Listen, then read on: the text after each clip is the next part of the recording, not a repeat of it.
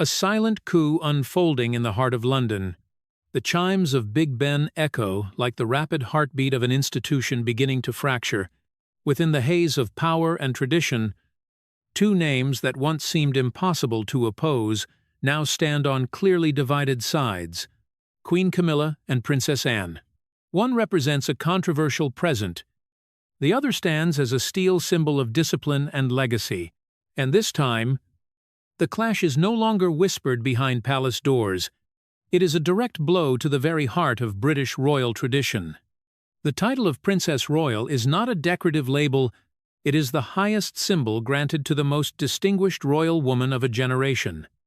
Bestowed by the monarch and almost impossible to replace for decades, Princess Anne has upheld that title with unbroken dedication, with iron discipline and absolute loyalty to the crown.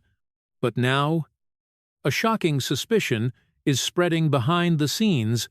Camilla is believed to have sought ways to elevate her own daughter into the core aristocratic circle, even reaching toward titles long considered untouchable. This raises a dangerous question. Is this the instinct of a mother protecting her child, or a calculated move to reshape the power structure within the royal family? And somewhere in the shadows of Buckingham Palace corridors, Prince William is said to be watching it all, like a silent judge, ready to act. If the final boundary is crossed, does Camilla have the right to rewrite the rules? Or is she pushing herself out of the heart of the Windsor family? If you stand with Princess Anne and tradition, comment 1. If you believe Camilla is simply fulfilling her role as a mother, comment 2. The truth behind this confrontation is far more complex. If there is a title in the British royal family that carries a weight greater than the invisible crown of female power, it is Princess Royal, a title not meant for the many, not open to negotiation, and certainly not a reward for personal relationships.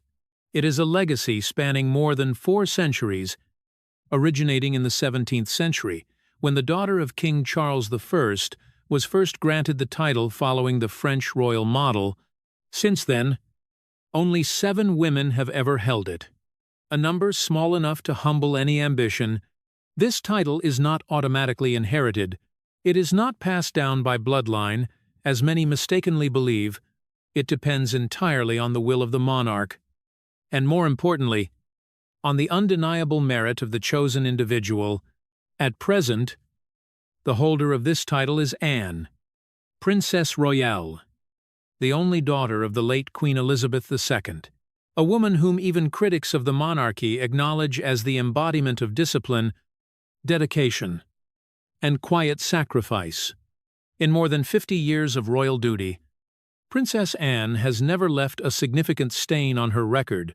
No scandals, no controversies, no search for the spotlight. She works more than any other member of the family, often leading the rankings in the number of public engagements. That alone has transformed the title of Princess Royal from a name into a living symbol, a fortress of tradition built on consistency and absolute loyalty. Yet within that seemingly unshakable picture, an undercurrent has begun to emerge. Rumors, once scattered fragments within the discreet corridors of Buckingham Palace, have gradually formed a troubling narrative. At the center of it stands Camilla, Queen Consort. A woman who spent decades earning acceptance now finds herself at the center of an entirely new ambition. According to multiple insider sources, Camilla has quietly sought to advance her daughter, Laura Lopes, deeper into the royal power structure. What is most shocking is not a mother protecting her child, but the alleged target, a symbolique position, even touching titles that have remained untouchable for 384 years. Laura Lopes does not carry Windsor blood. She did not grow up within the royal environment, nor was she trained under its strict standards. She is, in every sense, an outsider. And that is precisely what makes the idea of placing her at the center of power so controversial. Because if it happens, it will not merely be a personal shift, it will set a dangerous precedent, opening the door to redefining the entire royal structure. Some may argue that times have changed, that the monarchy must adapt, must become more flexible with modern social standards. But the question remains, should that adaptation come at the cost of breaking the core principles that have sustained this institution for centuries? Because once the line between tradition and personal interest is erased, what will remain? In this context, the role of Prince William becomes critically important as the future heir to the throne. He carries not only the responsibility of maintaining the royal image, but also ensuring that its core values are not eroded. Many sources suggest he is fully aware of these underlying movements and is closely observing every step behind palace doors. William's silence is not indifference. It resembles the calm before a storm, a preparation for decisions that could reshape the future of the entire Windsor family. And if that is true, then any attempt to disrupt the traditional structure will face a stronger wall than ever before. Perhaps what Camilla has underestimated is not public reaction, nor William oversight. What she may have overlooked is the true nature of the title Princess Royal. It is not a gift that can be given at will. It is a fortress guarded by history, by tradition, and above all, by the woman who currently holds it. Princess Anne is not easily replaced. She does not need to speak, nor argue. Her presence alone is the strongest statement that some values are not negotiable, and in a world where everything seems capable of change, that may be what makes her the most formidable woman in Britain. But Camilla has forgotten one thing. This title is not a wedding gift. It is a fortress guarded by the strongest woman in Britain. The London night of 1974 did not begin with drama. It began like any other evening. Pale yellow streetlights, thinning traffic, and the car carrying Anne. Princess Royal moving quietly through familiar streets. No one could have guessed that just minutes later, that place would become the scene of one of the most daring attacks against the British royal family in the 20th century. A vehicle suddenly blocked the road. An armed man rushed out and opened fire on the escort car. The driver was wounded. The bodyguard collapsed. The air was torn apart by gunfire and panic. Everything happened so quickly that there was almost no time to think. But in that moment of chaos, the true nature of Princess Anne revealed itself with absolute clarity. When the attacker opened the car door and ordered her to step out, Anne's response did not resemble any script people had ever imagined for a princess. There was no scream, no pleading. She looked straight at him and refused. Her reply, brief yet cold, became legend, not bloody likely. No chance at all. That sentence was not merely a reflex. It was the crystallization of her character, a complete refusal in the face of any pressure, and from that moment, Anne's image in the eyes of the public changed forever. She was no longer just a member of the royal family. She became a symbol of resilience, of a spirit that could not be broken. But what makes this story remarkable is not only that moment of bravery, it lies in what followed. There was no media campaign, no attempt to capitalize on personal image. Anne returned to her duties as if nothing had happened. She did not use the incident to build her reputation, nor did she turn herself into the center of attention, an attitude rarely seen in an era where every moment can be turned into a tool for image building. Decades have passed, and that approach has not changed. If anything, the intensity of her work has only increased. According to official figures, in the year 2023 alone, Princess Anne carried out 457 public engagements, a number not only high, but far exceeding Charles III, who holds the role as head of state. That number is not an exception. It reflects a pattern sustained over many years. While many members of the royal family have had to reduce or pause their duties due to pressure or age, Anne has maintained an almost unchanged pace. No display, no promotion, simply work, one engagement after another. From community meetings to international visits, what is notable is that she does not choose easy or purely symbolic tasks. Most of her work takes place quietly, away from media attention, visits without cameras, meetings without sensational headlines. Yet it is precisely these efforts that form the foundation that prevents the royal image from becoming hollow, placed beside another name.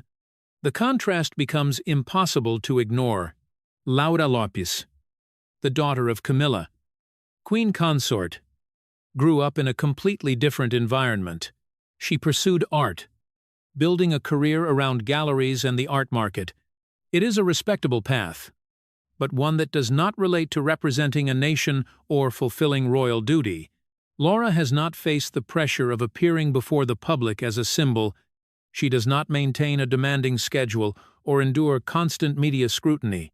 And more importantly, she has never had to prove the ability to carry a systemic role within an institution as historic as the British monarchy. For that reason, any attempt to bring Laura closer to the center of power raises a serious question. Are the standards being altered? Are values once considered untouchable now being loosened to serve personal interests? That question becomes even more pressing when looking at how Anne treated her own children. Peter Phillips and Zara Tyndall could have held royal titles, but Anne refused that path, not because of lack of opportunity, but because she believed a title should not be the foundation of a life. That decision was not easy. It meant her children would not enjoy privileges many consider natural, but in return, they gained something else: the freedom to build themselves. Zara became an accomplished equestrian athlete, earning an Olympic medal through her own ability. Peter entered the business world and built an independent career without relying on royal titles. This was not merely a personal choice, it was a statement that true value lies not in what you are called, but in what you achieve, placed alongside the suspected moves from Camilla, queen consort. The contrast becomes sharper than ever. On one side stands a woman who refused to grant privilege to her own children in order to protect principle. On the other stands a figure believed to be seeking to extend influence for her own daughter within a system that was never designed for that purpose. Without any public declarations, this difference alone creates pressure. Pressure on how the monarchy operates, pressure on those who hold decision-making power, and especially pressure on Prince William, who stands between two opposing sets of values. William understands that any change carries long-term consequences if standards are lowered. If tradition is bent to fit personal interests, it will not stop at a single case. It will become precedent, and once precedent is established, returning to the original state becomes almost impossible. In that context, Anne's silence once again becomes the most striking element. She does not engage in debates. She does not react to rumors. She continues to work, to appear, to maintain the pace she has sustained for decades. That silence is not weakness. It is confidence. A confidence rooted in knowing that what she has done speaks louder than any defense. But in a system where everything is tied to power, differences in philosophy cannot exist forever without leading to conflict. Quiet discussions begin to take place. Diverging views gradually surface in internal meetings. And eventually, all that tension converges in a single place: the private office of Charles III, a place where every decision not only affects the present, but shapes the future of an entire reign. When dedication confronts privilege, a seismic shift unfolds inside the private office of King Charles III. No official statement is released. No public speech is delivered. Not a single post. Not a single impulsive gesture. Yet the silence of Prince William becomes the clearest signal that something is unfolding behind the thick walls of Buckingham Palace. In a family where every glance and every handshake can carry meaning, prolonged silence is never accidental. William is not easily swept into waves of public opinion. For years, he has built his image as a calm heir, balancing tradition and modernity. But this time, close sources reveal a different state, a quiet tension, an unblinking watchfulness, and above all, a level of vigilance rarely seen The question is why William has become the strongest reacting figure in this story. The answer does not lie in the present. It lies in the future. And more specifically, it is tied to one name: Princess Charlotte. Charlotte is not simply the daughter of William. She represents a new generation of the royal family, a generation expected to inherit not only titles, but also the values and symbols of the crown. In many ways, Charlotte is seen as a reflection of the past, from her presence, her style, to the special attention she receives from the public. Everything evokes memories of the golden eras the British monarchy once experienced. For that reason, any change in the structure of titles, in the way power is distributed, can directly affect Charlotte's future position. William understands this better than anyone. He does not look only at what is happening today. He looks at the consequences in 10 years, 20 years, even half a century ahead. If a precedent is set, if titles once considered sacred can be adjusted to suit personal interests, then what will prevent further changes? At that point, the value of the crown will no longer be measured by history or sacrifice. It will be reduced to something that can be distributed, expanded, almost like a franchise model. That is what William fears most. Not a specific individual, not a single decision, but the domino effect it could create. Once principles are broken, restoring them becomes almost impossible. In private meetings, where there are no cameras or recordings, William is said to have made his position clear, not through emotion, but through logic. He raises questions that cannot be avoided. If someone without direct bloodline can be brought into the center of power, then what are the criteria for selection? If those criteria are unclear, then who will decide in the future? And if those decisions are based on personal influence, then how is the monarchy different from any ordinary institution? These questions are not directed solely at Camilla, Queen Consort. They are aimed at the entire system, a reminder that the monarchy exists not because of individuals, but because of principles established across generations. On another level, William's response is deeply personal. He grew up in an environment where every mistake was magnified, every conflict exposed. He witnessed what happens when the line between duty and emotion is blurred, and perhaps it is those experiences that have made him more decisive in protecting the structure he believes is necessary. William's silence, therefore, is not passivity. It is strategy, a way to observe, to gather information, and to choose the most appropriate moment to act. In a system as complex as the monarchy, timing can be just as important as the decision itself. Meanwhile, Charles III stands in a difficult position. As monarch, he holds the authority to make the final decision, but as a father and a husband, he must also consider personal factors. Balancing those two roles is not easy, especially when pressure comes from both sides. Discussions between Charles and William are said to have taken place in an atmosphere of tension but control. There are no public confrontations, but neither is there complete agreement. Each side understands the importance of the issue, and each attempts to defend their position without damaging the overall structure.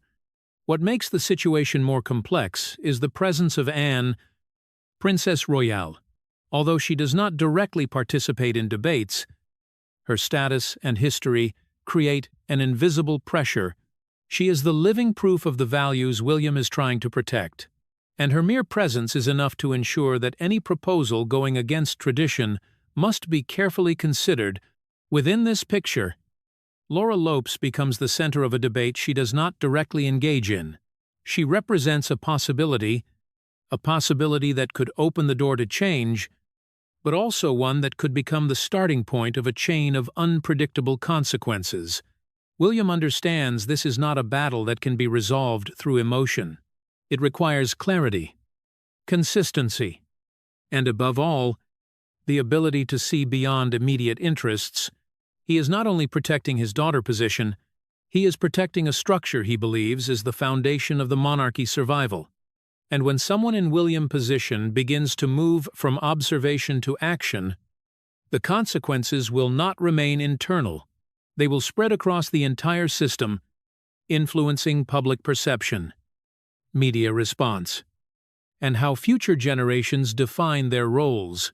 There is one thing long-time royal observers understand: William is not someone who seeks confrontation, but when he chooses to speak, it is never impulsive. It is the result of a long process of consideration, an accumulation of concerns, and a determination that is not easily shaken. And in this context, if that moment truly comes, it will carry meaning far beyond a personal disagreement. It will be a statement about the direction of the monarchy's future, and when William speaks, it will not be a request. It will be an ultimatum to protect the future of his daughter, the one who carries the face of a golden past within the corridors of the monarchy, heavy with history. Power is not always declared through words. Sometimes it is felt through the smallest details: a glance, a gesture, a fleeting moment that is enough to make seasoned observers pause.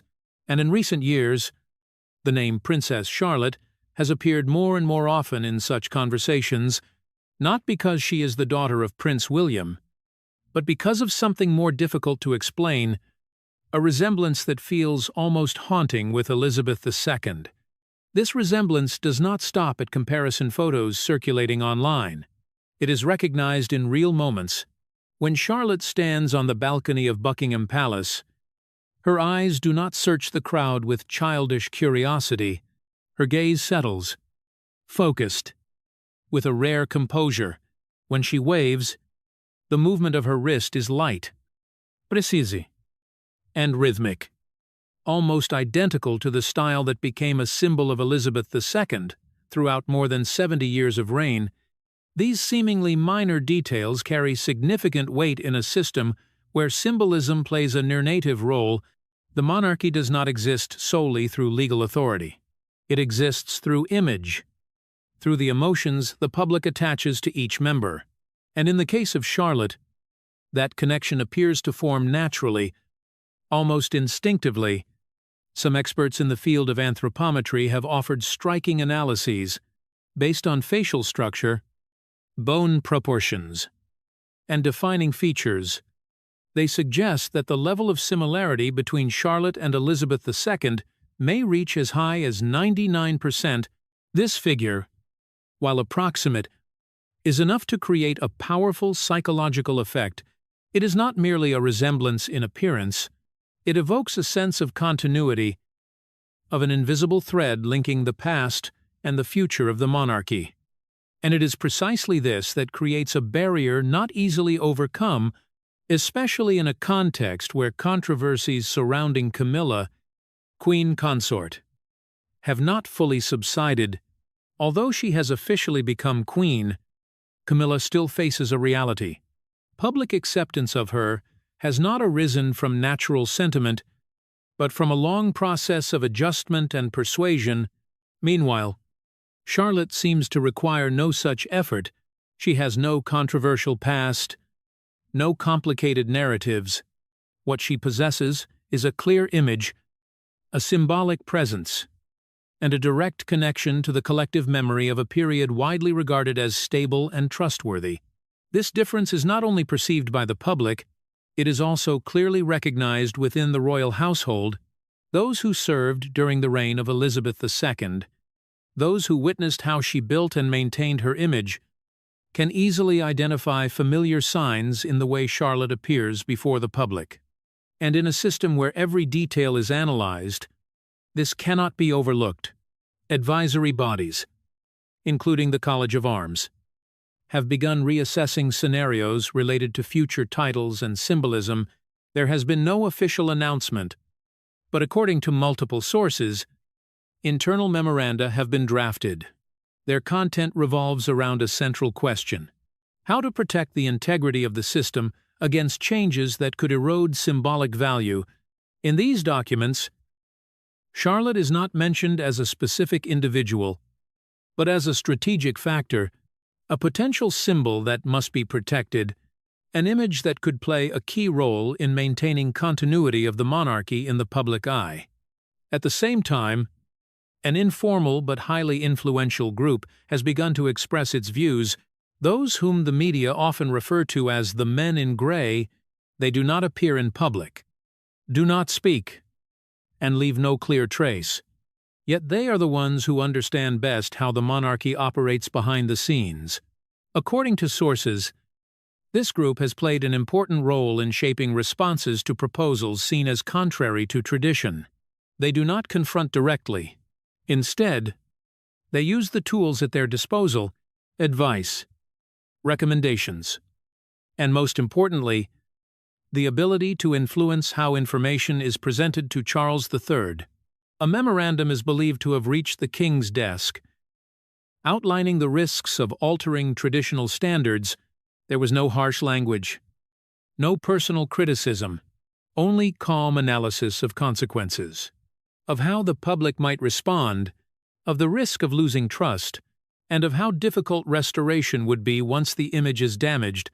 In that context, the presence of Charlotte becomes impossible to ignore. She does not participate in meetings, does not offer opinions, yet her image, her resemblance to Elizabeth II, becomes part of the argument.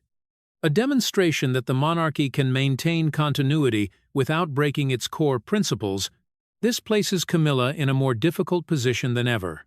Any move she makes is now judged not only by intent, but also measured against a standard that is almost impossible to reach, a standard represented by a young girl, yet carrying the weight of an entire historical era. The silence of Prince William during this period also takes on another meaning. It is not only observation, but trust in the elements already at work within the system. He does not need to speak about Charlotte. Her very existence is already a powerful argument, and as everything gradually converges, the picture becomes clearer. This is no longer a story about a title or a specific position. It is a confrontation between two visions of the monarchy. One is flexibility, willing to adapt to personal circumstances. The other is steadfastness, preserving values proven over time. In that confrontation, Charlotte, though still very young, becomes a pivotal factor, not because she actively participates, but because she represents what the monarchy has always needed: continuity, stability, and a reminder that some values do not need to be recreated because they already exist within those who inherit them. With all these elements in place, any attempt to alter the current structure must face strong resistance, not from a single individual, but from the entire system, from history, from symbolism, and from those who quietly protect them. And while discussions continue behind closed doors, one thing has become clear: some battles require no noise. They are decided by what cannot be replaced, and in this case, that is the image of a young girl carrying the legacy of an entire dynasty.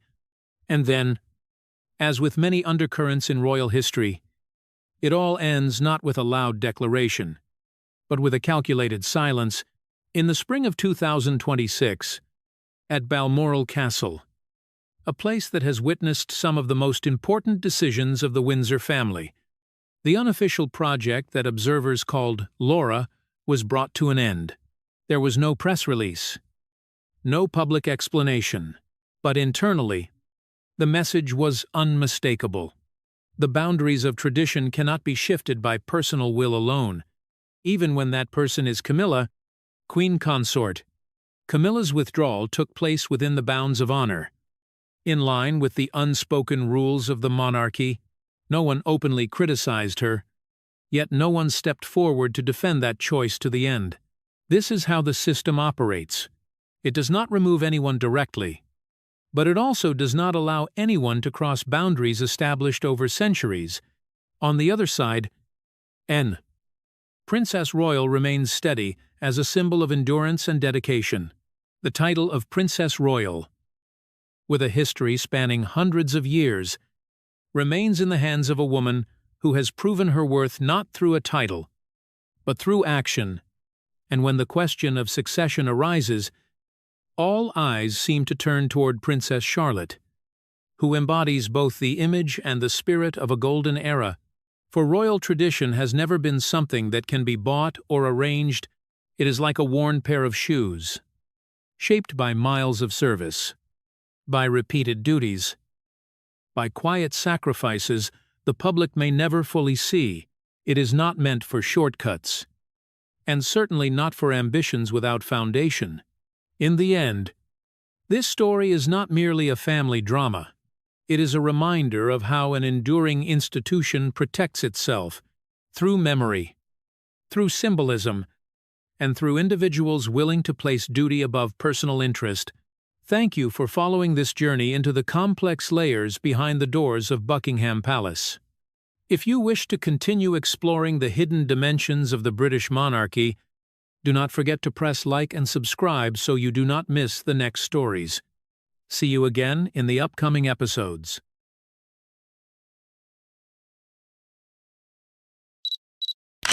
An ultimatum in the middle of a banquet, crystal lights poured down onto the sparkling diamonds of the Williamson set.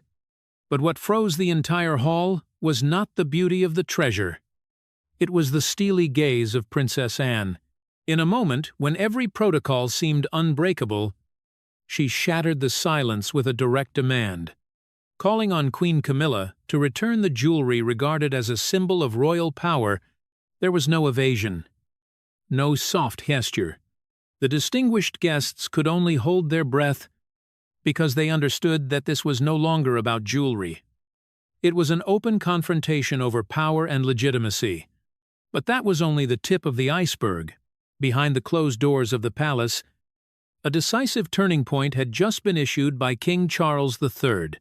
For the first time in more than a century, the economic power tied to the system of royal warrants, often described as the golden seal that determines the survival of thousands of British businesses, had been placed into the hands of Catherine, Princess of Wales, a move that was not merely symbolic, but a transfer of influence on a far deeper scale, far beyond any privilege previously granted to royal consorts. Royal watchers began to ask questions. Was this a well-deserved reward for the dedication and flawless image that Catherine had built over many years? Or was it a quiet message aimed directly at the standing of Queen Camilla? When one woman is given unprecedented economic authority, it also means that another is gradually losing her influence. What do you think about this move? Is it fairness for Catherine, or a discreet punishment for Camilla? If you support Catherine, Princess of Wales, comment 1. If you feel sympathy for the position of Queen Camilla, comment 2. Inside the gilded Grand Hall of Buckingham Palace, the spring banquet of the year 2026 unfolded with all the grandeur the world has long imagined about the British royal family. Crystal lights reflected on perfectly tailored, formal attire. The gentle clinking of glasses echoed softly, and carefully practiced smiles appeared on every face. But beneath that flawless surface was a tension that only those who truly understand the royal institution could sense, because on that night, there was not only ceremony, but also power, control, and boundaries being tested. At the center of every gaze was the Williamson jewelry set, one of the most remarkable treasures of the royal collection. Glittering on Queen Camilla, the diamonds reflected the light like a declaration of status, yet for that very reason, it became the focal point of a confrontation that no one in the room could have anticipated. When Princess Anne stepped forward, no introduction was needed. Her presence alone was enough to shift the atmosphere. She was not someone who sought attention, but whenever she acted, it signaled that a principle was under threat. Her eyes rested on the jewelry, then moved to the person wearing it. There was no visible anger, only the cold determination of someone who knew exactly what she was doing. The demand was delivered right there, in front of the guests, without evasion, without ambiguity. The jewelry must be returned to the crown, a short statement, but powerful enough to shake the entire atmosphere. that had been carefully maintained by protocol and silence, in that moment, titles became secondary, because what was being weighed was not who held power, but whether that power was being exercised according to principle. Within the structure of the British royal family, jewelry is never personal property. Whether worn by a queen or a princess, they are only granted temporary use. Every piece belongs to the crown, a symbol that stands above any individual, and it was this principle that Princess Anne was defending to her, allowing anyone, intentionally or not, to blur the line between usage and ownership, posed a threat to the entire institution. What followed showed that this was not an impulsive act. According to multiple sources among royal observers, a large-scale inventory had already been prepared in advance. Dozens of priceless jewelry sets, from tiaras to necklaces and brooches, were being placed under review. Safes were opened under strict supervision. Each item was recorded with its usage history, condition, and the individual currently authorized to use it. There was no longer any room for ambiguity. The number of dozens of sets was not only striking in scale, it also revealed the seriousness of the issue. This was not a symbolic inspection, it was a strategic move. A preparation for a larger transition approaching. In the royal institution, when assets are inventoried, it often signals that power itself is being redistributed. The silence of King Charles III throughout the entire situation only drew more attention. There was no official statement, no publique intervention. Yet in a system where everything is tightly controlled, that silence could be interpreted as agreement, and if that is the case, then the actions of Princess Anne were not merely personal, but part of a broader plan. Meanwhile, Catherine, Princess of Wales, appeared as a complete contrast. She did not engage in the confrontation, nor was she drawn into the dispute, yet her name was mentioned most often when discussing the future. Her composure, discipline, and ability to maintain a stable public image made her a natural choice for greater roles. This contrast was not accidental.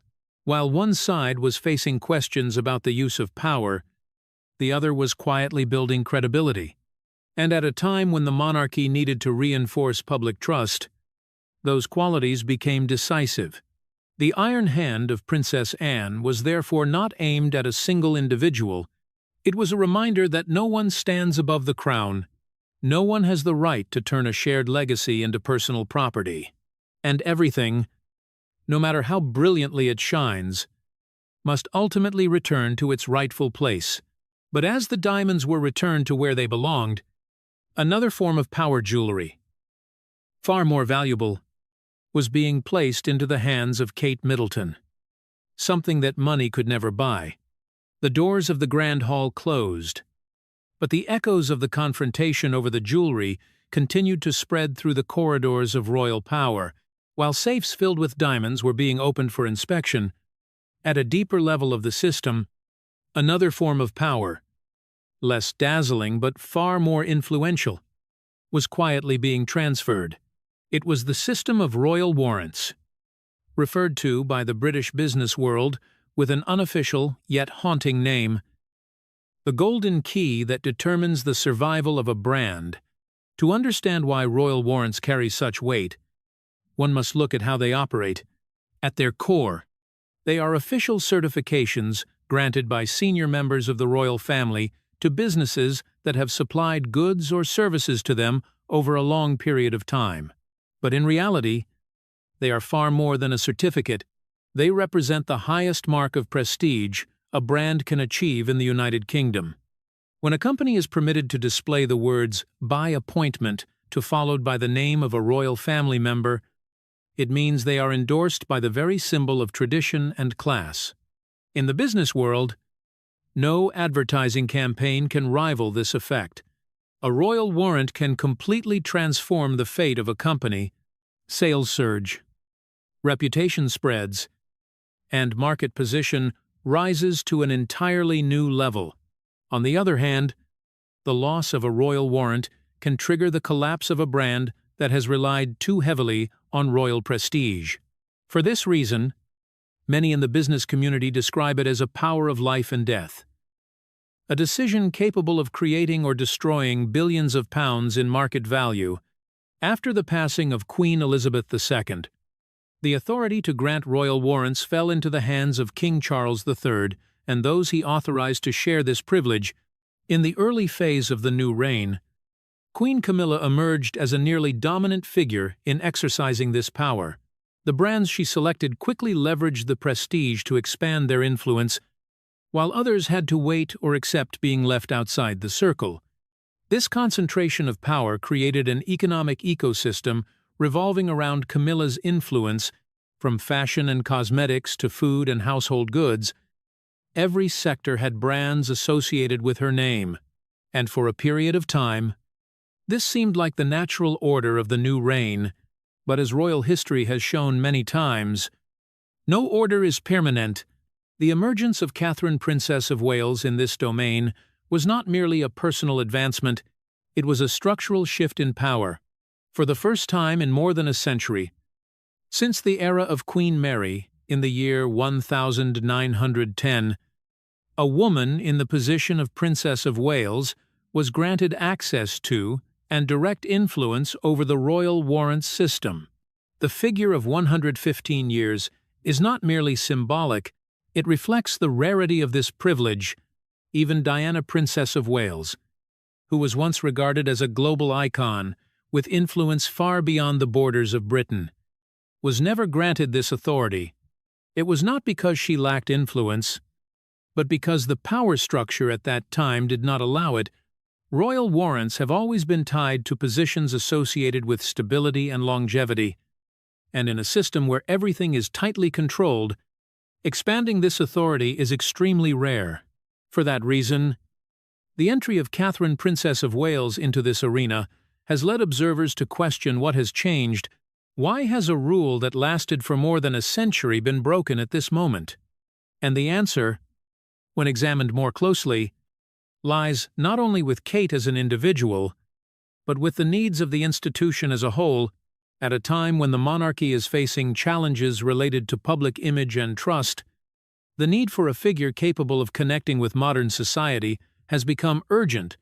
Kate, with her stable image, approachability, and maintained sense of dignity, has proven to be a suitable choice. The effect she creates, often referred to as the Kate effect, has been demonstrated repeatedly. The outfits she wears sell out quickly. The brands she chooses immediately become trends, but royal warrants elevate that effect to an entirely different level.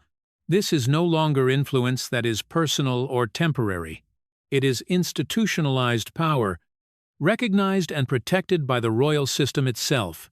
When Kate has the authority to influence the granting of royal warrants, she is not only shaping consumer taste, she is directly shaping the structure of the market. This means that economic power within the monarchy is no longer concentrated in a single individual. The previous dominance of Queen Camilla is gradually being broken, and in a system where power is always tied to influence, such a shift cannot occur without creating underlying tensions. Some experts believe this is a strategic move by King Charles III to ensure balance within the royal family. By redistributing power, he not only reduces pressure on a single individual, but also creates a more flexible structure suited to modern times. Others argue that this is a sign that a transition is being prepared early. As younger figures are gradually being given more authority, whichever interpretation is correct, the impact of this decision is undeniable. Businesses have begun to closely monitor every move made by Catherine. Brands that once stood outside the reach of royal influence now see opportunity, and those already familiar with royal warrants must adapt to a new reality where power is no longer concentrated in a single source. In the broader picture, this development reflects a clear trend. The British monarchy is changing, not through loud declarations, but through structural decisions. From the inventory of jewelry to the redistribution of economic power, Everything points to a process of preparation for the future. And within that process, individuals who represent stability and the ability to connect with the public will be prioritized. Catherine, Princess of Wales, is not just a royal consort. She is becoming a new center of power, where tradition and modernity intersect.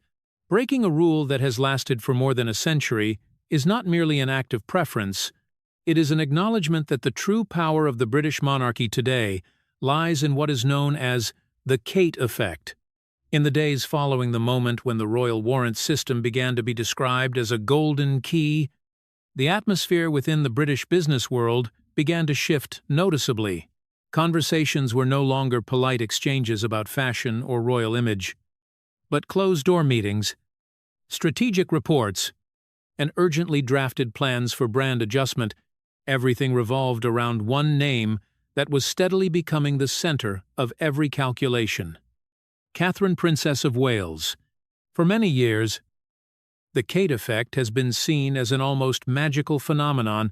A dress she wears can disappear from store shelves within hours. A small brand can become highly sought after just one public appearance with her. But what truly matters is that all of this influence has been organic. It does not come from official authority, but from public affection and trust. Now, everything has changed. As Catherine, Princess of Wales, enters the royal warrants system, her influence no longer stops at shaping taste. It becomes a form of legal power. A signature, an approval, can determine whether a business is granted the right to display the royal crest, and once that crest appears on product packaging, in storefronts, or in promotional campaigns, brand value can rise in ways that no marketing strategy can replicate. This transformation has forced many observers to rethink the entire concept of influence. In the past, royal influence was seen as soft, symbolic. But with royal warrants, that influence is institutionalized. It has procedures, standards, and real authority. And when Kate becomes part of that system, she is no longer just a symbol. She is a decision-maker. This creates a clear contrast with Queen Camilla. In the early period after the passing of Queen Elizabeth II, Camilla was almost the sole figure representing this power. The royal warrants associated with her carried the imprint of stability, long-standing relationships, and a traditional system maintained over generations. However, in a rapidly changing world, stability can sometimes be perceived as stagnation. Younger brands, businesses seeking breakthrough growth, began to feel that they needed something more dynamic, and that is where Catherine, Princess of Wales, emerged. Her appeal is not only in her appearance or style, it lies in her ability to connect with multiple generations. She can represent tradition when necessary, yet also bring a sense of closeness and modernity. It is this flexibility that makes the Kate effect more powerful than any previous form of influence. When that influence is combined with the authority of royal warrants, a new reality begins to take shape. Businesses no longer simply hope to be noticed by Kate. They begin to build strategies aligned with the standards she represents, from product design to brand messaging and social initiatives. Everything is adjusted to increase the chances of receiving approval. The month of May in the year 2026 has become a date repeatedly mentioned in corporate meetings.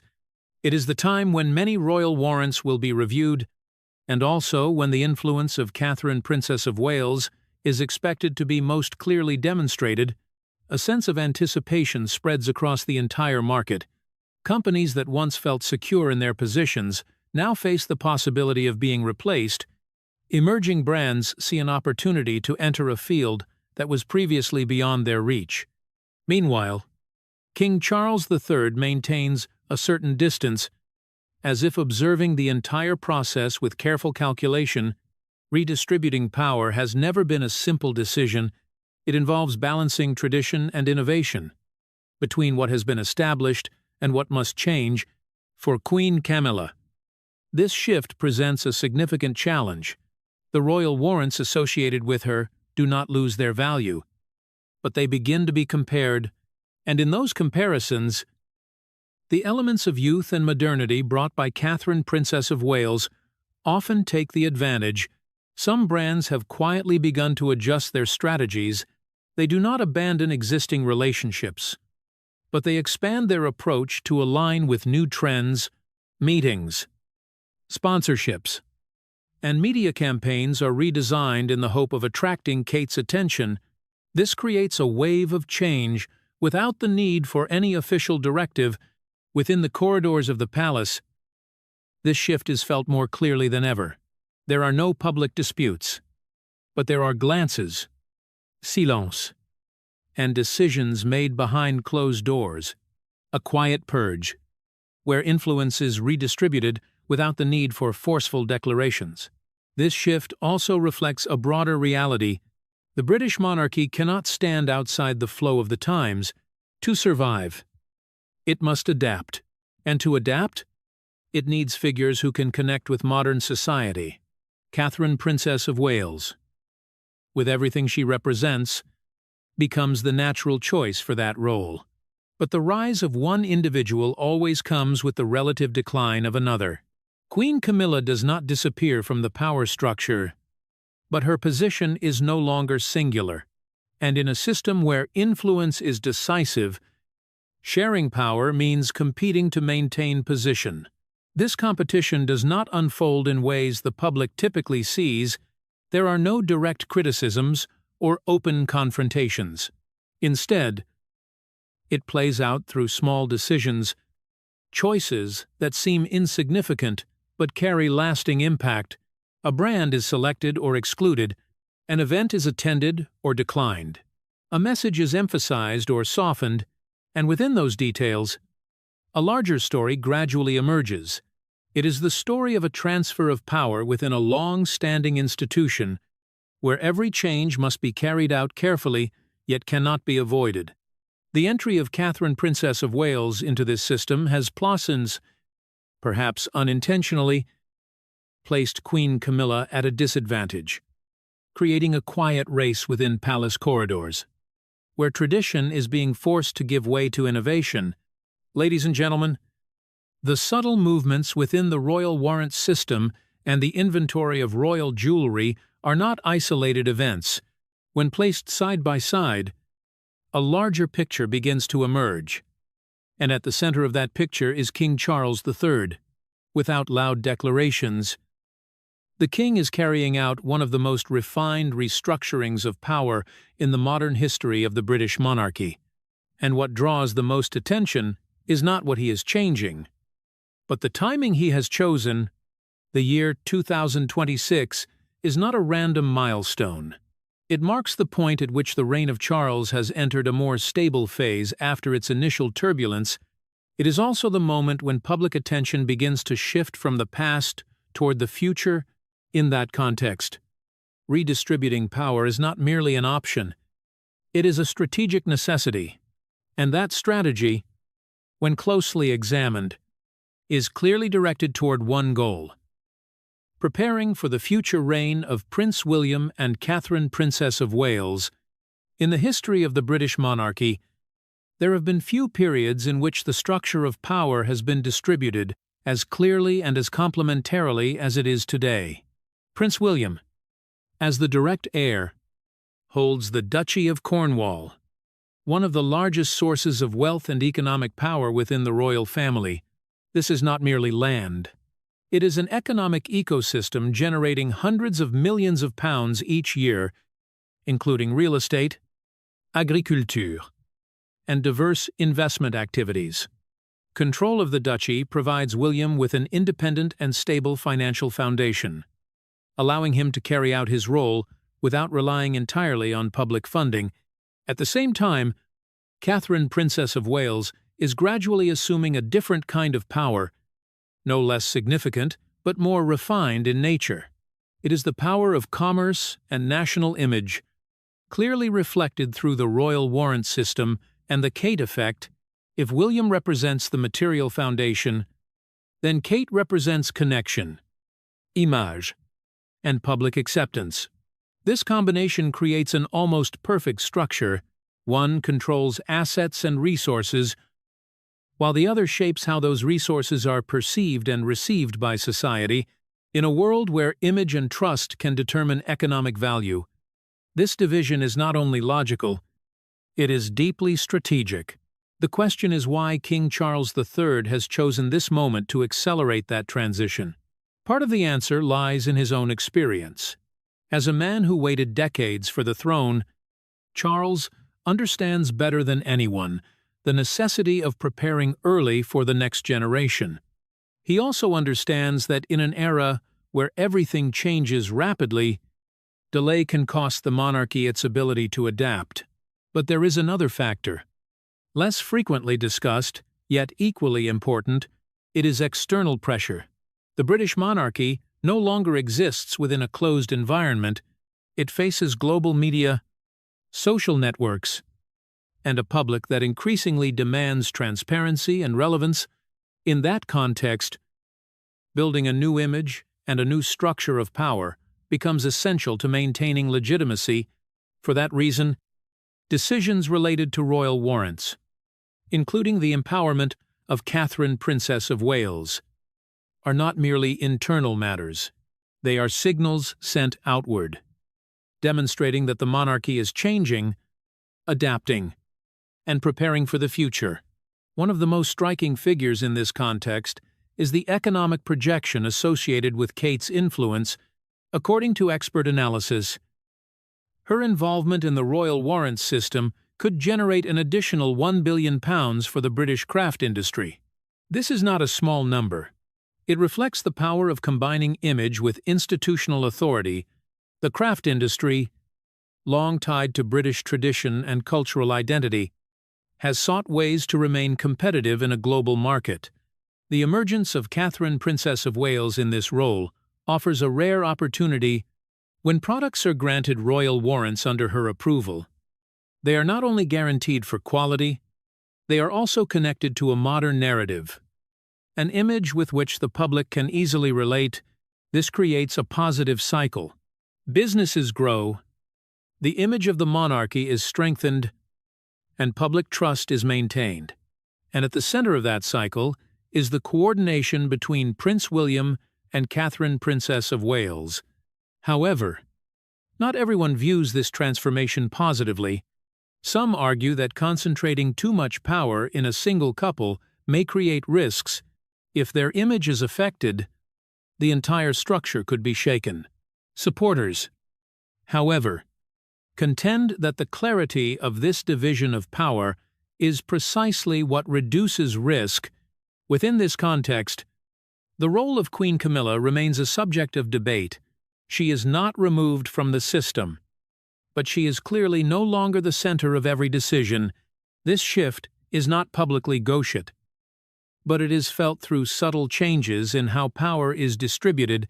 The corridors of the palace have thus become the setting for a silent restructuring, closed-door meetings, internal memoranda, and carefully considered decisions define this process.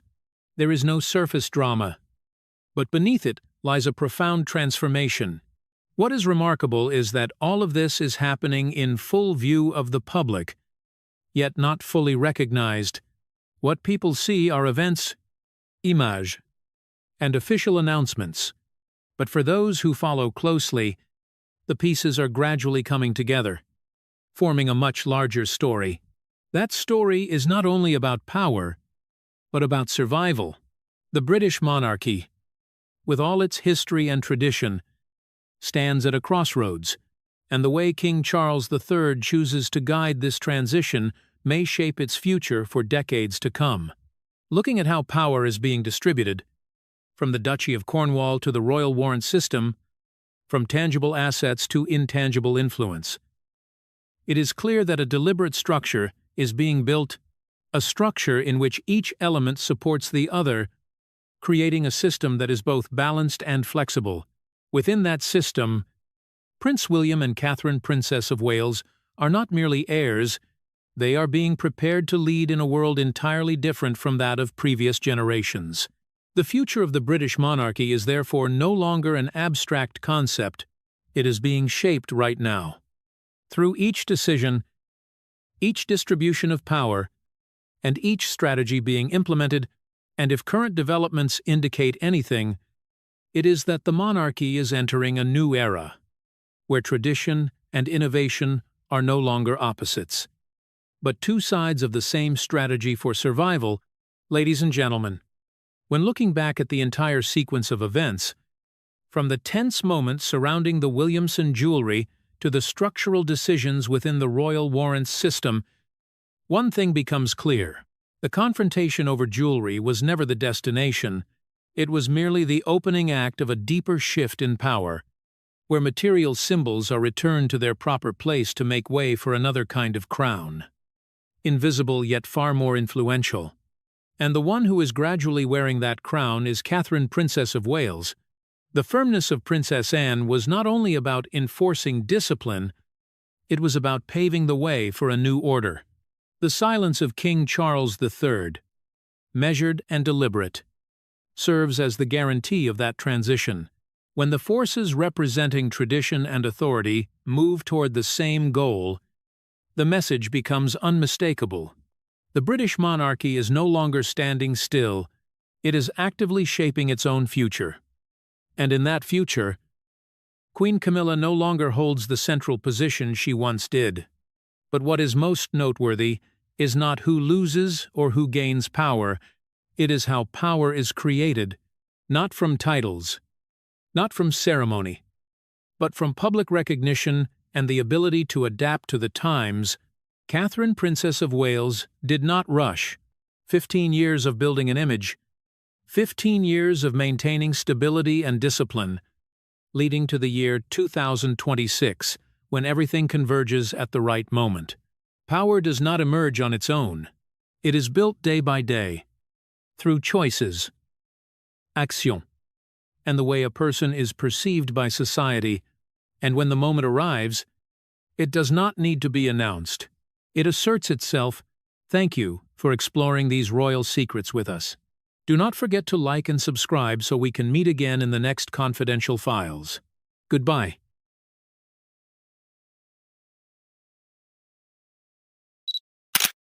The sharp sound of a gavel struck hard, echoing against the cold stone walls of the courtroom in Edinburgh. The air seemed to thicken, almost frozen. As the judge delivered the final decision, the deportation order had been issued, and then a cold, decisive voice cut through the silence. Balmoral Castle is not a five-star restaurant for outsiders. The speaker was none other than Princess Anne, a woman known for her discretion, discipline, and unwavering loyalty to royal tradition. That moment was not merely a legal declaration, it felt like a blade slicing through the polished surface that the British royal family had carefully maintained for decades. Anne was never one to display conflict in public. She always chose silence, discipline, and the protection of the family's image at all costs. So what had changed? What had pushed a woman of steel like Anne to step directly into the center of a legal storm, confronting it openly and without compromise? The answer seemed to be emerging around one name: Tom Parker Bowles, a figure who appeared to stand on the margins of power, yet had quietly crossed into the most sacred boundaries of the monarchy. Balmoral was not just a property, it was a symbol, a place that preserved the memories of Queen Elizabeth II, a land that carried an almost untouchable meaning. And when that boundary was disturbed, Anne's reaction was no longer a choice, but an inevitability. But the story did not end with right and wrong. It opened a deeper confrontation between duty and family, between legacy and reality. If you were Anne, what would you choose? Silence to protect the reputation of King Charles, or standing up to defend what belongs to the past at any cost? Comment 1 if you support Princess Anne, and 2 if you believe she has gone too far. In the autumn of 2026, a dense fog covered the Scottish Highlands like a curtain hiding secrets that were never meant to be revealed. The road leading to Balmoral Castle was so quiet that even the sound of tires rolling over gravel became distinct. Prince William sat behind the wheel, a trace of fatigue in his eyes after a long day, when he suddenly slowed. In the distance, through the mist, a bright light spilled out from the grand hall, a place that should have been immersed in silence and reverence. This was not the lighting of a royal ceremony. It was too bright, too lively, even carrying the rhythm of celebration. As the car moved closer, the sounds became clearer, glasses clinking, voices rising in laughter, the hurried footsteps of staff. A scene completely foreign to what had once been the most private space of Queen Elizabeth II. William did not step inside immediately. He paused, as if needing to confirm that what he was seeing was not a mistake. But it was real. The doors opened, revealing a scene that would shock anyone who understood the true value of Balmoral. At the center of the room, Tom Parker Bowles stood among a group of chefs and business partners. Long tables were arranged like those in a fine dining restaurant. White porcelain plates, crystal glasses, elegant tablecloths. Everything perfectly prepared for an exclusive tasting event. The dishes were presented with intricate detail, reflecting modern culinary style, entirely detached from royal tradition. But the shock was not in the luxury. It was in the location itself. This was where Queen Elizabeth II had spent the final days of her life. This was where the family had gathered in silence, in grief, in moments of privacy that the public had never witnessed. And now, it had become a stage for a commercial project. Laughter echoed freely, without restraint. One of Tom's partners raised a glass, speaking about brand expansion potential. Another discussed turning the royal experience into a commercial product. Words like exclusive, premium, legacy were spoken. But in their tone, they no longer carried reverence.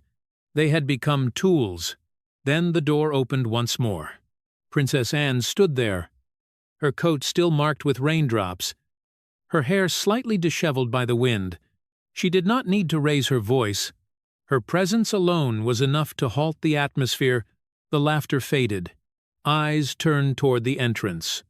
Tom turned, surprised for a brief moment, but not unsettled. He set his glass down, offering a faint, almost challenging smile. Anne stepped forward, her gaze sweeping across the room, stopping at the tables arranged like a restaurant. Then she spoke, slowly but with cutting precision. "Tom, who gave you permission to turn my family's altar into a buffet?" No one responded immediately. A few exchanged glances, clearly unsure how to react. This was no longer a tasting event. This was a confrontation. Tom did not avoid it. He gave a slight shrug, as if the question did not trouble him. "Your Royal Highness, I believe we are living in a new era. Legacy is not only to be preserved, but also to be developed." At first, the answer sounded reasonable, but in this context, it felt like an insult wrapped in modern reasoning. Anne did not respond at once.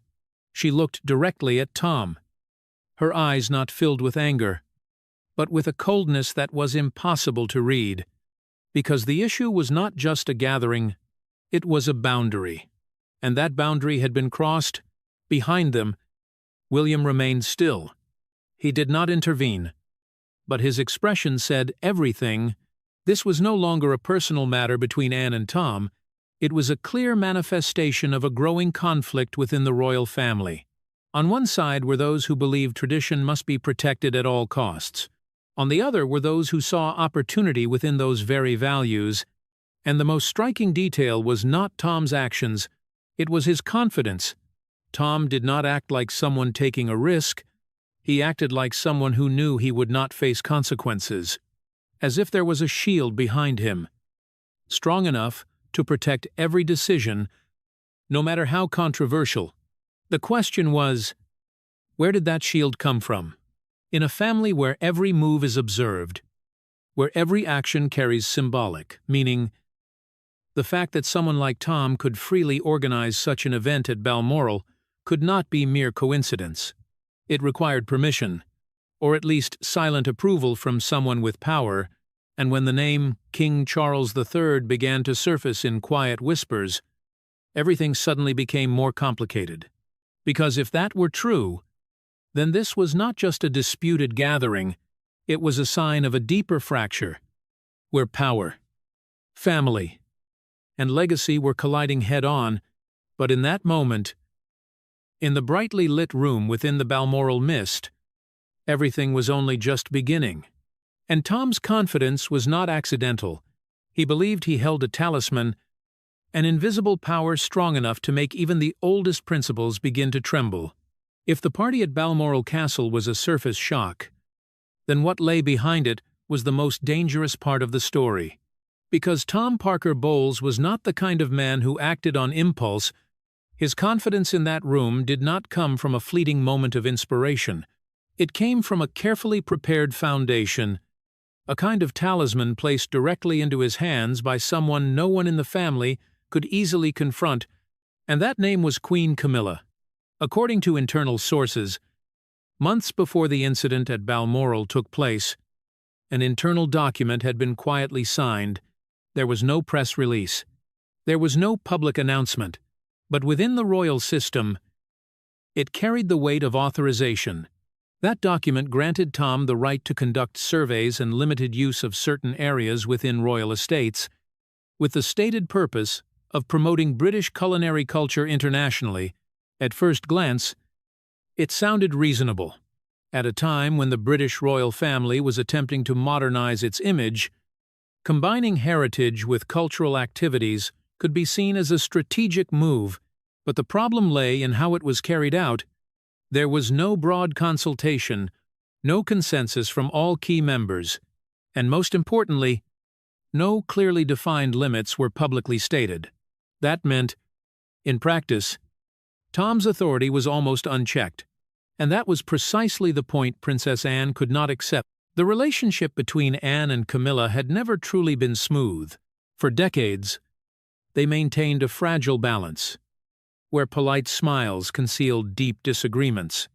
Anne, with her traditional mindset and absolute loyalty to the legacy of Queen Elizabeth II, always viewed the role of the monarchy as a sacred duty. To her, every castle, every ceremony, every symbol carried a value that could never be commercialized. Meanwhile, Camilla held a more pragmatic view. She understood that times had changed, and that to survive, the monarchy could not rely solely on the past, but beneath that reasoning lay another motivation, one rarely spoken aloud. It was the desire to secure a position for her own children, especially Tom Parker Bowles. Before every door to power closed, in a system where royal blood still determined everything, people like Tom always stood at the edge. No title, no official role, yet directly connected to the center of power through Camilla, and that created a dangerous gray area, where power was not clearly defined but could still be exercised. The contract worth £5 million that Tom signed with commercial partners was the clearest evidence. According to leaked documents, this project was not simply a chain of restaurants, it was a global brand, using the image of royal estates, especially Balmoral, as its core symbole. Photographs, stories, even spaces that once held the deepest privacy, were all included in the development plan. And that was what enraged Anne. Because Balmoral was not just a location, it was living memory. It was where the family had witnessed its most important moments, from joy to loss. Turning it into a marketing tool, in Anne's eyes, was nothing short of betrayal. But what was even more striking was the response, or rather the lack of response, from King Charles III in the days following the Balmoral incident. No official statement was issued by the king. No denial, no defense. Only a prolonged silence. A silence that made every speculation grow stronger. So, Anne, that silence was not neutral.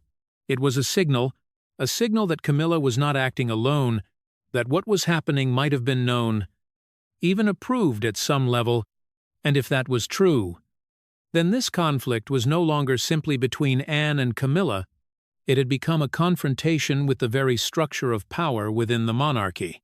In that context, the decision to bring the matter into the open was no longer extreme. It became strategic. Anne understood that if she remained silent, if she allowed everything to continue behind closed doors, then Balmoral would gradually lose its original meaning. From a symbol of privacy and tradition, it could become a brand, a product, a name used to sell, and once that process began, there would be no way to reverse it.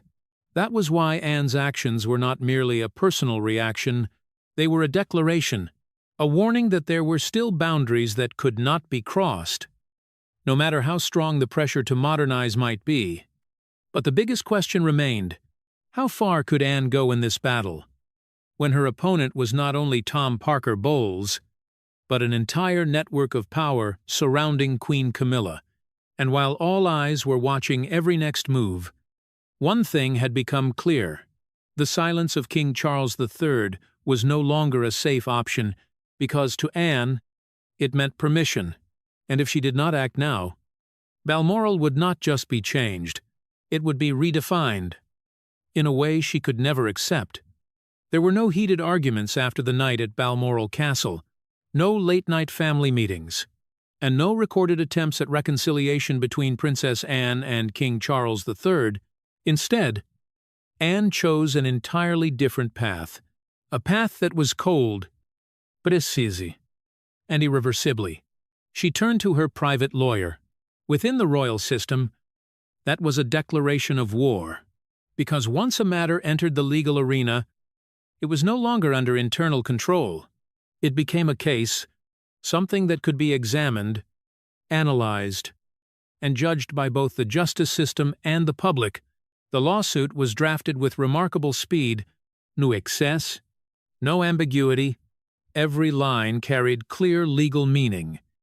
Yet behind it was an unmistakable message: illegal use of royal property and violation of the privacy of national heritage. It was not just an accusation, it was a definition, and the person targeted was none other than Tom Parker Bowles. When the lawsuit was officially filed with the court in Edinburgh, everything began to move at a pace that even those involved could not keep up with. A summons was signed, a legal process was activated, and then the most symbolic moment arrived.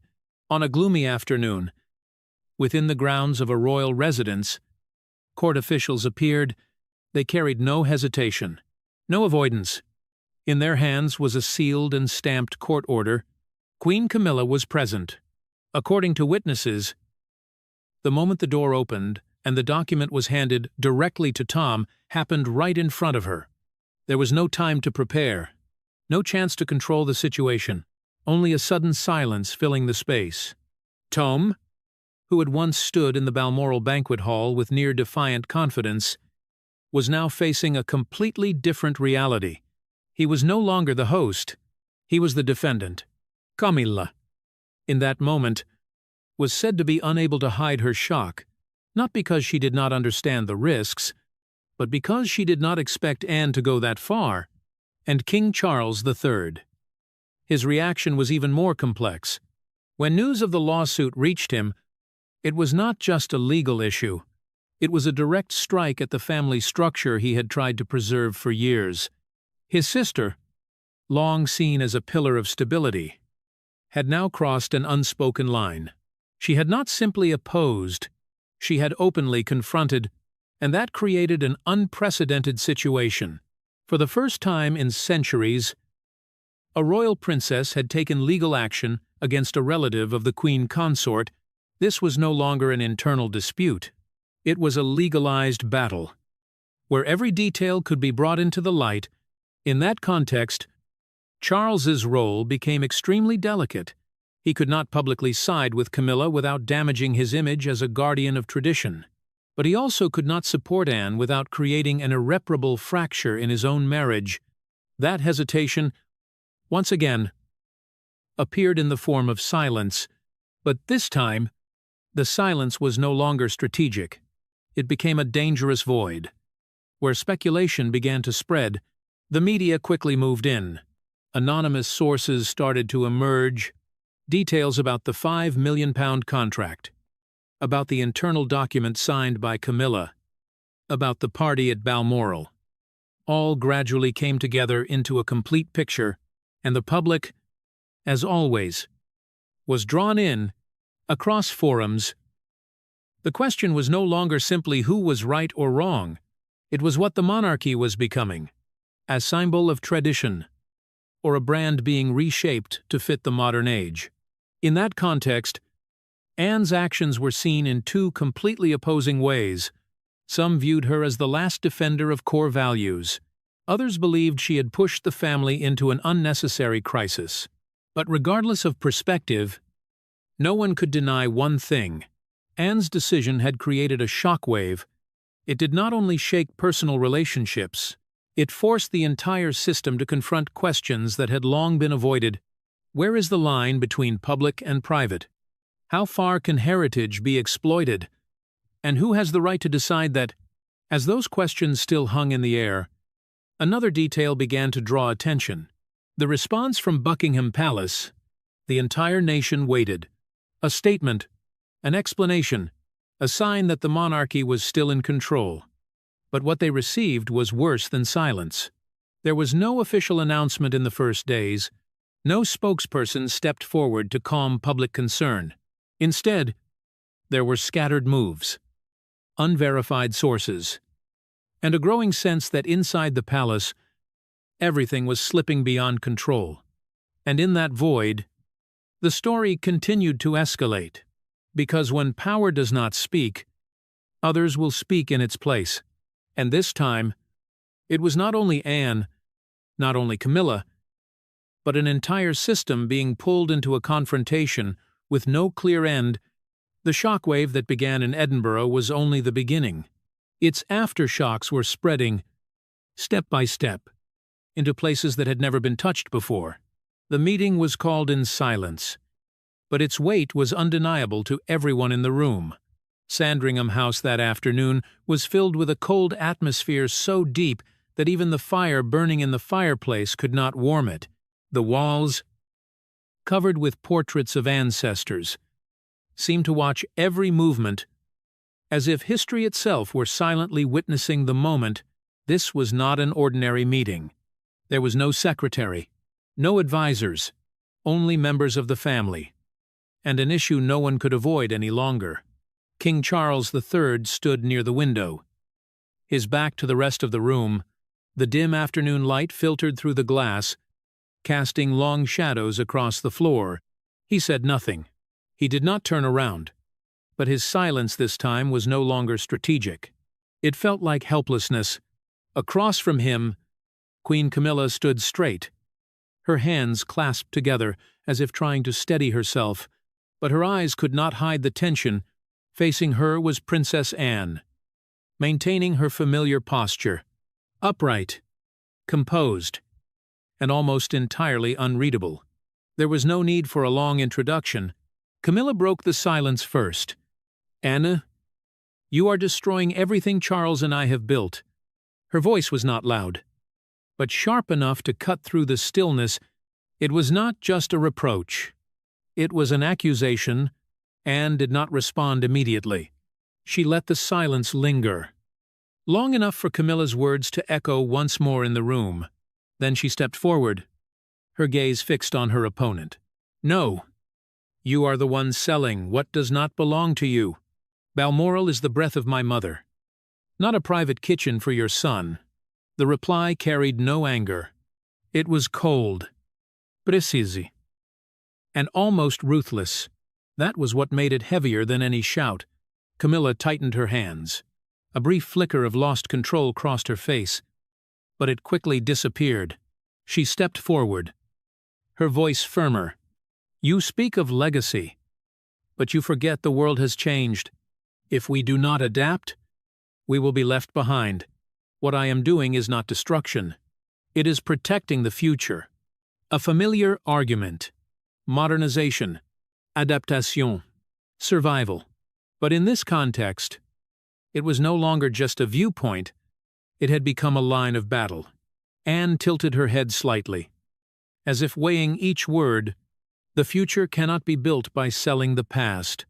The sentence was short, but enough to close every attempt at justification, because the issue had never been whether change was necessary, it was how far that change should go, and who had the authority to decide. While the two women confronted each other, King Charles III remained where he was pate, his back still turned. But his silence was no longer invisible. It had become the center of the tension. He was trapped. On one side was the wife he had chosen after years of struggle. On the other was his sister, who had stood beside him from the beginning, who understood the meaning of every tradition, every ceremony. And between them was a conflict that could not be reconciled. If he spoke, he would lose one of them. If he remained silent, he might lose both. It was a dilemma no king would ever want to face. But the truth was, he was already in it. Camilla turned toward Charles, her voice now carrying a note of urgency. Charles, you cannot let this continue. This is not just about Tom. This is about everything we are trying to build. There was no response. Anne did not look at him either. She seemed to have accepted that the answer would not come from him. And in that moment, the balance of power in the room began to shift.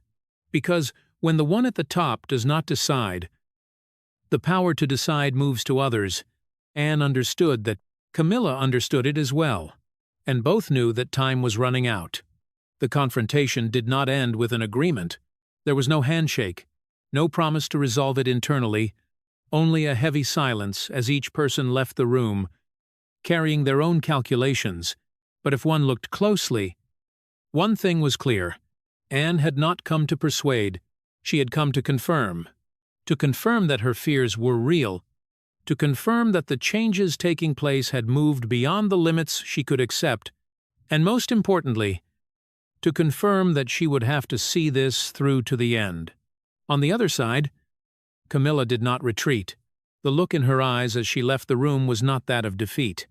It was the look of someone preparing for the next move. As for Charles, he remained there longer than anyone else, alone, by the window, looking out at the garden, slowly fading into darkness. No one knew what he was thinking, but one thing was certain. His hesitation had created a void, and that void was being filled.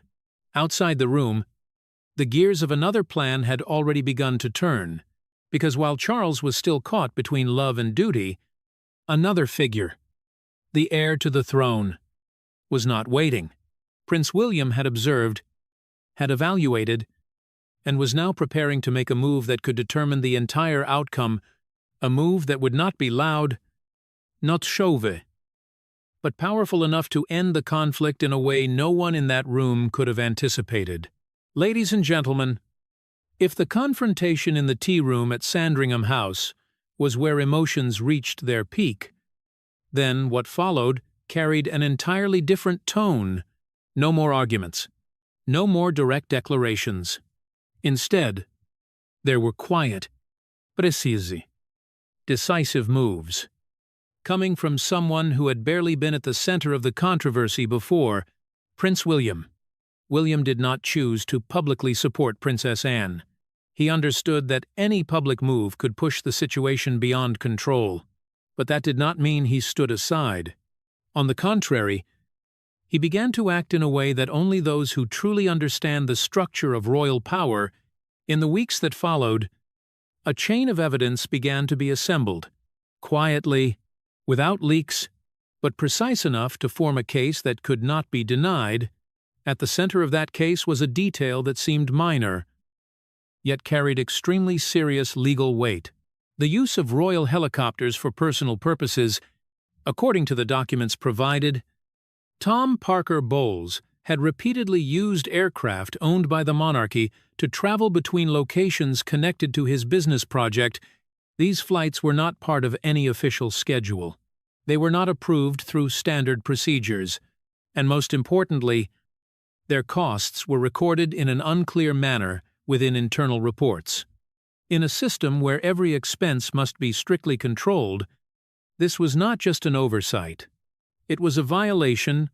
When this evidence was delivered to Anne's legal team, the direction of the case began to shift. From a dispute over the use of space, it became a matter involving the misuse of public assets. And once that element entered the file, the seriousness of the case increased significantly. The hearing in Edinburgh took place in an atmosphere of unprecedented tension, not only because of the identities involved, but because of what could be exposed if the case were pursued further. When the judge read the interim decision, the room seemed to hold its breath. All activities of Tom Parker Bowles at Balmoral Castle were suspended immediately. It was not a final verdict, but it was enough to trigger a chain reaction. Commercial partners began to withdraw. Ongoing negotiations were frozen. And more importantly, a possibility began to circulate in behind-the-scenes discussions. The possibility of expanding the investigation into related financial funds. At the center of those concerns was Queen Camilla. Although she was not directly named in Tom's operations, her role in signing the internal document meant she could not remain entirely separate, and in a legal system where every decision can be traced, the risk of deeper scrutiny was very real. That was the point at which Camilla was forced to make a choice: continue the confrontation and accept the risk of a full-scale audit, or step back, making a strategic retreat to protect what remained. Based on what followed, her choice became clear. There was no official statement, no admission of wrongdoing, but sources confirmed that Camilla agreed to terminate all of Tom's access to Balmoral. At least while the case remained in effect, it was a retreat, but a necessary one. And then, the most symbolic moment of the entire story took place. On a gray morning, while mist still covered the grounds of Balmoral Castle, Tom Parker Bowles left not as an honored guest. He left under the escort of royal security. There were no crowds, no media, only watching eyes. Staff members who had served the estate for generations stood quietly observing. In their gaze, there was no anger, only a cold distance. A clear divide between those who belonged to this place and those who merely passed through. It was the moment when everything became clearer than ever.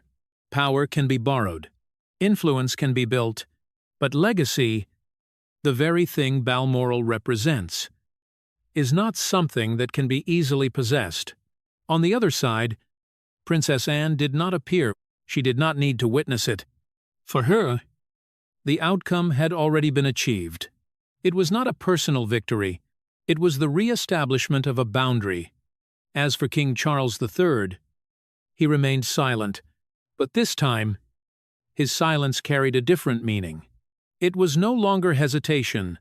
It felt like acceptance, an acknowledgement that the balance had shifted in a way he could not fully control. And Prince William, though absent from every image related to the case, was perhaps the one who understood that best. His move did not simply resolve a crisis. It sent a message that the next generation was ready to act when necessary, and that they would not hesitate to use every tool available to protect what they believed was right. The case may have closed on paper. Activities may have been suspended. The parties may have stepped back for now. But what had happened could not be erased, because within the monarchy, a fracture had formed. And once such a fracture appears, it is no longer only about the present. It becomes a sign of deeper changes, unresolved conflicts, and a future no one can predict with certainty. The case may have ended in court, but the real battle, the battle over power, over legacy, and over the definition of monarchy in a modern age, may only just have begun. There are stories within the royal family that do not end when a verdict is delivered. They continue to live, quietly and persistently, as a reminder that power lies not only in what is made public, but also in what is kept behind closed doors. The events at Balmoral Castle are one of them. It is not merely a legal dispute. It is a turning point. A moment that forced the British royal family to confront a question it had avoided for far too long. Where does the true boundary of power lie? For decades, the presence of those outside the direct royal bloodline was managed with careful balance. They could enter the family through marriage, become part of its public image. But their real power was always limited by unwritten rules. That was how the system survived. A balance between tradition and adaptation, between bloodline and modernity, but the story of Tom Parker Bowles pushed that boundary to its breaking point. For the first time, a man without royal blood, without an official title, was able to access and exploit one of the most sacred symbols of the monarchy for personal purposes. And more importantly, he did not act in the shadows. He acted with confidence, with the belief that he had the right. That belief did not appear on its own. It was built on a new reality, where personal relationships began to carry greater influence within the structure of power. Queen Camilla, through her position, had opened a door that had never existed before. A door that allowed people like Tom to move closer to the center of power, but without the responsibilities that should have come with it. And that imbalance created the crisis. The response of Princess Anne was not merely personal, it was a systemic correction. By bringing the issue into the open, by using legal tools instead of internal mechanisms, she established a new precedent. That power within the monarchy cannot rely solely on relationships. It must be defined, limited, and protected. That is why this case matters. It did not stop at Balmoral. It affected the way the monarchy would operate in the future. It sent a clear message that no matter how much the times may change, there are still boundaries that cannot be erased. But behind all of these analyses, there remained another aspect, one that was rarely spoken about, yet deeply personal. One late afternoon, when all the noise had faded, Princess Anne appeared at the resting place of Queen Elizabeth II. There was no entourage, no ceremony, only silence. A light wind passed through, carrying the familiar chill of the Highlands. Anne stood there quietly for a few seconds, as if searching for the right words. Then she gently bowed her head, her voice barely more than a whisper. "I will keep this place at peace." It was not a promise for the public, not a political statement. It was a personal commitment between a daughter and the memory of her mother. From the outside, that moment might have seemed small, but within the context of the entire story, it carried profound meaning, because it showed that behind every firm decision, every decisive action, there was still a deeply human motivation. It was emotion. It was memory. It was the desire to protect what could never be replaced. That was what defined Anne's role in this entire event. She was not someone seeking power. She did not need to prove her position. But when the system was threatened, when core values were violated, she became the one who stood forward to protect them. Quietly, but with unwavering resolve, a true guardian in every sense.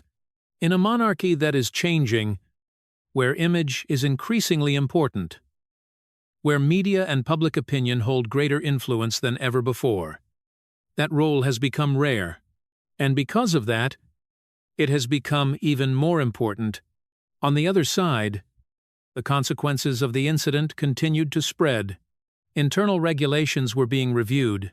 Authorities that had once been granted informally were being tightened, and most importantly, a new awareness was beginning to form. Not every change is progress. Some changes, if left uncontrolled, can erode the very foundation upon which the system is built, and when that happens, the cost will not be just a lawsuit. It could be the loss of identity. The story of Balmoral, therefore, will not be easily forgotten. It will be remembered not as a scandal, but as a lesson, a warning that even in the oldest institutions, boundaries must still be protected, because in the end, the crown is not only a symbol of power, it is a symbol of responsibility. And this story will always remain a reminder that the crown may tolerate love, but it will never tolerate disrespect. The confrontation between Princess Anne and Tom Parker Bowles, on the surface, may appear to revolve around a castle, a party, or a commercial contract. But when each layer of the story is examined, what remains is not a dispute over property. It is a quiet battle to preserve the soul of the British monarchy against a wave of commercialization that is seeping into every corner of the institution when values once considered untouchable begin to be measured in money. The boundary between heritage and product becomes more fragile than ever. In that context, Anne's actions were not simply a firm response, they were a declaration that there are still those willing to stand up to protect what cannot be replaced, not for reputation, not for power, but for a belief that tradition is not a burden of the past, but the very foundation that allows the crown to continue to shine. Once that foundation is eroded, everything that remains becomes only form, a carefully constructed stage, but one lacking depth and true meaning, and perhaps that is what makes the story at Balmoral Castle so thought-provoking, because it does not only reflect an internal conflict, it raises a question about the future of an entire monarchy. What do you think about the firm stance of Princess Anne? Is Queen Camilla being too indulgent toward her son? Share your thoughts in the comments. Do not forget to like and subscribe to follow the next episode, when all eyes will turn to Prince William and his secret plan on the path toward the throne.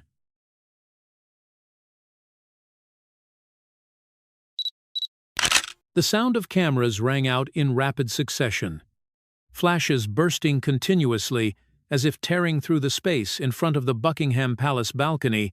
In that seemingly familiar moment, when members of the royal family stood side by side according to a protocol repeated for many decades, an unexpected sentence suddenly broke through, quiet enough not to disrupt the order, yet sharp enough to make everyone freeze. "Leave your hand off my shoulder. Your Majesty, I know where I am supposed to stand." The one who spoke was not a seasoned adult, but Princess Charlotte, now stepping into her teenage years with a confidence that left many astonished. That moment, according to several witnesses standing nearby, caused Camilla to hesitate for a split second.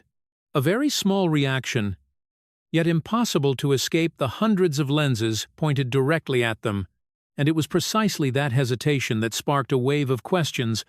Was this merely an impulsive reaction of adolescence, or a sign of a deeper shift within the power structure of the British royal family in the year 2026? Princess Charlotte is no longer the little girl who once made the public smile with her charming waves. She is gradually becoming a new symbol, a face carrying expectations and inevitable comparisons to Diana. The similarities between them are not only visible in the increasingly defined facial features, but also in the steady gaze, in the way Charlotte seems unwilling to passively accept imposed constraints. Because of this, questions began to spread. Could Charlotte be the one to continue, even complete, the revolution that Diana once began but never had the chance to finish?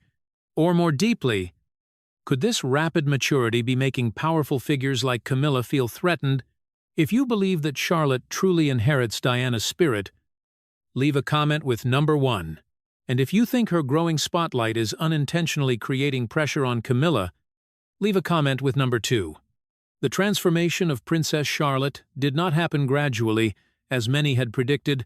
It came quickly, clearly, and almost like a declaration. In less than a year, the public began to realize that the girl once affectionately called the Little Rose of the British royal family no longer existed in the same way. In her place stood a young lady with a composed demeanor, sharp eyes, and most notably, a sense of style that constantly reminded observers of Diana during the turbulent 1990s. In recent appearances, Charlotte no longer chooses the soft princess dresses typically designed for royal children. She has begun to appear in designs with cleaner cuts, more neutral tones, and most importantly, a strong personal signature. An oversized blazer paired with a midi skirt, a pair of classic low heels, or even monochrome dresses with minimalist lines, all of it clearly echoes the image of Diana in her post-divorce years. When she gradually broke free from rigid protocols to build a personal style defined by freedom and strength, fashion experts quickly pointed out that this cannot be a coincidence. Every outfit Charlotte chooses seems to carry a message, not flashy, not overly rebellious, but enough to create distinction. A London-based analyst noted that Charlotte is using fashion as a tool of soft power. She does not need official statements. She does not need to declare anything. Yet simply by appearing in public, she captures the attention of the entire world, and notably, that attention is far from temporary. The figures reported after the Buckingham balcony event left many stunned. Within 24 hours of Charlotte's appearance, designs similar to those she wore sold out across multiple international commerce platforms, fashion brands, from high-end to mid-range, recorded a sudden surge in growth. The total economic value was estimated to reach £500 million, a number that is not only impressive, but symbolic. It far surpasses anything Camilla has generated throughout years of building her public image. This raises an unavoidable question. Is symbolic power within the royal family shifting? For many decades, the image of the Queen Consort has been tightly controlled, from clothing to public appearances. But with Charlotte, a new model seems to be forming, a model where authenticity, individuality, and the ability to connect with the public become decisive factors. And when looking back at history, this is precisely the path Diana once took. Several internal sources suggest that Charlotte's transformation has not been easily embraced within the palace. Long-standing dress codes, established to maintain a consistent royal image, are now at risk of being challenged, and the one believed to be guarding those rules is none other than Camilla. For many years, she has worked to build a stable image, avoiding controversial elements. Her outfits always follow clear standards, from color to design, ensuring that no detail steps outside accepted boundaries. But Charlotte is a different story. She does not break the rules directly. Instead, she adjusts them. She preserves the necessary elegance, yet adds personal elements that make the overall image more dynamic. It is precisely this subtle shift that makes many within the royal family uneasy, because it cannot be openly criticized, yet it is strong enough to shake old foundations. Some commentators have gone even further, suggesting that this is not just about fashion. It is a manifestation of a silent confrontation between two generations, two mindsets, and two visions of the royal family role in the 21st century. One side represents stability, control, and adherence to protocol. The other represents flexibility, individuality, and the ability to adapt to a rapidly changing world. And in that context, every outfit Charlotte wears is no longer simply a personal choice. It becomes a statement, a signal sent to the public, and perhaps also to those holding power within the palace, that the new generation is no longer willing to stand still within the old frameworks. But it is precisely here that the story becomes more complicated, because behind the dazzling outfits, behind the impressive economic figures, a silent battle is gradually revealing itself. A battle that does not take place in the media, is not officially confirmed, yet exists in the smallest details, and as many sources begin to reveal, everything seems to revolve around an issue that appears very simple: dress code. But not an ordinary set of rules. These are standards that were established, maintained, and protected by Camilla herself. And now, as Charlotte steps forward with a completely different image, those rules are facing their greatest challenge since they were first formed. If the public only sees the elegant and symbolic outfits of Princess Charlotte on the balcony, then behind the closed doors of Buckingham Palace lies a completely different story. A story without flashing lights, without cheers, yet filled with silent conflicts and tensions far greater than any public moment. There, even the smallest detail can become the cause of confrontation. And fashion, something that seems merely superficial, becomes the first battlefield. According to several sources close to the royal family, Camilla has not hidden her dissatisfaction with the rapid transformation in Charlotte's style. For her, clothing is not just a personal matter, but a symbol of order. For many decades, rules about wearing hats, gloves, choosing colors and designs have been established to ensure that every royal member appears with a unified, dignified, and non-controversial image. And Camilla, in her role, is believed to be the one firmly protecting those standards, but Charlotte does not see things in the same way. To her, these rules seem to belong to a past era, an era in which the image of the royal family was built on distance rather than connection, and it is this difference in perspective that has led to tense exchanges behind the scenes. One source revealed that there were direct conversations in which Camilla demanded that Charlotte strictly follow dress regulations, especially the requirement to wear hats at official events and gloves as a symbol of propriety. To many people, these may seem like small details, but in the royal world, nothing is ever small. A hat is not just an accessory, it is a sign of compliance. A pair of gloves is not just decoration, it is a symbol of tradition, and when a young member like Charlotte begins to question these things, it is no longer simply a difference in style, it is a challenge to a structure that has existed for decades. What makes the story more striking is how Charlotte responds. She does not resist with impulsiveness or open rebellion.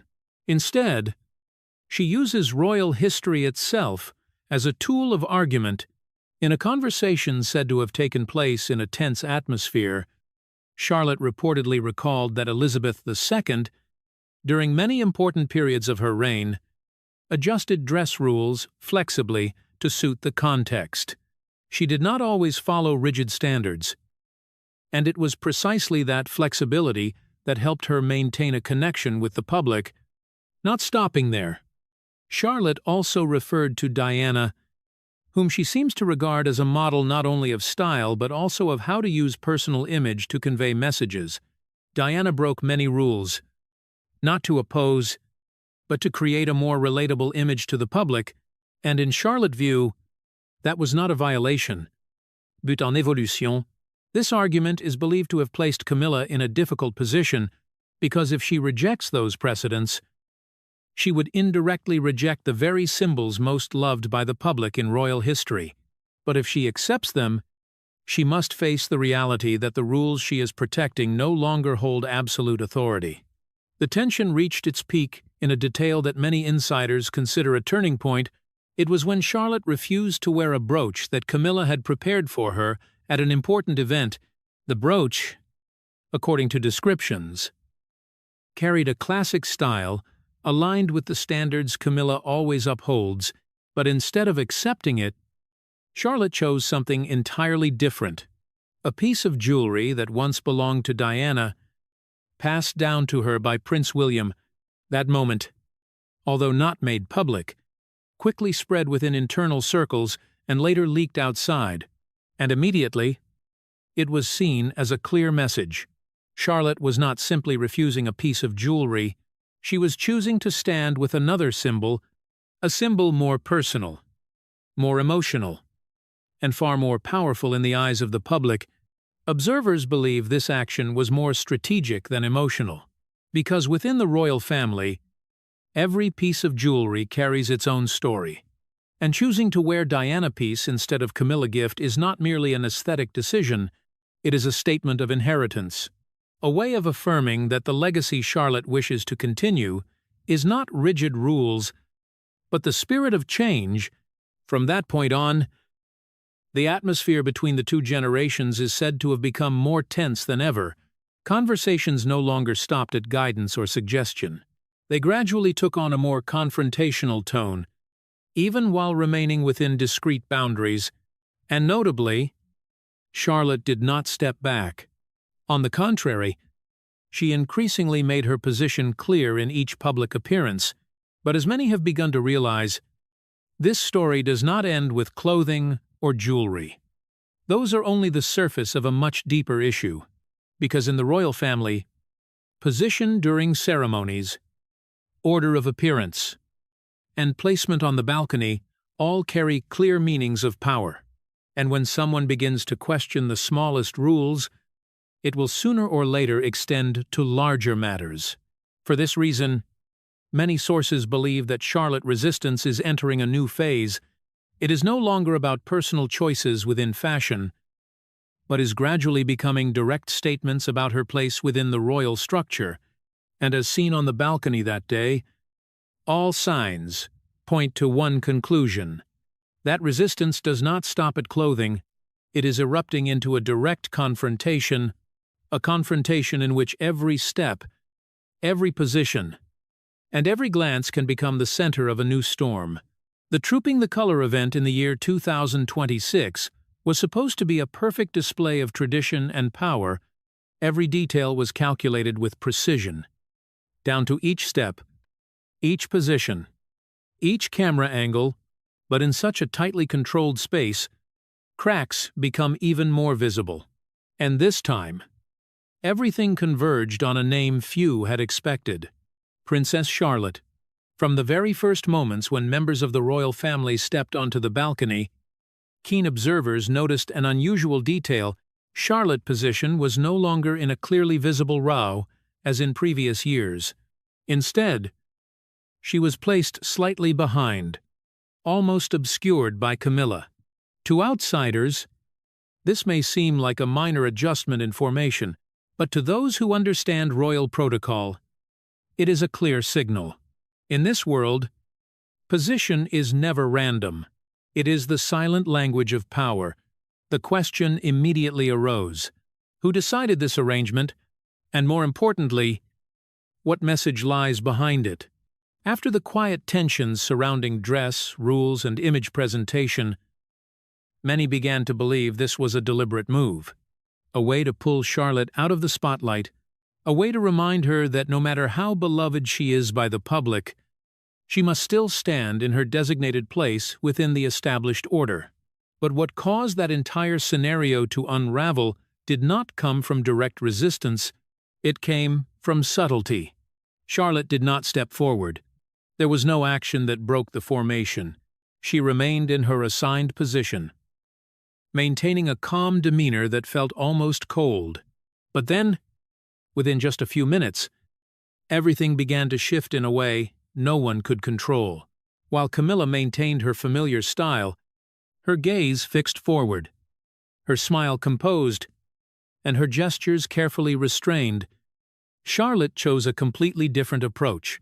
She leaned slightly forward, her eyes actively seeking connection with the crowd below. Each wave of her hand was not merely a formality, it carried emotion, carried personal attention. As if every individual in the crowd was being seen, the effect happened almost immediately. Cameras that had been focused on the central position began to shift. At first it was subtle, almost unnoticeable, but little by little, Charlotte became the natural focal point of every frame. Photographers, always searching for vivid moments, could not ignore the energy she brought, and so, despite standing behind, she appeared in the most prominent position in a series of images released afterward. A media expert in London described this phenomenon with a striking phrase: spontaneous visual power. He suggested that Charlotte had either unintentionally or perhaps deliberately created a new center of attention without changing her physical position. In a system where everything is controlled from the top down, this represents an entirely different kind of power, a kind of power that cannot be imposed and is not easily taken away. But if everything had stopped there, the story might have remained within the realm of generational difference.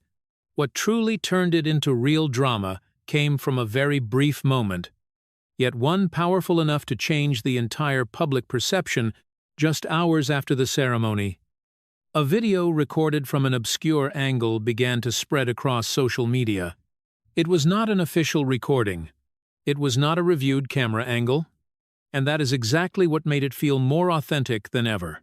In that video, a situation that had previously only been speculated suddenly became clear. Camilla, in what seemed like a familiar gesture, reached out and placed her hand on Charlotte's shoulder. It could have been a guiding action, a way to adjust posture in line with protocol. But Charlotte's response this time was completely different from anything seen before. There were no words, no visible discomfort, just a very small movement. She gently raised her hand, touched Camilla's hand, and removed it from her shoulder. Not fast, not slow, not forceful like an act of defiance. Yet without hesitation, after that, she immediately returned to her original posture, continuing to smile and wave as if nothing had happened. It was precisely that perfect control that made the video so shocking. If it had been an impulsive reaction, it might have been dismissed as a moment of youth. But here, everything was too precise, too deliberate. It felt like a message delivered through body language, a message that required no words, yet was understood by everyone. The public reaction erupted almost instantly. Social media platforms were flooded with analysis, speculation, and intense debate. One side argued that Charlotte had crossed a line, that within an institution built on protocol and hierarchy, expressing disagreement in public, no matter how subtle, was unacceptable. But the other side saw it very differently. They believed Charlotte was doing what many expect from a new generation: independence, clarity about personal boundaries, and most importantly, the ability to maintain composure even in the most sensitive situations. Media experts later analyzed every frame of the video. They pointed out that Charlotte's gaze did not change after the action.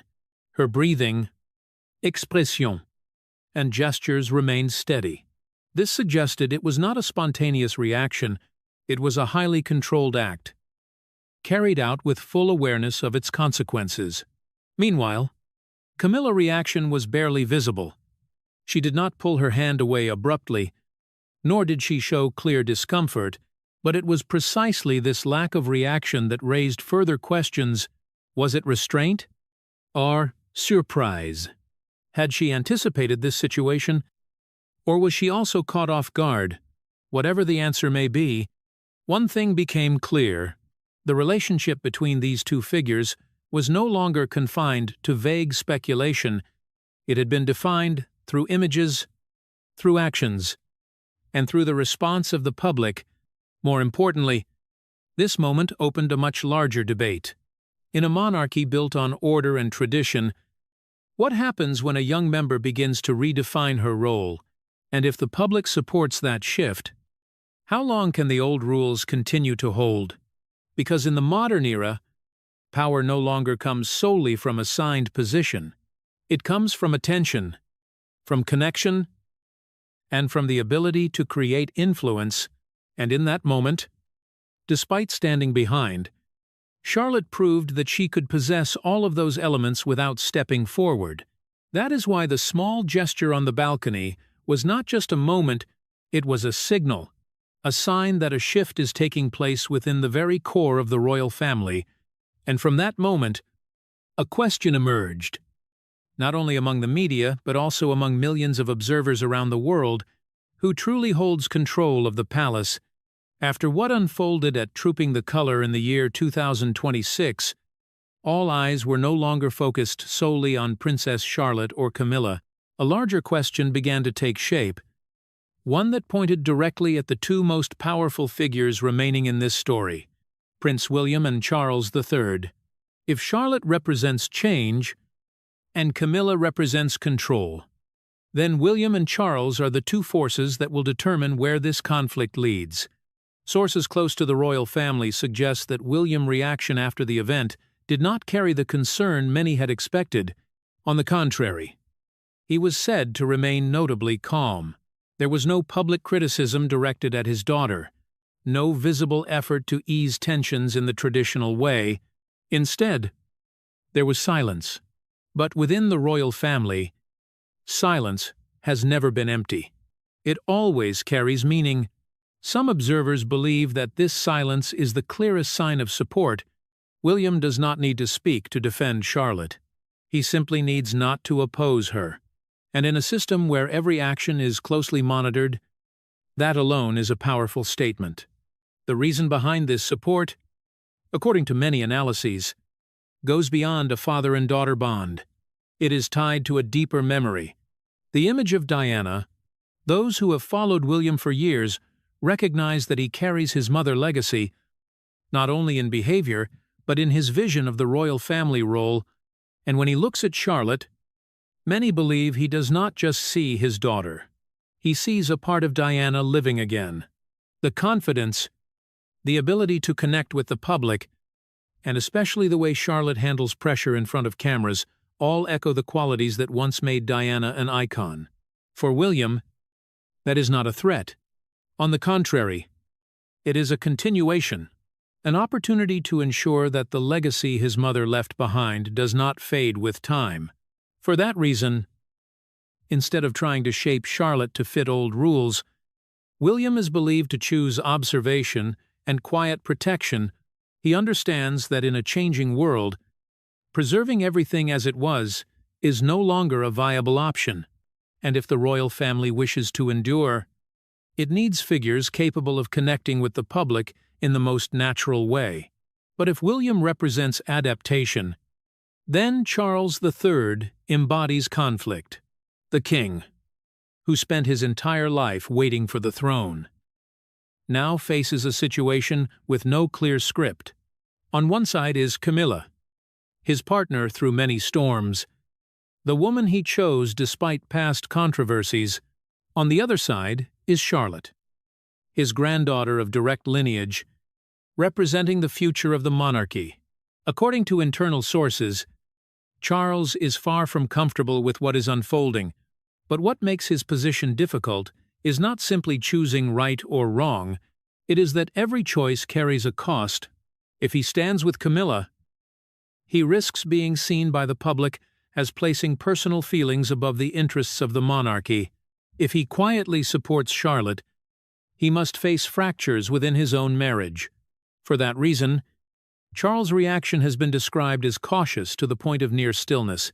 There was no official statement, no clear move. Yet that very absence of action reflects a deeper reality. He is caught between two worlds. One is the world of the past, where rules and personal relationships play a decisive role. The other is the world of the future, where image and public support become matters of survival. In that context, Camilla's position becomes particularly sensitive. For many years, she has worked to build her image as a steady, patient, and non-controversial queen consort. But Charlotte's emergence has unintentionally exposed a limit that few had previously noticed, the limit of power that does not come from direct bloodline. Despite holding the title of queen consort, despite standing at the highest position beside the king, Camilla still faces an unchangeable reality. She is not the heir, she does not represent the future of the monarchy, and in a system where succession lies at the core, that creates a gap no title can fully bridge. The irony is that Camilla's own efforts to maintain control only highlight this difference further. Each time she tries to impose rules, each time she attempts to shape Charlotte's image, the public becomes even more drawn to Charlotte's natural confidence and independence, and in that comparison, the advantage appears to consistently favor Charlotte. A royal commentator observed that this was an unequal confrontation from the very beginning, not because one side holds more official authority, but because they represent two different forms of power. Camilla represents power that is granted, Charlotte represents power that is born. And in the eyes of the modern public, the latter often carries greater appeal. This does not mean Camilla has completely lost her influence, but it places her in a position where every action can be interpreted unfavorably. If she is firm, she risks being seen as imposing. If she is gentle, she risks being overshadowed. And in both cases, Charlotte continues to shine in her own way. Meanwhile, William appears to understand this dynamic better than anyone. He does not attempt to turn Charlotte into a replica of anyone from the past. He does not try to restrain her growth to fit old frameworks. Instead, he allows her to develop naturally, with quiet but steady support. And perhaps it is precisely this approach that leads many to believe the future of the monarchy is gradually being reshaped, not through rigid rules, but through adaptation and continuity, not through absolute control, but through accepting that each generation will bring its own changes.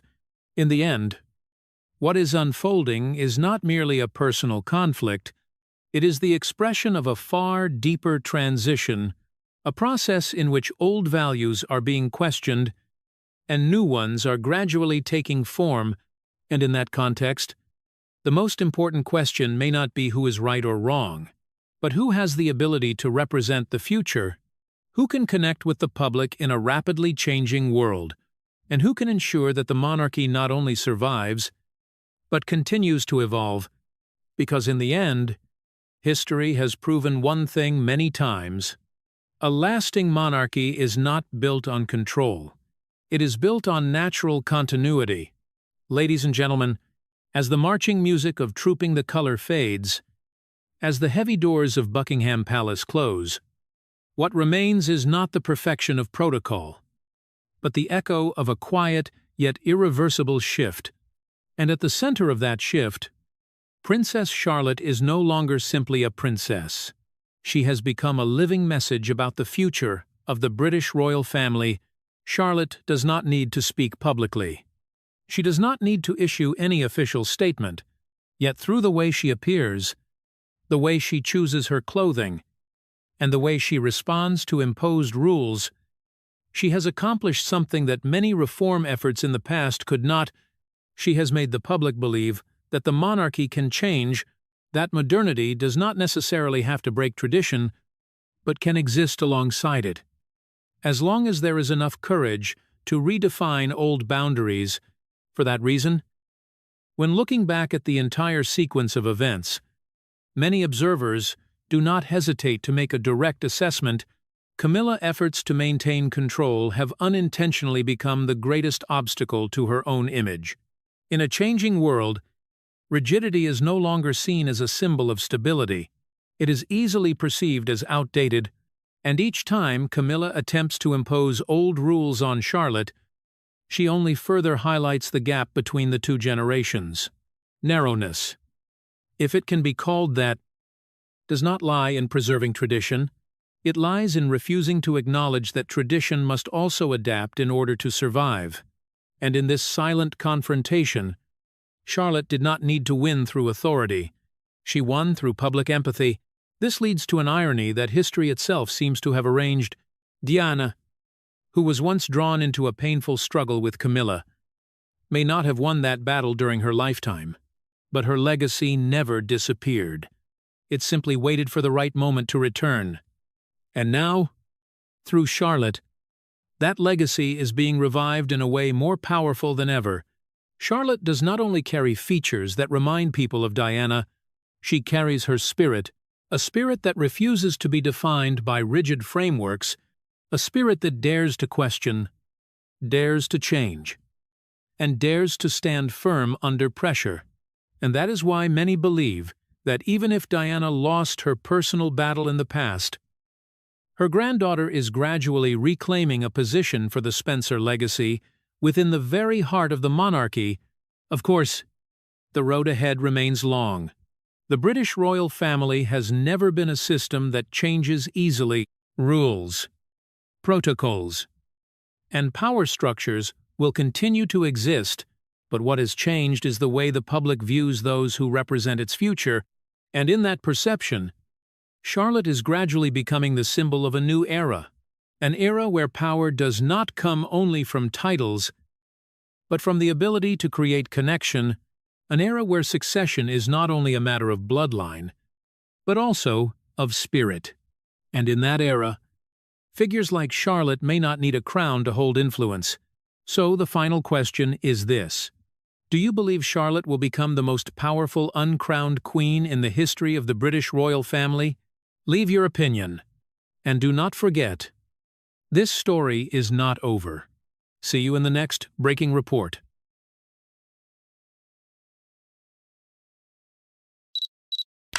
Late at night, at a secluded villa in the Duchy of Cornwall, the sound of electronic music pounds against the ancient walls. Relentless and out of place. Laughter and shouting erupt, completely shattering the atmosphere that should have been solemn within a royal property.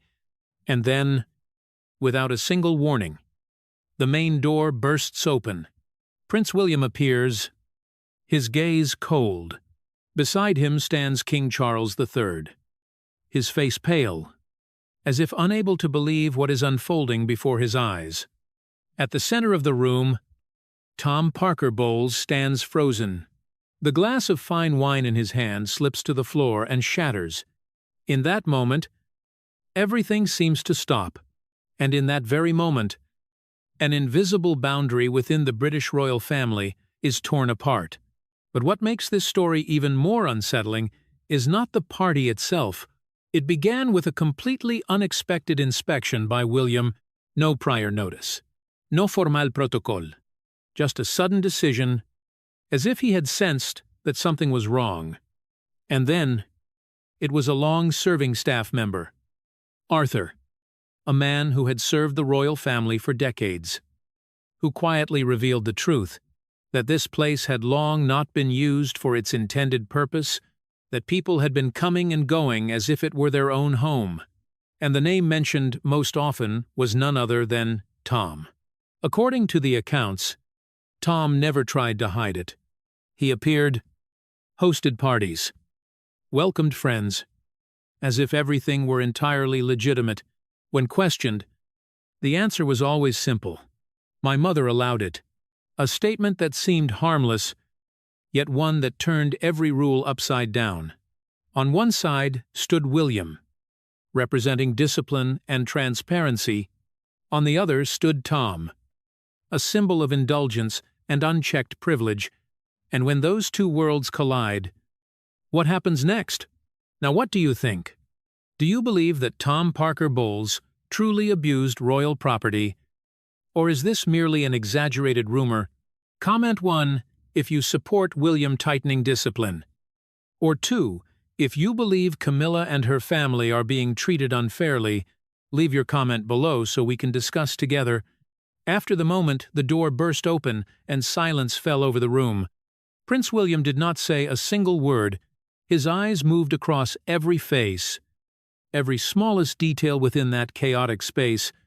The music had stopped, but its echo still lingered in the ancient walls. The scent of expensive wine, the trace of cigarette smoke, and the dissonance of a place that belonged to the royal family yet had been turned into a private playground. William turned to look at King Charles.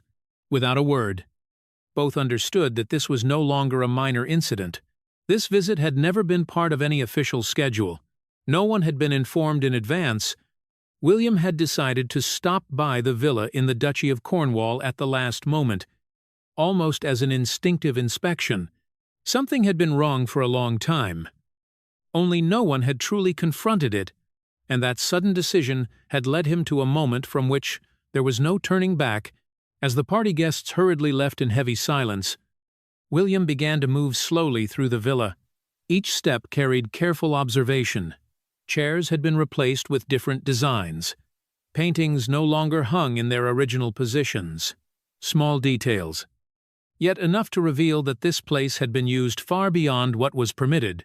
Then he stopped when he saw Arthur. The man who had served the royal family for decades stood quietly in the hallway, his face revealing clear unease.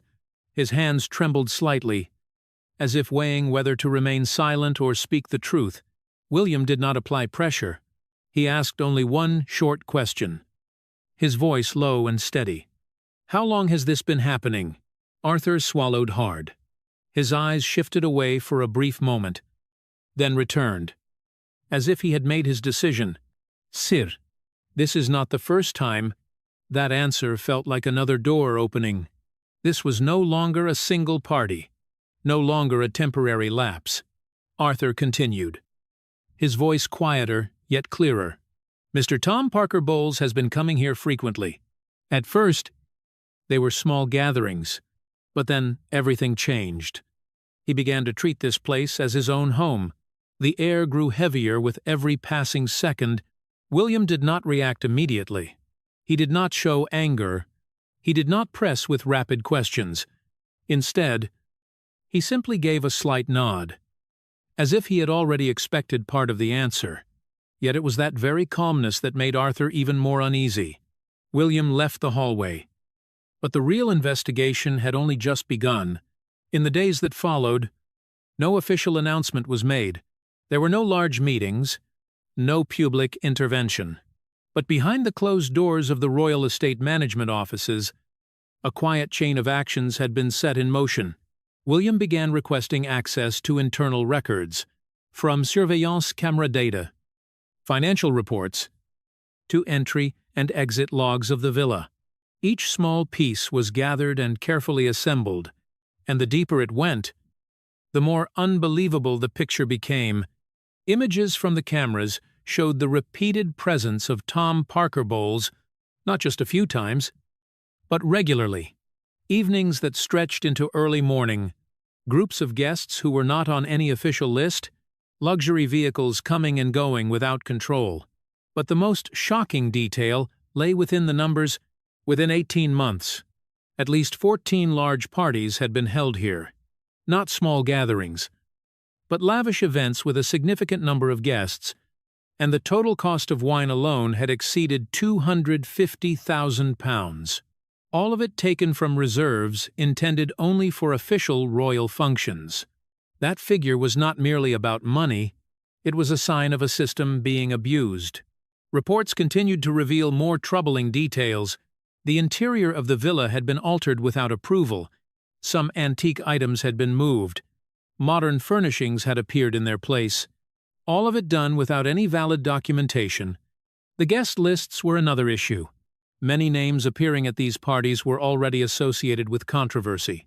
Figures surrounded by scandal. Individuals the royal family had long kept at a distance to protect its public image. Yet here, they were welcomed as honored guests, and whenever any staff member hesitated or raised a question, the answer they received was always the same. It has been permitted by my mother. A short statement, yet enough to shut down all doubt. No one dared to go further. No one wanted to confront the name standing behind those words. William read every report, examined every image, listened to every testimony, and with each passing moment, his silence became more unsettling, because it was no longer restraint. It was the sign of a storm beginning to form. There was no outburst, no public declaration. But those working closest to him began to realize something. William was not merely investigating an individual. He was tracing the outline of a far larger problem, a network of abused privilege, a blurred line between public assets and personal gain. And as each piece slowly fell into place, the question was no longer what had happened. It was how far this had gone. From what seemed like a chance revelation, Prince William had quietly initiated an investigation of unprecedented scale, and what he uncovered behind that door was far more disturbing than anyone could have imagined. What Prince William saw in the reports was no longer just dry numbers or fragmented surveillance images. Each small detail, when assembled, began to form a complete picture, and the most unsettling part was the stark contrast between two individuals operating within the same system of power. One side represented discipline, responsibility, and an almost absolute commitment to protecting public assets. The other embodied indulgence, arrogance, and the belief that every boundary could be broken if backed by a powerful enough name. For William, the Duchy of Cornwall had never been merely an estate. It was a symbol of duty, a silent contract between the monarchy and the public. Every residence, every piece of land, Every financial transaction had to be managed with near absolute transparency. He did not simply inherit it, he was entrusted to protect it. And that is why his approach this time was not emotional. It was principled, cold, preciso, and with no room for compromise. In contrast, the image of Tom Parker Bowles throughout the collected records revealed a completely different attitude. There was no caution, no sign of awareness of boundaries. Instead, there was a confidence that bordered on recklessness, as if rules were merely symbolic, as if a single nod from behind the scenes could make everything legitimate. The parties were the clearest evidence. At first, they were small, private gatherings, but over time, their scale expanded. Lights, music, lines of luxury cars stretching before the villa gates, all creating a scene entirely foreign to the traditional image of the royal family. These were no longer discreet meetings. They were lavish events, held with the confidence that no one would intervene. The wine lists used at these gatherings astonished even the most experienced royal estate managers. Rare bottles, carefully preserved for high-level diplomatic occasions, appeared on the tables as if it were the most natural thing. There was no restraint, no control, only continuous consumption, as if the supply were endless. But what raised even greater concern were the changes inside the villa itself. Interior furnishings had been replaced without any approval records. Antiques of historical value had been moved from their original positions. Some items had even disappeared entirely without a clear trace. In their place were modern designs, out of harmony with the space, yet serving a single purpose: to create an environment suited for entertainment. The guest lists made the picture even more complex. It was not only Tom's personal friends, there were investors, influential figures from the financial world, and notably individuals associated with controversy, names the royal family had long tried to distance itself from in order to protect its public image, were now appearing regularly at private gatherings. Conversations went unrecorded. Relationships remained unofficial. All of it unfolding within a space that carried royal status, yet served entirely personal interests. One detail that particularly drew William's attention was the timing of these activities. Most of the parties and gatherings coincided with King Charles's overseas visits. When the king was away from Britain, when direct oversight nearly vanished, Tom's presence increased significantly. He did not only appear more frequently, he acted with greater confidence, as if that gap in authority had been an opportunity long anticipated. But none of that was the most alarming part. What truly began to shake the entire system was the way silence was maintained. Testimonies from staff gradually revealed a subtle yet highly effective mechanism of control. More than 40 times, staff members had been instructed to keep all information about the villa's activities confidential. These instructions were not always delivered as direct orders. Sometimes they were gentle reminders. Sometimes just a prolonged glance that carried an unmistakable message. In at least 7 cases, indirect threats were recorded. There were no explicit actions, no written evidence, yet there was always a recurring element: the mention of Queen Camilla's influence, a name, a position, and a level of power no one wished to challenge. One long-serving staff member described his experience in an internal report. When he raised concerns about the use of royal wine reserves for personal purposes, Tom did not react aggressively. He did not lose his temper. Instead, he stepped closer. His voice lowered, almost conversational. "You should understand your position." Then another sentence followed. Slower. "And you should understand who stands behind me." 2 sentences. Enough to end all resistance. William read those lines again and again, not because he did not understand, but because he was trying to confirm that what he was seeing was not an exaggeration. Yet the more he read, the clearer everything became. These were not isolated incidents. This was a pattern, a deliberate method of operation, and more dangerously, It was shielded by an unofficial yet highly effective layer of power. The contrast between William and Tom was no longer just a difference in character, it had become two extremes within a single system. One represented protection, the other represented exploitation. One sought to preserve boundaries, the other continuously erased them, and as these two extremes moved closer to collision, there was no longer any space for neutrality. Those working close to William began to notice a clear change. He spoke less, but each decision became more decisive. Internal meetings were held within a very limited circle. No information leaked. There were no signs of panic. Yet the pressure continued to build, because the deeper the investigation went, the more it revealed that this did not stop at one individual. It opened the possibility of a wider system of abuse, a network of unchecked privilege, and if it continued, the consequences would not remain confined to a single villa, but could spread across the entire structure of royal assets. William understood clearly that time was no longer on his side. Each day that passed without action blurred the line between public assets and personal gain a little more. And once that line disappeared completely, restoring it would become almost impossible.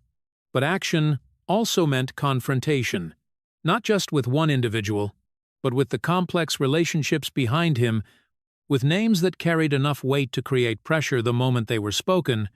And then, as the files grew thicker with every page, as the evidence became impossible to deny, William made his decision. No more watching, no more collecting. It was time to face it.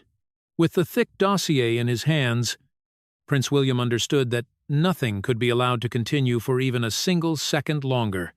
And then, one night, more chaotic and violent than anything that had come before, pushed everything to its peak. That night, the villa in the Duchy of Cornwall no longer carried any trace of its original dignity.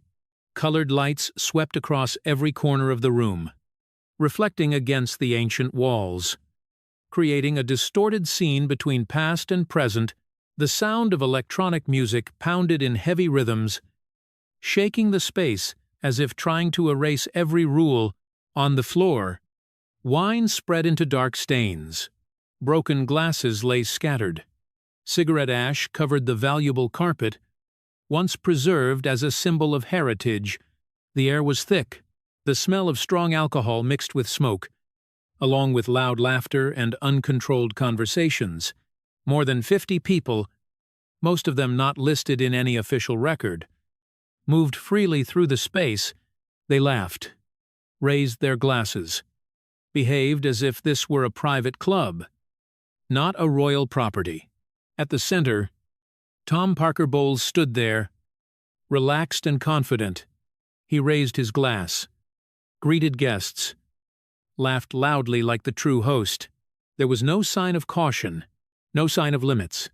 Everything unfolded as if it had been planned in advance, and in that moment, no one realized that a storm was arriving. The main door burst open. The music continued for a few brief seconds. Then, like a chain reaction, on the Biwan, people turned their heads, the laughter faded, conversations stopped mid-sentence. The chaotic space was suddenly crushed by a heavy, suffocating silence. Prince William stood there, upright, motionless. His gaze swept across the room like a cold blade, without a single word. His presence alone was enough to change the entire atmosphere.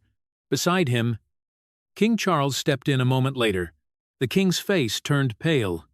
Not an explosion of anger, not outrage, but something deeper, a long-carried exhaustion, as if he had come face to face with something he had always known would happen, yet still hoped to avoid.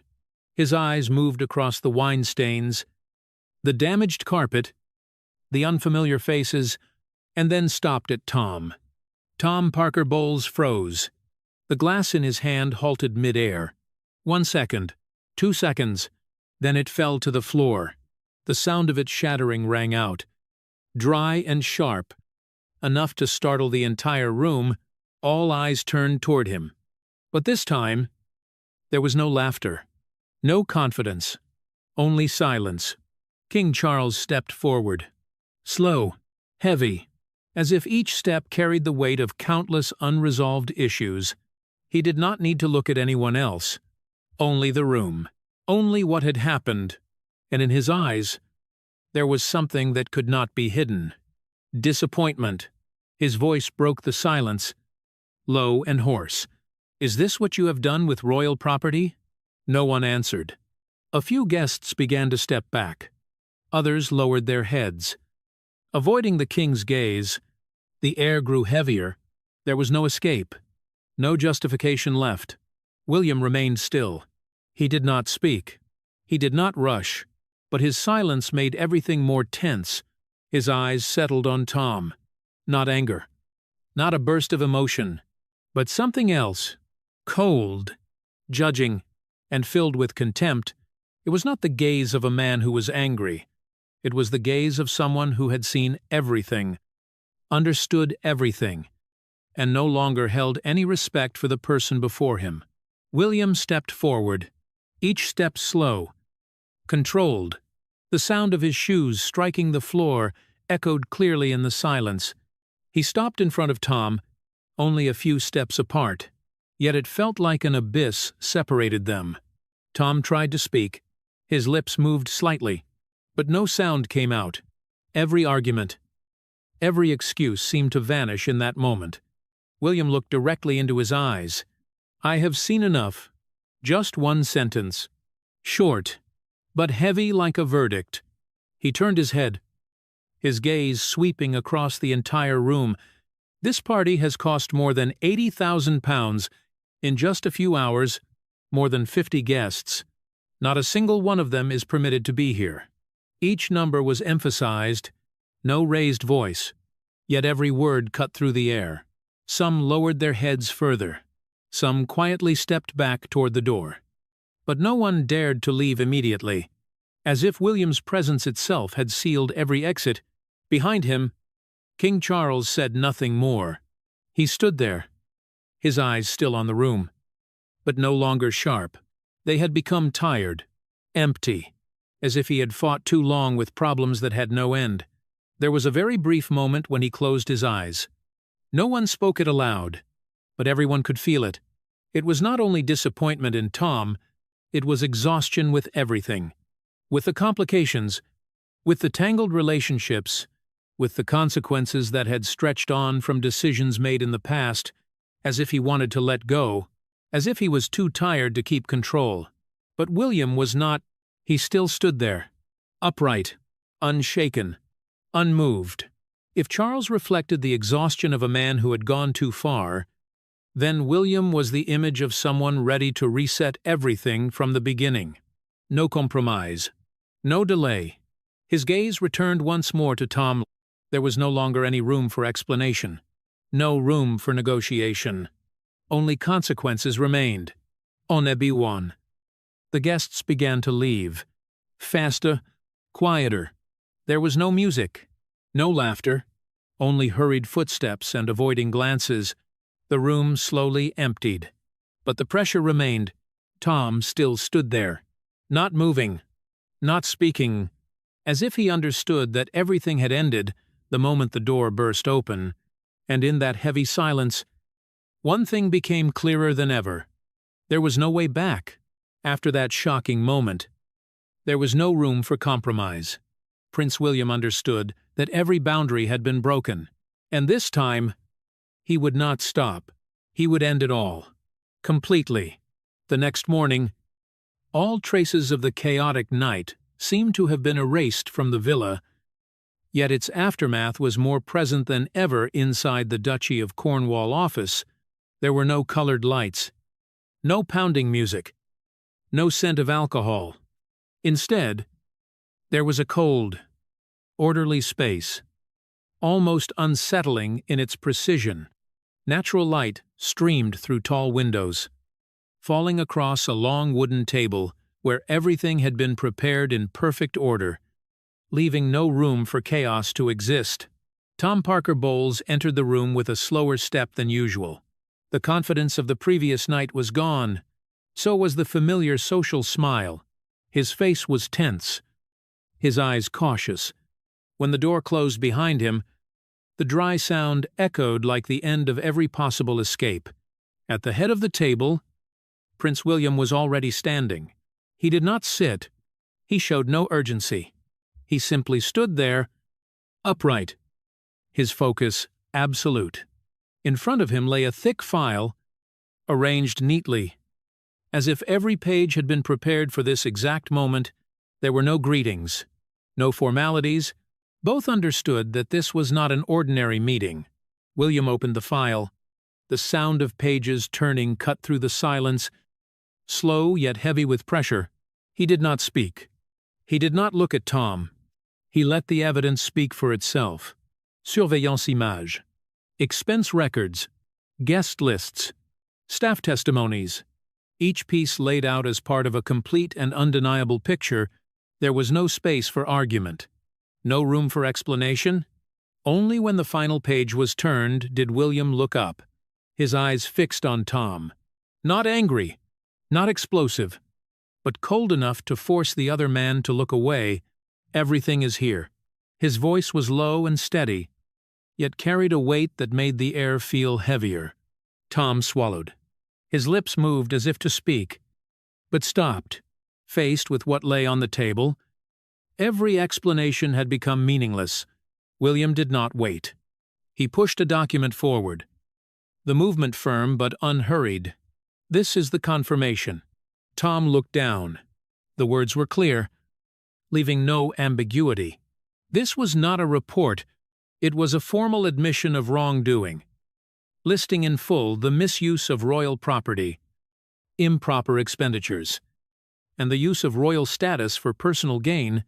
At the bottom of the page, there was only one empty space left for a signature. The room seemed to freeze. Tom looked up at William, as if searching for any sign of leniency, any opening to hold on to. But there was nothing, no hesitation, no compromise, only a cold wall built from principle and responsibility. He picked up the pen. His hand trembled slightly, not from simple fear, but from the understanding of what this meant. Once he signed, there would be no return. Not just access to royal estates, but his entire position, his network, everything he had built upon that status. The moment stretched endlessly, then the pen touched the paper. A single signature, but an ending. William pulled the document back, glanced at the signature, then gave a slight nod. There was no expression of victory, no satisfaction, only confirmation that everything had unfolded as it should. But it was not over. His voice sounded again, calm yet more decisive. From this moment, you are permanently banned from entering all properties of the Duchy of Cornwall, as well as any assets related to the royal family. There was no pause for Tom to respond. All access, all privileges, and all business connections using royal status are terminated. Each sentence was delivered like a precise cut. Nothing excessive, yet enough to destroy everything that remained. Tom did not reply, not because he did not want to, but because there was nothing left to say. What had just happened was not merely an administrative decision. It was the collapse of a position. In this world, reputation is not just image. It is power. It is network. It is the key that opens every door. And once that reputation is taken away, everything else follows. Partners withdraw. Invitations stop. Doors that once stood open close without explanation. William no longer looked at Tom. He turned to a second file already prepared on the table. This was no longer about one individual. This was the next step, where the entire system would be reviewed and rebuilt. New regulations were introduced, tightening financial control, removing the gaps that had once been exploited, and establishing stronger internal oversight mechanisms. An order was signed, quietly, without public announcement, yet powerful enough to change how the entire Duchy of Cornwall operated. Financial flows were re-examined. Expenditures were carefully reviewed. every sign of leakage was cut off. In particular, financial connections that could be linked to Camilla's circle were placed under strict supervision. In that moment, William was no longer simply an heir. He acted as a true regent, someone who not only protected but reshaped the system of power. Tom left the room in silence. When the door closed behind him, no one looked back. There was no farewell, no sympathy, because everything had already ended the moment the signature was placed. Inside, William remained standing, his gaze fixed on the documents before him. What he had just done was not only the handling of a violation, it was a turning point, a clear signal that boundaries had been restored, and like every major change, its consequences would not stop with one man. The incident did not end with Tom. Its consequences began to spread, quietly yet powerfully, gradually shaping a new era within the royal family. In the end, the story did not conclude with a signature, nor did it stop with the removal of one individual from the system. What happened behind closed doors that day created a silent but far-reaching wave, spreading across the entire power structure of the Duchy of Cornwall and beyond. Into the very core of the royal household, William did not wait. Immediately after the confrontation, a series of decisions were implemented at an unprecedented pace. The budget of the Duchy of Cornwall was tightened. Expenditures were reviewed down to the smallest detail. Loopholes that had been exploited for years were decisively closed. There were no more gray areas, no more unchecked privilege, and most importantly, access to royal assets for non-direct members was significantly reduced. This was not merely an administrative adjustment, it was a direct blow to the entire network of influence that had existed behind the scenes, particularly those connections surrounding Camilla. But the most significant change lay in symbolism. The villa that had once been the center of lavish parties was completely transformed. No more colored lights, no more music, no more private gatherings. Instead, it was redeveloped into a heritage preservation center, open to the public. What had once been used as a personal privilege was now returned as a true public asset. Every room, every corridor carried a clear message that the old era had come to an end. Meanwhile, in another part of the picture, King Charles appeared in a very different role. No longer the central figure directing events, he seemed to step back, surrounded by a lingering exhaustion, the pressures of health, internal conflicts, and especially the consequences tied to relationships around Camilla all weighed on him, leaving him unable to maintain control as before. At times, he seemed more like a witness than a leader, watching the changes unfold without the strength to intervene deeply. And in that space, William stepped forward, without noise, without declaration, yet every action he took was decisive. He was not simply resolving a single incident, he was restructuring the very way power operated. The contrast between two generations became clearer than ever. One side, marked by hesitation, held back by personal ties, the other defined by decisiveness, placing principle above all relationships. The message of the entire story became unmistakable. The integrity of the crown matters more than personal loyalty. This was no longer about a party, or one individual abusing power. It was a confrontation between an outdated mindset, where privilege was accepted as natural, and a new order, where transparency and discipline became mandatory standards. And the question now is no longer what has happened. It is what will happen next. What do you think will change within the British royal family under William? Will these reforms be enough to cleanse a system that has existed for centuries? Or is this only the beginning of even greater conflicts? Leave your thoughts below. Share your opinion so we can discuss together.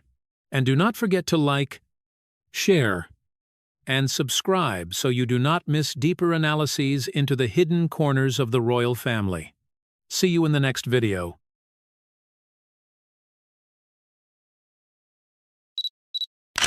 The sound of shattering crystal rang sharply through the stillness of Buckingham Palace. Outside, rain pounded relentlessly against the windows, as if the sky itself were in a fury. In that heavy darkness, a cold voice cut through the air, each word like a blade slicing into silence. "You think that by placing that crown upon your head you can replace my position and that of the Queen. Do not forget, in this place, tradition is rewritten by me.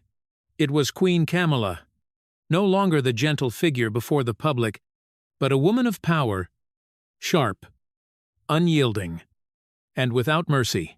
Facing her, Catherine stood motionless, her gaze steady, unafraid, unwilling to step back.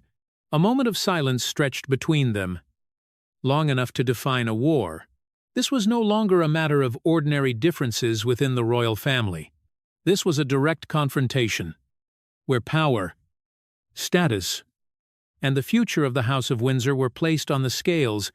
The public has long been familiar with the image of a perfect Princess of Wales, graceful and composed, and a model Prince William. But behind the carefully staged smiles before the cameras lies a fierce hidden battle that no one is meant to see. A highly questionable will has surfaced, carrying rumors that it could strip away the entire position and future of the three Wales children. Is this a hidden truth? Or merely a carefully calculated move? Is Camilla protecting tradition? Or quietly rewriting the rules to secure absolute power before it is too late? And William and Catherine, are they fighting for the future? Or simply resisting in vain? In your opinion, who is truly protecting the monarchy? Comment 1 if you stand with Camilla. Comment 2 if you support William and Catherine. No one within the royal family could have imagined that a document, seemingly sealed forever, could become the trigger for the greatest crisis in decades. It all began on a somber afternoon, when layers of aging files in the Buckingham Palace archives were being reviewed as part of a routine procedure. It was a tedious, repetitive task, where secrets had been buried so deeply that even those who guarded them had begun to forget they existed. But this time, something unusual appeared: a thick envelope, marked with the highest level of security classification, was not listed in the official inventory. Inside that envelope was something that left everyone present in stunned silence. An appendix to the will, believed to belong to the late Queen Elizabeth II. Not the official will that had been made public, but a supplementary document, sealed separately, almost never mentioned in any prior record. And what shocked them most was its content. The figure was written clearly, unmistakable: £10 billion, a vast fortune, including real estate, exploitation rights, and most importantly, control over the Duchy of Cornwall, the financial foundation that secures the economic power of the heir to the throne. By conventional logic, control of the Duchy of Cornwall should belong to William. It is an unwritten rule, a tradition maintained through generations, but this appendix stated something entirely different. Oversight was not granted directly to William, but frozen and temporarily transferred to a special council, and the head of that council was none other than Camilla. If this information were made public, it would not only shake the royal family internally, but could also undermine public trust in the entire power structure of the House of Windsor. One question immediately arose: why would the Queen make a decision that went against tradition in such a way, and if this was truly her will, why had it been kept hidden until now? When the document reached Catherine, the air in the room seemed to grow heavy. She was no stranger to the strict rules of the royal family, but this went far beyond any precedent. Catherine read each line slowly and carefully, as if every word might conceal a trap, and then she noticed something that no one else had seen. It was the wax seal. At first glance, it was entirely perfect. The color, the thickness, the engraving. Everything matched exactly the official seals that had been used in important royal documents. But Catherine had once been granted access to original materials during her training in protocol and internal history. She knew that every seal, no matter how small, carried distinct markers that only insiders could recognize. And here, there was an extremely subtle deviation. The edge of the seal was slightly misaligned by a very small fraction, almost impossible to detect at a glance, but to Catherine, it was a sign that could not be ignored, because to create such a seal, the person responsible would need direct access to the Royal Seal Archives, a place under strict protection, accessible to only a very limited few, and all of them belonged to the highest circle of power within the palace. This discovery made it impossible for Catherine to remain silent, but instead of revealing it immediately, she chose to observe, because she understood that if this was a forgery, it was not an impulsive act. This was a carefully calculated plan involving those who truly held power. Meanwhile, Camilla remained silent in a way that was deeply unsettling. Not a single explanation, not a single move of denial. That silence, in this context, became the most troubling element of all, because sometimes power does not need to speak to prove its existence. Closed-door meetings began to take place, doors shut tightly, eyes watching, measuring. William was placed in a situation without precedent. The man who should have held control over the Duchy of Cornwall now stood outside, watching his own assets being placed into a frozen state, and that did not only affect him, it directly threatened the future of his 3 children. George, Charlotte, Louis, their future, their status. Everything was tied to the stability of this financial line. If control was delayed or redirected, the entire structure of succession could be altered in ways no one could foresee. Catherine understood that more clearly than anyone, and that was why she could not treat this as a mere technical error. That misaligned wax seal was not a small detail. It was the sign of something larger, deeper, and far more dangerous.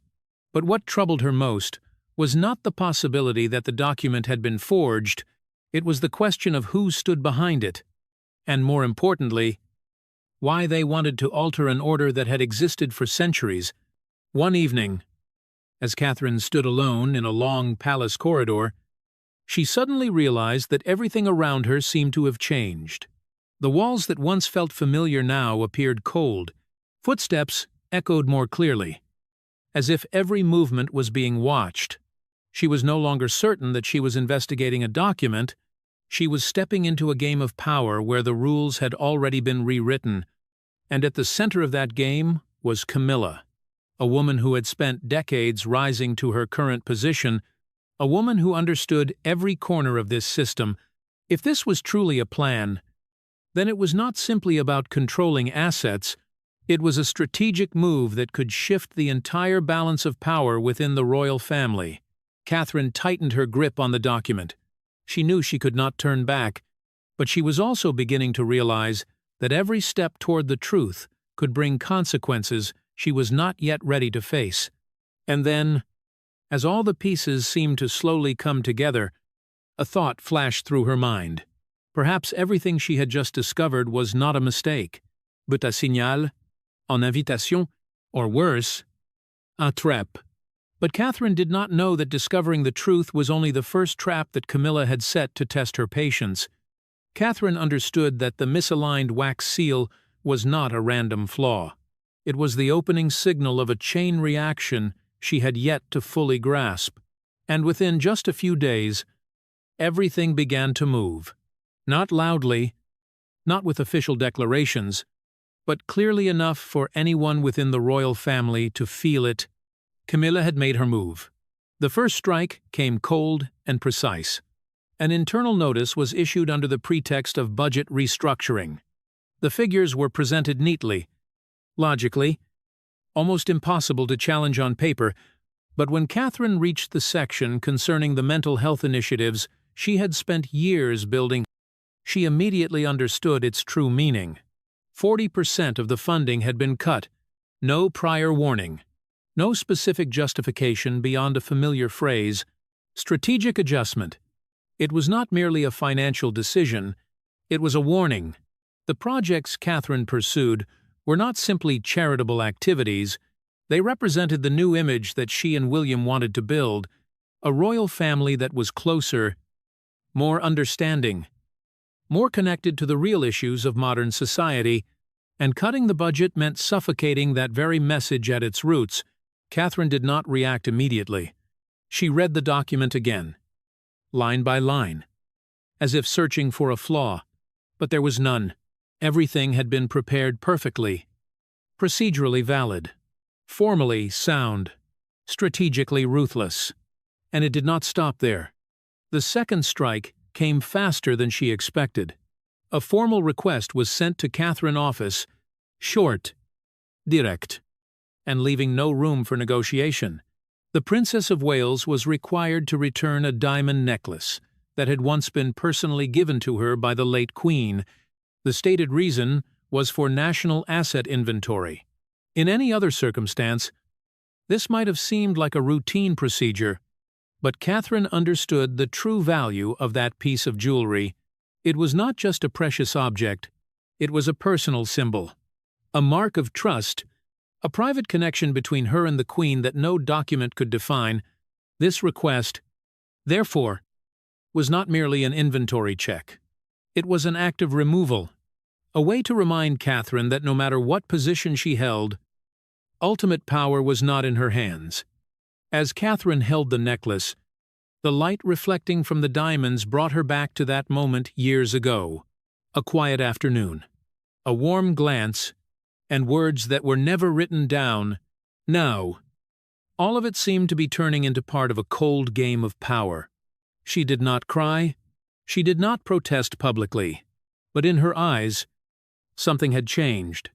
A different kind of silence, no longer the silence of observation, but the silence of decision. Meanwhile, William did not stand still. He understood that what was unfolding was no longer a matter of ordinary internal conflict. This was a deliberate restructuring of power, and if he failed to act, he would lose everything before he even had the chance to respond. A series of secret meetings were arranged in London. No public schedule. No appearances before the press. William reached out to top legal experts, individuals who understood every corner of the legal framework surrounding the monarchy. He brought with him the appendix to the will, Catherine notes on the wax seal, and everything they had managed to gather. At first, the situation seemed promising. Some lawyers pointed out that if the irregularity in the seal could be proven, the entire appendix could be invalidated. But the deeper they went, the more complex the picture became, because every legal path appeared to lead to a single point, one person, the close aide to King Charles. It was a name William had never expected. A man who had worked within the palace for years, a man considered absolutely loyal. But as the documents were examined, unusual financial transactions began to surface, transfers with no clear origin, private meetings that had never been recorded in official schedules, and finally, a conclusion William did not want to believe, yet could not deny. The man had been bought. There was no need to say who stood behind it. In the current context, the answer was almost too obvious. Camilla was not acting only on the surface. She had placed people deep within the system, enough to control its most critical links. When William left the final meeting, London was covered in a heavy gray sky. He stood still for a few seconds before stepping into his car, not out of hesitation, but because he understood that from this moment on, everything had completely changed. The law was no longer a viable path. The system he had once trusted had now been manipulated from within, and any attempt to bring the truth to light through official channels risked being distorted, delayed, or even buried forever. When William returned, Catherine was already waiting. No words were needed. A single look was enough for both of them to understand that they stood at the same point. No more innocence, No more belief that everything could be resolved through reason or procedure. The palace doors, once symbols of power and protection, now seemed to close in front of them. Every corridor, every room became a space filled with risk, where any conversation could be overheard, any action could be monitored. But in that very moment, a new realization began to take shape. If they could not win within the system, then they would have to move beyond it. If the law no longer stood with them, then they would have to find another form of power. A power that could not be bought, a power that could not be sealed inside secret envelopes. William looked at Catherine, and for the first time in many days, he spoke without hesitation. "We have to change the way the game is played." Catherine nodded. Without hesitation, because both of them understood that this was no longer a battle within the royal family, it had become a battle of trust, of image, of public support, and in that battle, there was only one force that could make a difference. The will of the people. As the palace doors slammed shut before them, William and Catherine understood that they could not fight with the law. They had to fight with public support. The decision was made in silence. But its weight spread through every corridor of the palace. William and Catherine understood that they could not confront this directly through legal documents that had already been manipulated. If Camilla controlled the game behind closed doors, then they would step into the light, where every gaze would become part of the battle, and the opportunity came sooner than expected. A state banquet was scheduled, with a guest list that included some of the most powerful figures from around the world. It was not just a diplomatic event, it was the perfect stage, but Camilla did not miss the chance to remind everyone who held power. The seating arrangement was revealed discreetly, yet it was enough to send shockwaves through the inner circle. Catherine, the Princess of Wales, who should have been seated at the center beside key figures, was instead placed in a shadowed corner, away from the lights, away from the cameras, almost pushed to the edge of the very stage where she was meant to shine. It was not a mistake. It was a message. Once again, Camilla chose not to speak, but to let her actions deliver the message.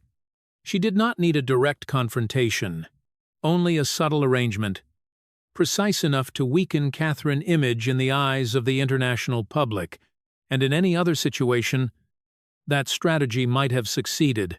But Catherine was not someone who would react in the way her opponent expected. There was no anger, no visible sign of hurt when the seating arrangement reached her. On the contrary, Catherine became quieter, more focused, as if she had been waiting for this very moment. The state banquet began under the brilliant glow of crystal chandeliers. Luxury cars arrived one after another, carrying distinguished guests into the palace grounds. International media had gathered early, ready to capture every moment, every glance, every gesture. And then, as the grand doors opened, Catherine appeared, not in an outfit designed to display power, not adorned with extravagant jewelry to assert status. She stepped forward in a gown that evoked the style of Princess Diana. Elegant, refined, yet filled with meaning. The color, the cut, every detail served as a reminder without words. A symbol had returned. In that moment, every carefully arranged plan seemed to collapse. Cameras shifted instantly. Whispers spread through the crowd. No one cared where Catherine had been seated, because from the moment she stepped in, she had already taken control of the stage. Camilla watched from the center position. Her face remained composed, as always. But in her eyes, there was a slight change, because she understood exactly what was happening. This was not a coincidence. This was a move calculated with precision down to every detail. Catherine did not need to say a single word. Her outfit spoke for her. It evoked the memory of a time when the public gave their hearts to a woman who stood outside the rigid rules of the royal family. And now, that image was being revived, not as an imitation, but as a continuation. While Camilla delivered her speech, every word carefully prepared, conveying a message of stability and tradition. Outside, another story was being written. Media platforms began to record an explosion of the name Catherine. Images, videos, analyses of her gown, and the hidden message behind it spread at astonishing speed. The statistics appeared just a few hours later. 85% of global searches focused on Catherine. Meanwhile, Camilla's speech, despite its careful preparation, attracted less than 5% of the attention. A gap that could not be ignored, could not be hidden, and more importantly, could not be reversed overnight. It was not merely a media failure. It was a direct blow to Camilla's ambition to control the image of the monarchy, because in the modern world, power does not only lie in sealed documents, it lies in how the public perceives, feels, and chooses to believe. Catherine, with a decision that seemed simple, had turned the tide. She did not break the rules.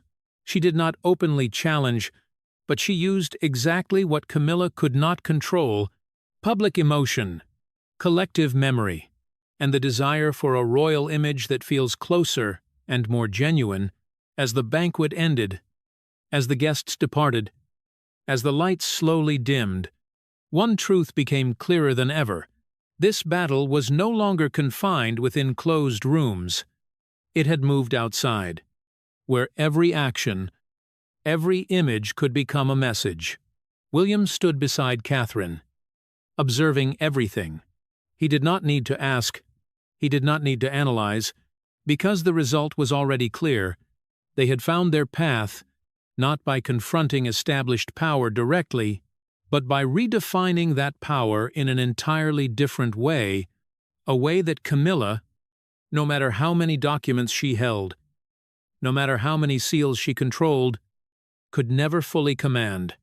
That night, as Catherine removed her gown, as the lights in the room slowly faded, she knew this was only the beginning. A small victory, but one of great significance, because it proved something essential: that in the modern world, power is not granted by title alone. It is built on trust, and that trust, once given, is not easily taken away. Elsewhere in the palace, Camilla stood alone by a window. The darkness reflected her image. Still, but far from weak. She had spent many years building her position, and she was not someone who would step back because of a single night, but deep in her thoughts, there was one thing even she could not deny. The game had changed. Camilla could hold the legal documents, but she had forgotten that a crown only truly shines when it rests upon the head of someone loved by the people. The media shockwave from the state banquet had not yet settled when inside the palace. Another storm was quietly forming. No more probing moves. No more indirect signals. Everything that had been building now converged at a single point, and that point was the office of King Charles. The door closed behind William with a heavy sound. The room was so silent that every breath could be heard. King Charles stood beside his desk. His gaze lowered, as if he already knew the reason for this confrontation. No more ceremony. No more formal distance between a king and his heir. Only a father and a son, standing at opposite ends of a truth that could not be avoided. William did not hesitate. He placed the file on the desk, each page cutting into the silence. His voice was low, but clear, no longer restrained. He spoke about the appendix to the will, about the misaligned wax seal, about the suspicious transactions, and finally, he mentioned the name they both understood: the close-aid. A long silence followed. King Charles did not respond immediately. He looked at the documents, then back at William. In his eyes there was not only fatigue, but something more complex, a conflict between duty and truth. Catherine stepped forward. She did not say much. She simply placed another file gently on the desk, but it was that file that shattered the fragile balance that remained an alibi. One of the key witnesses whose signature appeared on the appendix to the will was confirmed to have not been present at the palace on the day the document was said to have been completed. Travel records, security data, and even schedule logs matched perfectly. There was no discrepancy, no gap for doubt. That led to only one conclusion. The signature had been forged, and if one signature was false, the entire document immediately lost its legal validity. The atmosphere in the room shifted noticeably. King Charles turned slightly away, as if he needed a few seconds to process what was unfolding. But William did not stop. He stepped forward, and then the door opened. Camilla entered. There was no haste, no sign of surprise. As if she had known exactly that this moment would come, she walked in slowly, her gaze sweeping across everyone in the room, pausing a fraction longer on Catherine before moving to William. A faint smile appeared. Not a smile of warmth, but the smile of someone who had been prepared for this confrontation for a very long time. William turned to face her directly. No distance remained. No layer of formal courtesy. He spoke plainly, every word clear, unhidden. He accused. He pointed out the connection between Camilla and the financial transactions.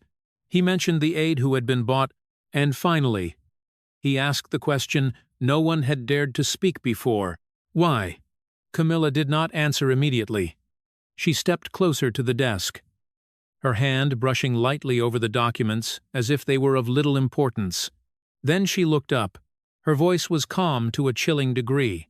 Do you truly believe that everything in this palace operates only on what is written? No one answered, and then Catherine spoke. Not loudly, not aggressively, but sharp enough to cut through every defense. She reiterated the alibi. She pointed again to the flaw in the wax seal. She recalled every small detail they had gathered, not to persuade, but to confirm that everything was already clear. Camilla looked at Catherine longer this time. Her gaze was no longer just evaluative, it carried recognition, as if she were acknowledging a worthy opponent, and then that smile returned. This time, more visible. For this crown, I have done things you would never dare to imagine. That statement was not a justification. It was a declaration, a cold acknowledgement of how power truly operates in the shadows. The room fell into silence. No one could deny what had been revealed, but no one could immediately change it, because this system, with all its layers of protection, would not collapse easily because of a single truth. King Charles closed his eyes for a few seconds. When he opened them, his gaze had changed. No longer avoidance, but acceptance that he stood before a decision that could not be delayed. But that decision was not simple. If he revealed everything, the consequences would not stop at one individual, they would spread, shaking the entire foundation of the monarchy. Public trust, something they had only just begun to rebuild after many upheavals, could collapse in an instant. If he remained silent, he could preserve the outward structure, but the cost would be the burial of the truth, and the fracture within his own family would become impossible to repair. William looked at his father. He said nothing more, because he understood that from this moment on, the decision was no longer in his hands. Catherine stood still, but in her eyes, there was no longer doubt, only certainty that the path they had chosen could not be reversed. Camilla, in contrast, remained where she was. No panic, no retreat, as if she had already accepted every possible outcome. Because for her, this battle had never been about a document or a seal. It was about control of the future, and in that moment, they all understood that there would be no complete victory, because even if the truth were revealed, what had been broken could never return to what it once was. Family, trust, unity, everything had been placed on the scale, and the price to be paid, no matter the outcome, would be immense. This battle had no complete winner, because the cost was the permanent fracture of a royal family. Ladies and gentlemen, the storm has finally settled. But the silence it left behind is far more unsettling than everything that came before. There was no official statement, no public trial. The shocking appendix to the will vanished from all records. As if it had never existed, a decision was made in the shadows to protect something greater than all else: the reputation of the monarchy, the stability of the crown, and the fragile trust of the public. But the price was not small. Camilla no longer appeared as frequently as before.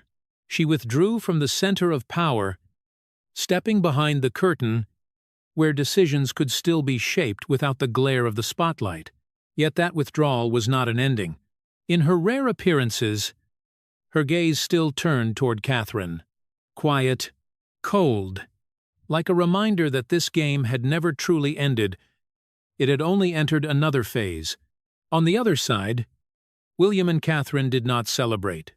They understood that this victory was not about defeating an opponent, but about preserving what mattered most: not just assets, not just power, but the legacy of the past and the hope of the future. They proved that strength does not lie in sealed documents, but in the trust they have built with the public, and perhaps that is what truly shifted the balance of power. In the end, this story is not only about an internal conflict, it is a reminder that real power does not lie in aging papers, but in sincerity and in the choices people make about where they stand. And you? What do you think about this ending? Has Camilla truly stopped? Or is this only the beginning of a greater confrontation? Do not forget to subscribe so you do not miss the next developments in this ongoing battle for the crown.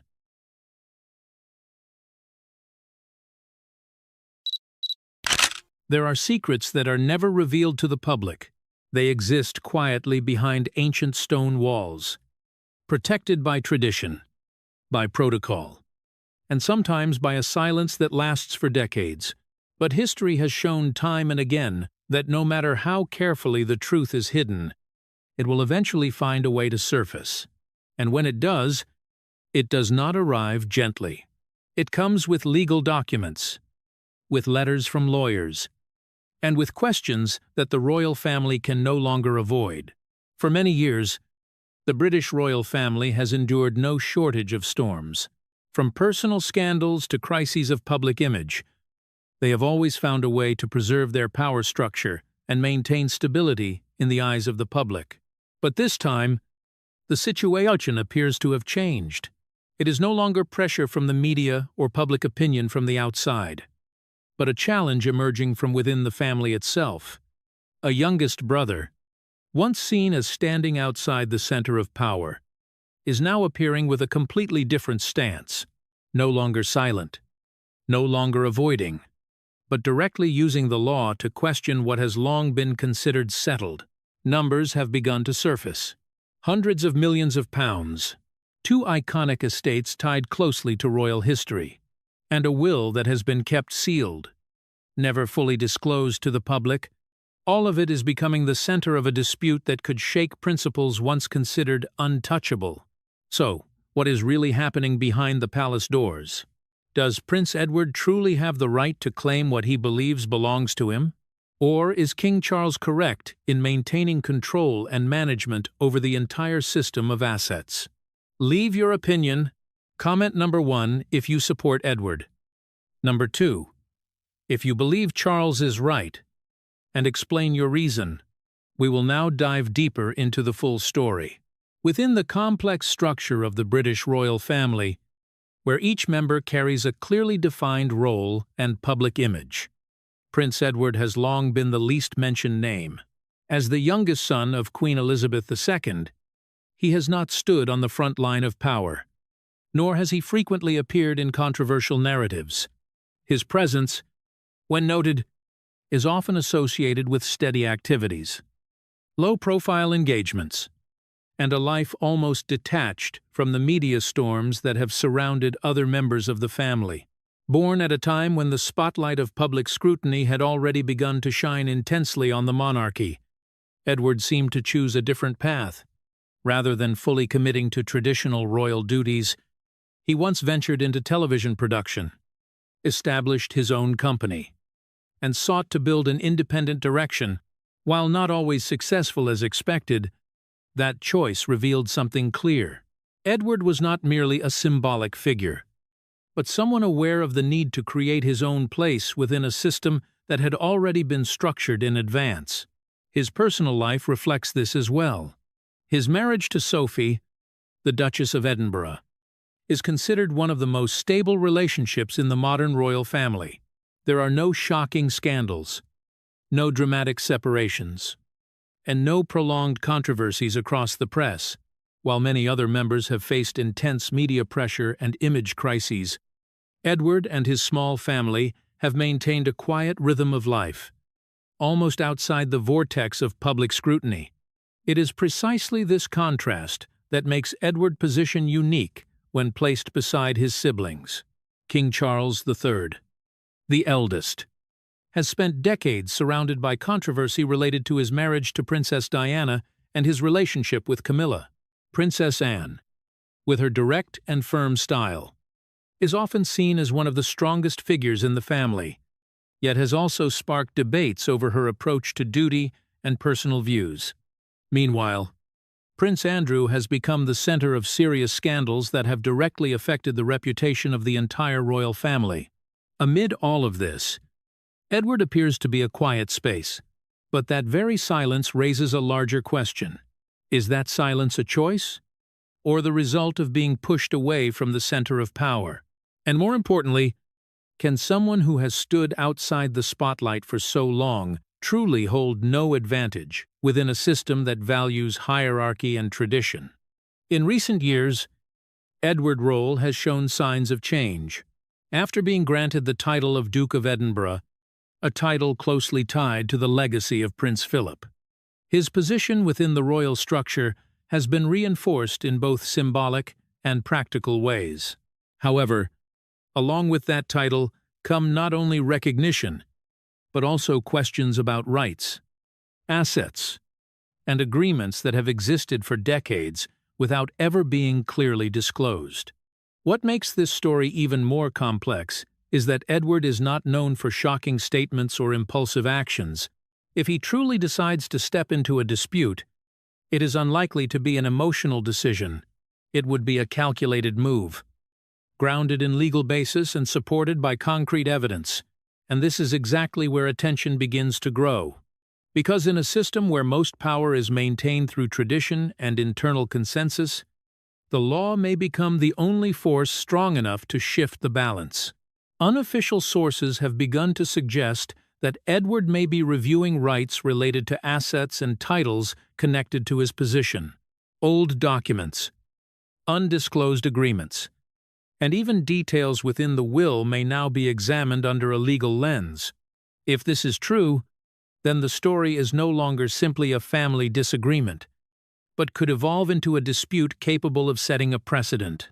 And that is the critical point, because when a figure like Edward, once seen as standing outside all conflicts, decides to use the law to reopen the question, then every previous assumption about the stability of the royal family can be called into doubt. Yet behind that quiet exterior, Edward may be holding one of the most powerful tools of all. Not the media, not personal influence, but the law. And to understand why that matters so much, we need to return to the history of a very particular title, the Duke of Edinburgh, a designation that for many years has often been viewed simply as a matter of ceremony.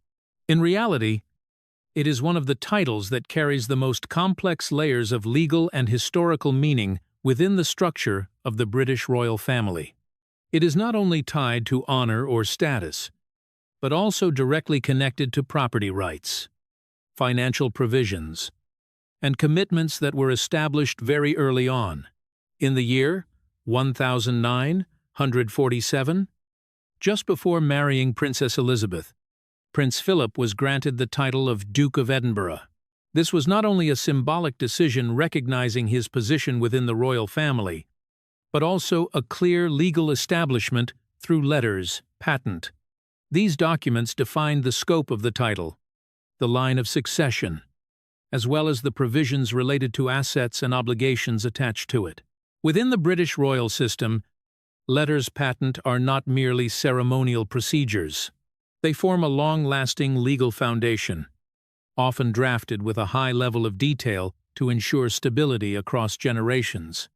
Over the following decades, this title became inseparably associated with Prince Philip, not only as a designation, but as part of a broader system of rights and responsibilities that he held.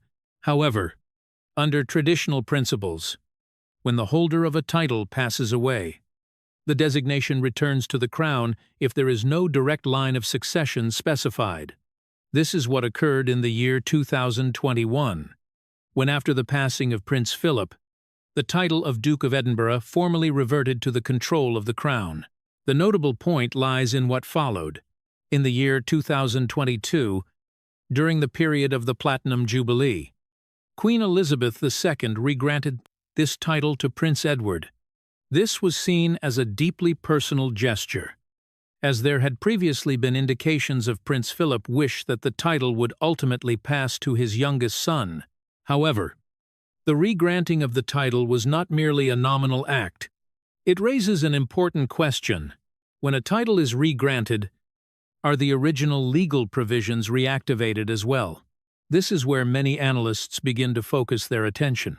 The letters patent from 1947 do not simply define the title, but may also include provisions related to assets, annual allowances, and mechanisms designed to protect the rights of the holder. In addition, in many cases, major titles are linked to trust documents, legal instruments that establish trusts to manage assets across generations. These trusts are typically designed with strict binding provisions, which may include beneficiary rights, conditions for asset distribution, and even limitations on external interference. If such documents exist in the case of the Duke of Edinburgh title, then the regranting of the designation to Prince Edward may carry more than symbolic meaning. It could imply the reactivation of a range of legal rights that had been established previously. And this is precisely where the story becomes more complex.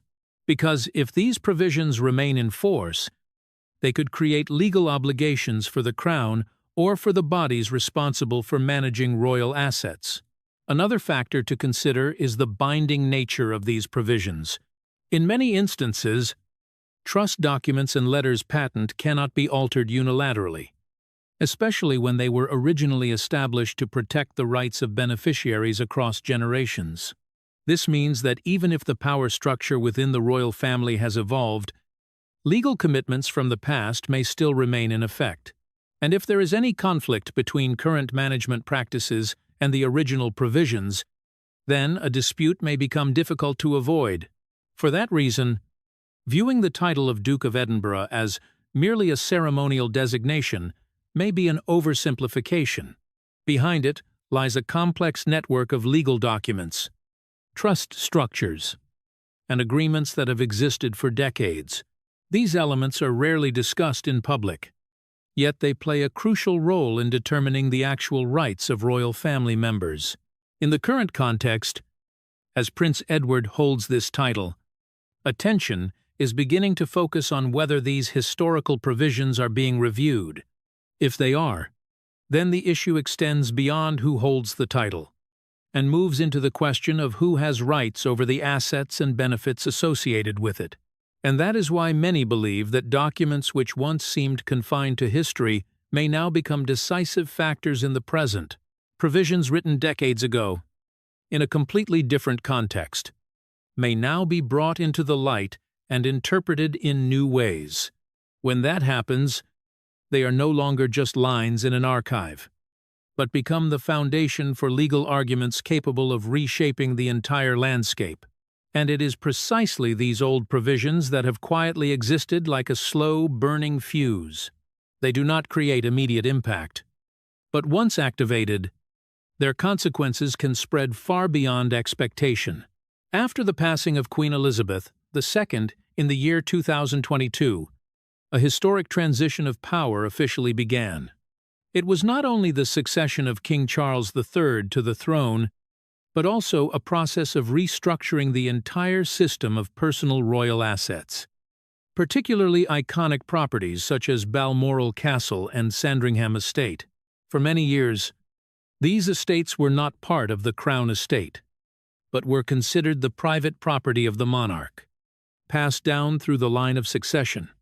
This meant that upon the Queen passing, effective control over these assets transferred to Charles almost immediately.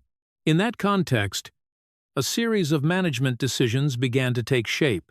Sources suggest that King Charles III moved to consolidate control over both Balmoral Castle and Sandringham Estate, including reviewing ownership structures, revenue streams from the land, and agreements related to their use. This was not an unusual step during a transition period, as any successor would need to ensure that the asset system operates in a stable manner and aligns with long-term strategy. However, it is precisely during this process that another factor begins to emerge. The legal team of Prince Edward is believed to have started reviewing documents related to the title of Duke of Edinburgh.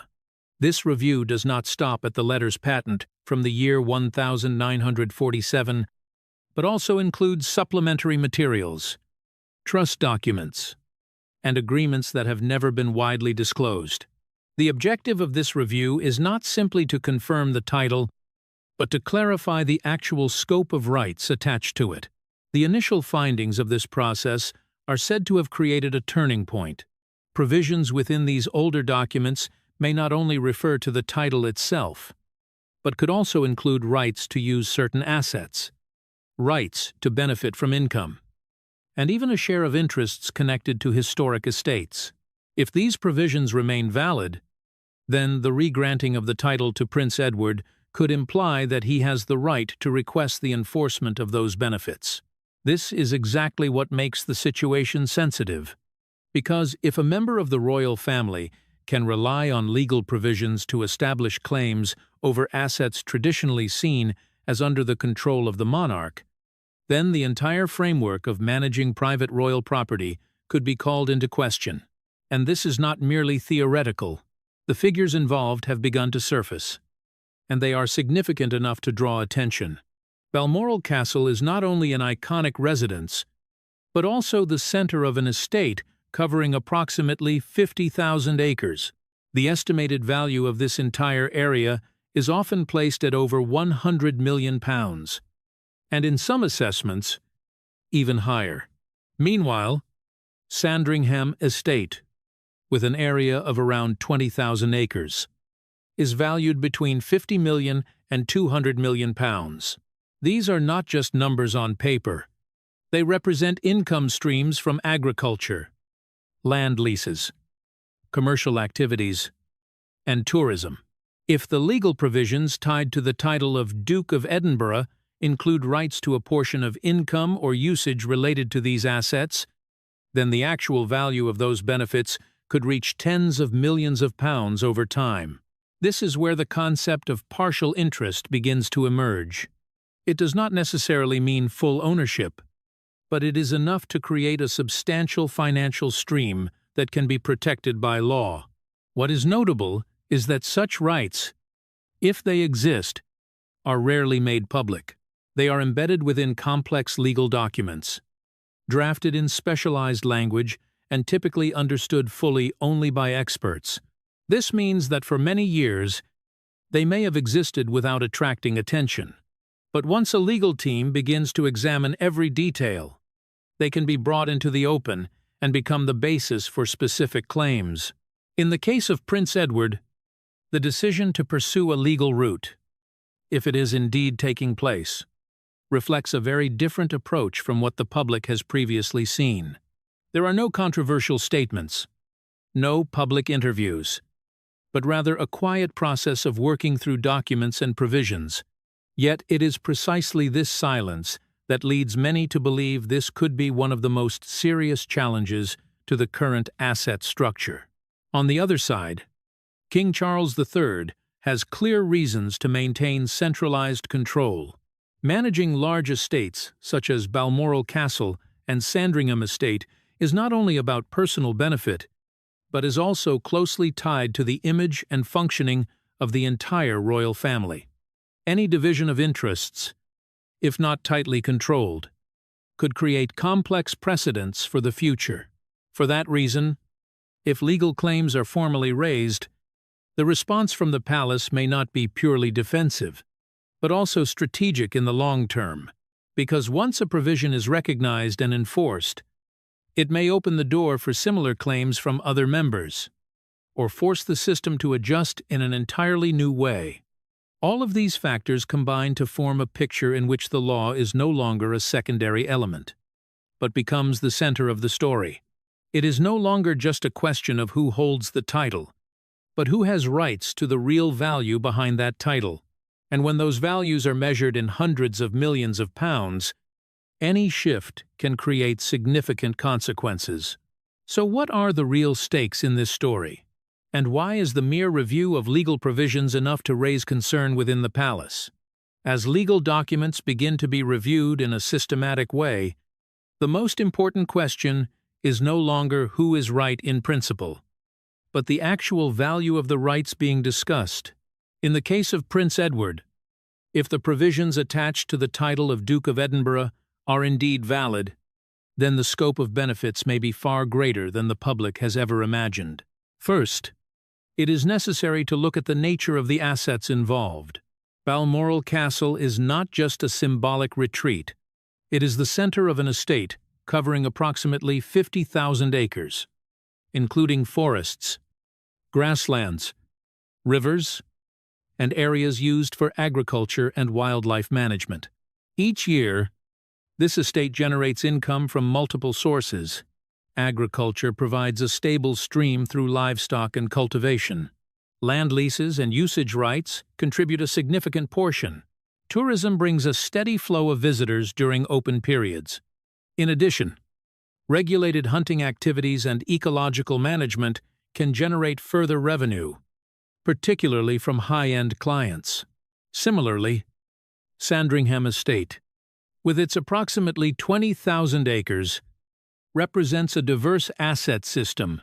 It is not only a private residence of the monarch, but also an economic complex with multiple revenue-generating activities. Large-scale agriculture, renewable energy projects, property rentals, and visitor programs all contribute to a substantial income stream over time. Importantly, these revenues are not fixed figures. They fluctuate based on market conditions, management strategy, and demand in each period, but overall remain at a high level. In that context, if legal provisions allow Prince Edward to claim a share of income or certain usage rights, then the true value does not lie in a single figure. It lies in a long-term financial stream that could extend over many years, even decades. This is exactly why the concept of partial interest becomes so significant. Full ownership is not required. Even a defined percentage of income is enough to create a very large financial value over time. Another factor that needs to be considered is the right of use.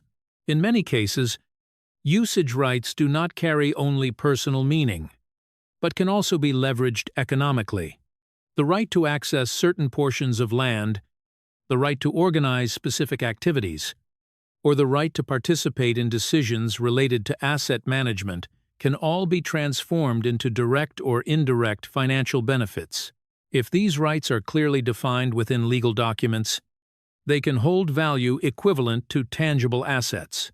What is notable is that this entire situation does not involve a dispute over the throne or position within the line of succession. Prince Edward is not making claims about political power or representational roles. The focus lies entirely on rights defined by property law and binding provisions that have existed for decades. This makes the argument more difficult to dismiss, because it is not based on emotion or personal opinion, but on specific legal principles. When these elements are combined, the financial picture becomes clearer. The value of Balmoral Castle alone has been estimated at over £100 million. Sandringham Estate ranges between £50 million and £200 million, depending on the valuation method. When adding the annual income streams from agriculture, tourism, leasing, and other activities, the total economic value involved may far exceed the initial estimates. In a scenario where Prince Edward rights are partially recognized, the total value he could access or benefit from over time could reach hundreds of millions of pounds. This is not an exaggerated figure, but the result of accumulating asset value and long-term income streams. In some assessments, this figure is even considered larger than the financial scale of certain royal charitable foundations, which are typically viewed as well-resourced entities. It is precisely this scale that transforms the situation from a simple internal matter into something far more significant. When asset values reach this level, any adjustment in rights can create ripple effects. It may influence asset management strategies, investment decisions, and even how the royal family defines its role in the future. More importantly, it could establish a precedent. If one member can rely on legal provisions to assert rights, then similar cases may arise in the future. From this perspective, evaluating the real stakes goes beyond monetary figures. It also concerns who has the authority to participate in shaping the royal asset system, and when that authority is grounded in law, it carries weight far beyond traditional agreements. All of these factors lead to an unavoidable question. When information about these potential rights is formally compiled and presented, how will Buckingham Palace respond? When the first indications of Prince Edward legal review began to circulate internally, the response from Buckingham Palace was not a public statement or a clear denial. Instead, it was almost complete silence.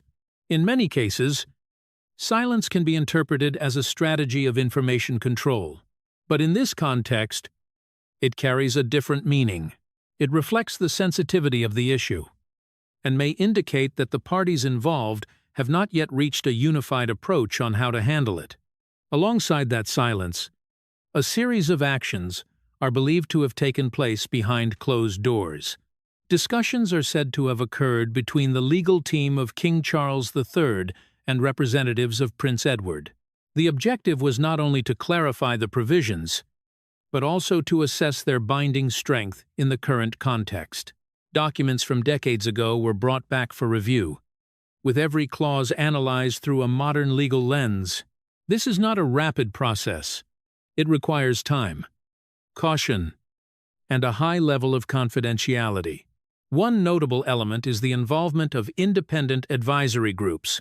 When an issue has the potential to set a precedent, relying solely on internal advisors may not be sufficient. Seeking opinions from external experts is therefore understandable. This indicates the seriousness of the situation. When multiple layers of legal evaluation are required, it suggests that no one wants to make a rushed decision that could lead to long-term consequences. At the same time, signs regarding the personal relationship between King Charles III and Prince Edward have begun to attract attention. In the past, Edward was often seen as one of the most stable and least confrontational figures in relation to Charles. However, in the current context, their interactions are believed to have become more cautious. There are no public statements of disagreement, but there are also no clear signals of complete alignment as before. This can be explained by the nature of the issue. When a dispute involves asset rights, it is difficult to separate it entirely from personal factors. Even if both sides attempt to maintain professionalism, facing legal claims from within the family inevitably creates pressure.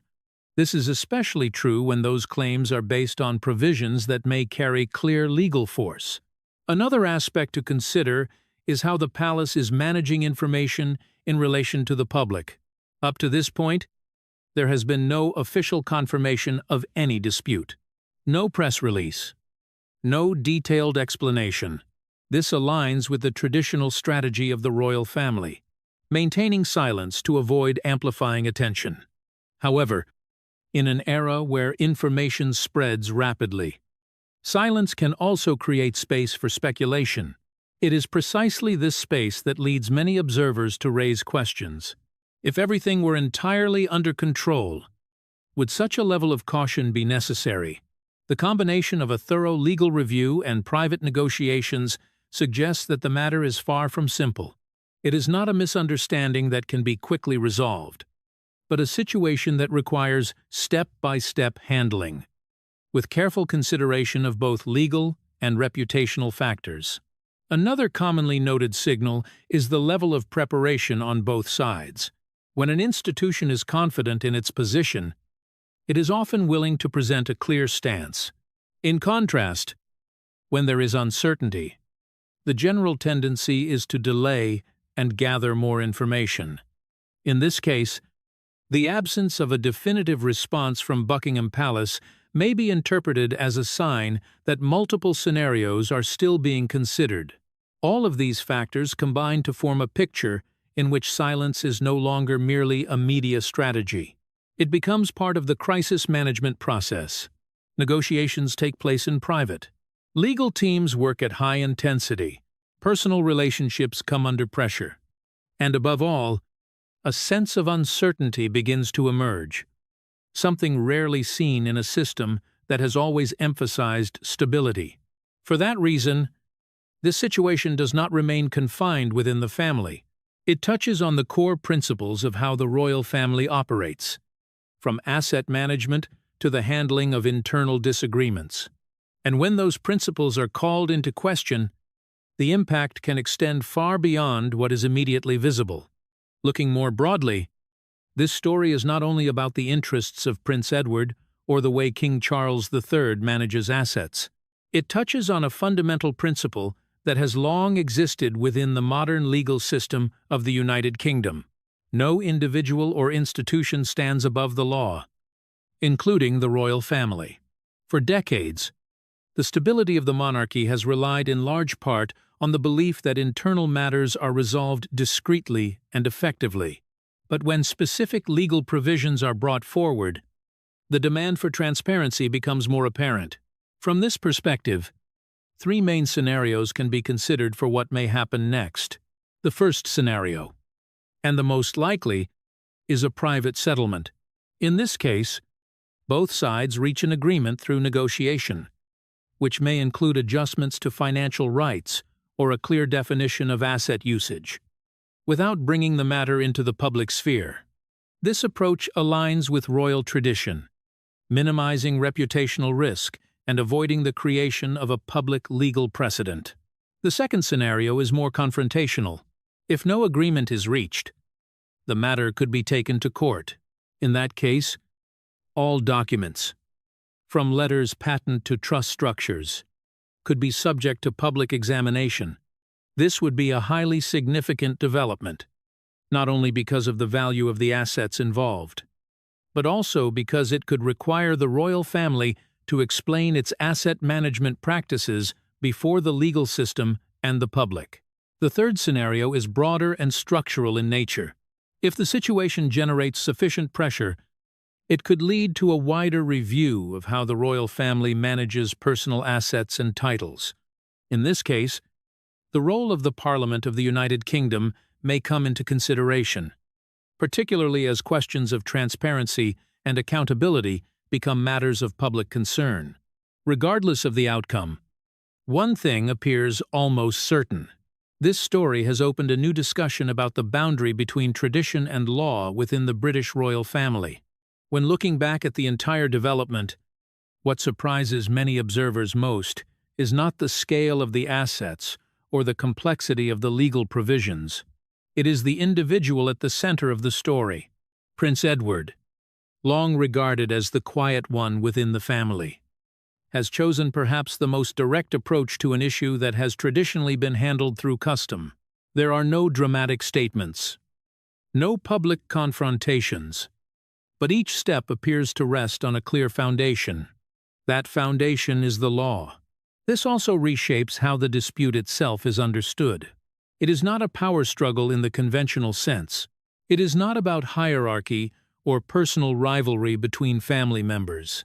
The real focus lies on a simple yet powerful question. Do long-standing assumptions still hold when examined under legal scrutiny? And once the law is applied, those assumptions may no longer be sufficient to maintain balance. On the other side, King Charles III represents not only himself, but a system that has existed for generations.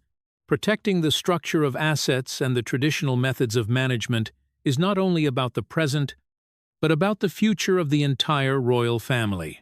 For that reason, any adjustment, even a small one, must be considered carefully, and that is why the response from Buckingham Palace has been so cautious. But regardless of the final outcome, this story has already left a clear mark. It shows that even within a system that appears to be the most stable, there are always points that can be challenged. And when that happens, it is not emotion or tradition that will decide the outcome, but what is written in legal documents. The British royal family has overcome many crises in the past. From personal scandals to major social changes, it has always found ways to adapt and maintain its position. But this time, the challenge does not come from the outside. It comes from the very principles within. And it can be summed up in a simple phrase: not quite. If you find this story thought-provoking, share your opinion. Do you support Edward or Charles? Comment number 1 or number 2 as asked at the beginning, and explain your reason. Press like if you find this content worth your attention. Share it so others can join the discussion.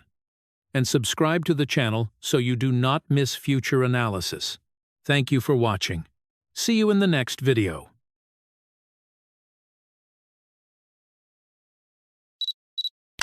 Begin with a detail that many insiders have never dared to say out loud.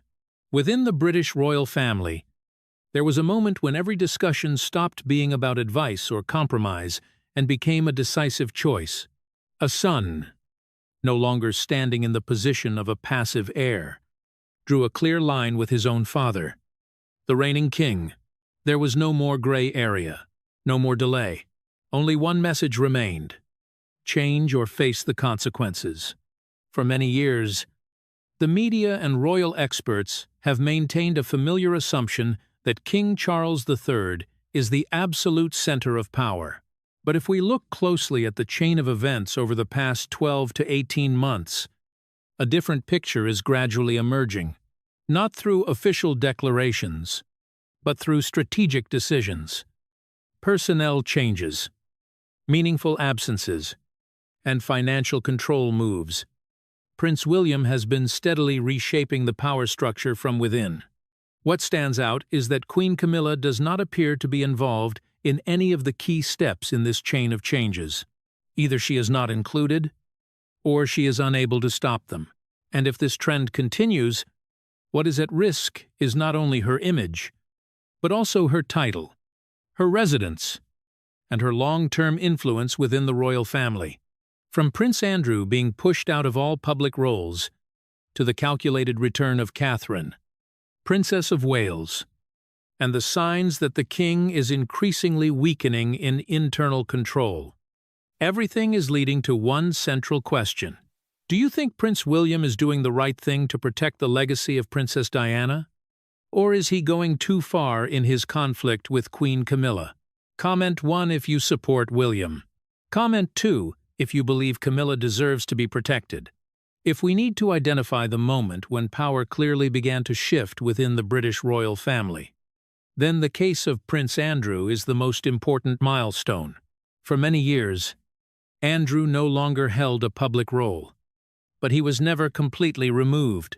He still existed within the system as a royal family member, still retained certain symbolic titles, and more importantly, was still protected to some extent by King Charles III himself. That created a prolonged gray zone where the issue was never fully resolved. The change began to appear around the end of the year 2025. According to sources close to the inner circle, a pivotal exchange took place between Prince William and the king. There was no official record, no public confirmation, but the content has been summarized by many experts into a short and firm message. Either Andrew would be completely stripped of his remaining privileges, or the reputational risk to the monarchy would continue to escalate and directly affect the future of succession. What drew the attention of observers was not only the content of that message, but the way it was implemented immediately afterward. In the past, whenever Andrew became the focus of criticism, the palace response tended to be delayed. Decisions were broken into smaller parts, handled step by step, to reduce public pressure without creating excessive internal conflict. But this time, the approach was entirely different. The changes came faster, more coordinated, and showed little sign of compromise. Andrew was not only kept out of public activities, but also gradually lost the last remaining signs of internal status. Ceremonial privileges that had previously been retained as a form of compromise began to disappear. This indicates a shift in how image risk is evaluated. There is no longer a distinction between public role and internal position. Once considered a liability, removal becomes comprehensive. One of the clearest symbolic signs was the removal of Andrew Banner at St. George Chapel. For many, this might seem like a minor ceremonial detail, but within the royal system of honors, it carries deep meaning. These banners represent a position within long-standing orders of chivalry. Being taken down means being removed from a structure tied to tradition and prestige, a form of action usually reserved for serious breaches of honor. The question then is who drove this move? In principle, every major change requires the approval of the king. However, based on the timing and the manner of execution, many analysts believe that the influence of Prince William played a decisive role. He does not need to appear before the media to declare his position. Instead, he uses internal channels, shapes strategic priorities, and creates enough pressure to force the system to adjust in the direction he wants. What matters is that the handling of Andrew does not stop at one individual. It sends a clear message to the entire system. For many years, the royal family has been criticized for lacking decisiveness in dealing with reputation-related crises. By completely removing Andrew operational space, Prince William is setting a new standard. There is no longer a safe zone for figures who pose a risk, regardless of their position or bloodline. The difference between the two generations has also become clearer than ever. King Charles III, with decades of experience within the system, tends to maintain balance and avoid changes that could cause major disruption. Meanwhile, Prince William prioritizes transparency and image effectiveness. For him, prolonging an issue like Andrew is not just a burden, but a direct threat to the legitimacy of the monarchy in a context where the public increasingly demands clarity. Another factor to consider is the internal reaction after these decisions. There are no signs of a public dispute. There are no major leaks indicating strong opposition from other members. This suggests two possibilities. Either consensus was built before the actions were taken, or the level of internal information control has been significantly tightened. In either case, the central role of William in this process is difficult to deny. When all the signals are put together, it becomes clear that the removal of Andrew is not a single decision. It is the result of a calculated strategy, executed in a short period of time with high precision. The objective is not only to resolve a lingering issue, but also to redefine how the royal family responds to crises and protects its image in the long term. More importantly, Andrew was only the beginning. He was a case on the edge of power, where handling him created less internal political risk. But the way he was handled revealed the method that Prince William was prepared to apply to larger targets. But William did not stop at Andrew. After removing a clear weakness, he began to expand his scope of control. And this time, the target was no longer outside the center of power. It began to reach directly into the sphere of influence of Queen Camilla. If the case of Prince Andrew showed how Prince William handled a weakness at the edge of the system, then what followed demonstrated a far more decisive move. This time, the signals were no longer tied to isolated figures. but pointed directly toward the area of influence surrounding Queen Camilla. What is notable is that none of these changes were announced as major decisions, but instead appeared scattered across financial reports, personnel adjustments, and internal requirements. The first clear sign emerged in the case of Annabel Elliot, Camilla's sister. For nearly 2 decades, she had been known to maintain a stable financial connection with the Duchy of Cornwall, particularly in projects related to interior design and property renovation. This was not a public role, but it represented a significant source of income and a position of influence within the royal logistical network. However, in the most recent financial report of the Duchy of Cornwall, covering the period from the year 2023 to the year 2024, an unusual detail appeared. The payment associated with Annabel Elliot, which had been recorded consistently for many years, suddenly disappeared. There was no official announcement, no accompanying explanation. There was simply a zero in a place that had once recorded hundreds of thousands of pounds each year. To outsiders, this might seem like a minor accounting change, but for those who closely follow the financial structure of the monarchy, it was a clear signal. Cutting off a payment stream that had existed for more than 20 years cannot be a purely technical decision. It reflects a shift in how benefits are allocated and, more importantly, in how the system determines who is allowed to maintain economic influence within it. The role of Prince William in this case becomes especially significant after he formally took control of the Duchy of Cornwall when King Charles III ascended the throne. The duchy is not just an asset fund. It is the most important independent financial source of the heir to the throne. And controlling it means controlling a large portion of internal financial flows. When the payment to Annabel Elliot disappeared, many analysts saw it not simply as a financial decision, but as a strategic move to restructure the network of influence surrounding Camilla. If this signal could still be explained in technical terms, then what happened early in the year 2026 was far more direct. According to royal sources, Queen Camilla faced a clear requirement regarding her relationship with Sarah Ferguson. In a context where Sarah Ferguson's past connections continued to draw scrutiny, especially controversies linked to figures such as Jeffrey Epstein, pressure on the monarchy image once again increased. The requirement was not presented as a recommendation. It was described as a condition. Either Camilla would create a clear distance from Sarah Ferguson, or certain mechanisms of image protection and internal support available to her would be reconsidered.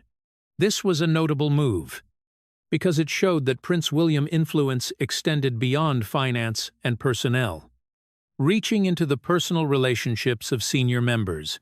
This marked an important shift in internal operations. In the past, personal relationships were considered sensitive areas, rarely subject to direct intervention unless they triggered major crises. But in the current context, the standard appears to have changed. Any connection that carries a risk to the overall image can become subject to adjustment. Alongside these personal and financial moves, a broader trend also began to emerge. It is the idea of a streamlined monarchy, similar to the model applied in Denmark. In recent years, the Danish royal family has reduced the number of members holding the titles of prince and princess, aiming to concentrate resources and reduce public image pressure. According to many observers, Prince William is considering a similar direction.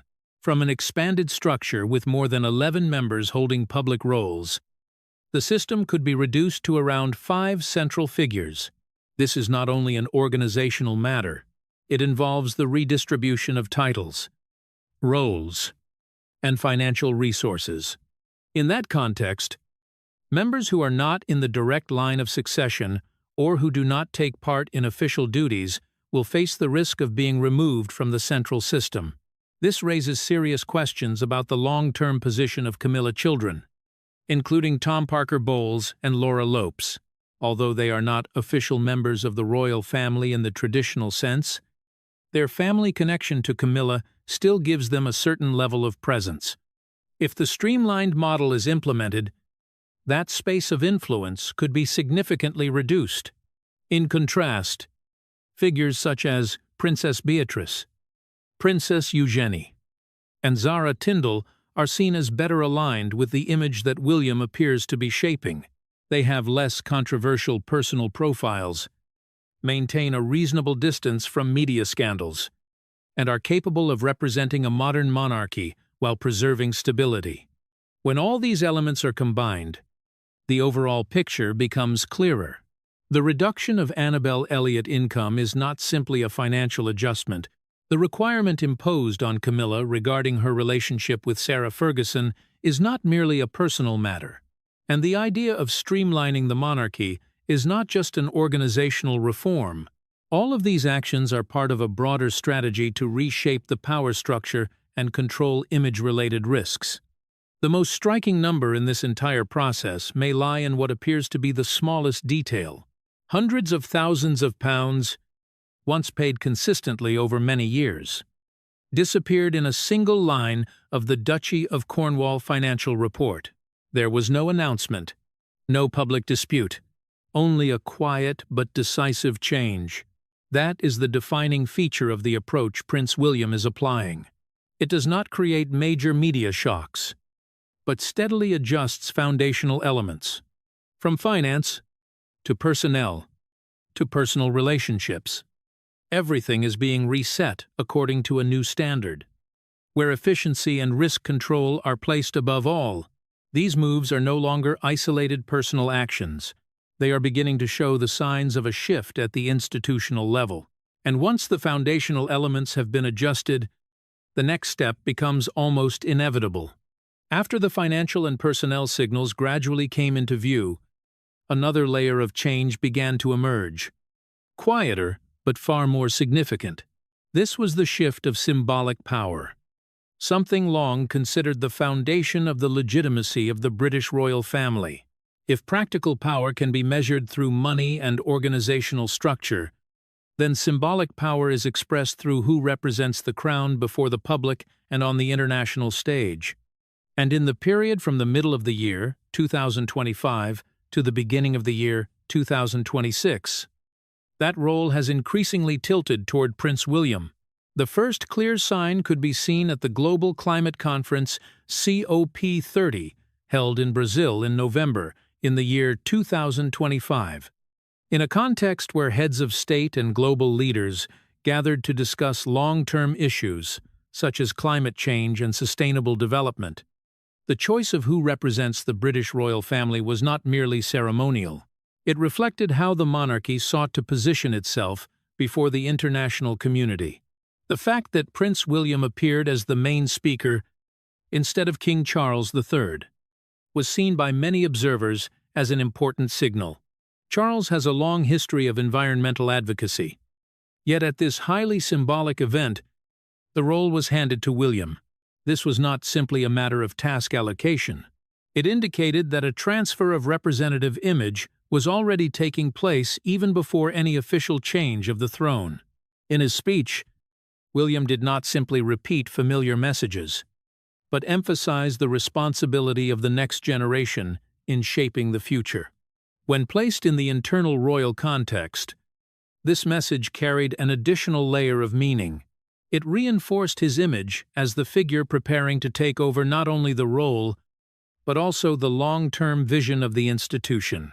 If the signal at COP30 showed a transition on the international stage, then another decision in July in the year 2025 reflected how William was establishing a domestic foundation of power. This was the signing of a long-term lease for Forest Lodge, extending until the year 2045. This is not a property with the same symbolic weight as the main palaces, but its location and the duration of the lease carry strategic importance. A lease lasting 20 years within the royal context is a clear statement of stability and long-term control. It creates an independent operational base that does not rely entirely on traditional spaces such as Clarence House, which is closely associated with Queen Camilla. This allows William to build his own center of operations, where he can shape his team. Strategy. and public image without being bound by older structures. The number that draws attention here is not only the timeline extending to the year 2045, it also raises a question about the future of other spaces within the system. If William has established his own long-term base, then how will the roles of locations tied to the previous generation evolve? And in a scenario of power transition, who will continue to control those spaces? Another signal, more systemic in nature, appeared in the spring of the year 2026 when the royal warrants began to shift.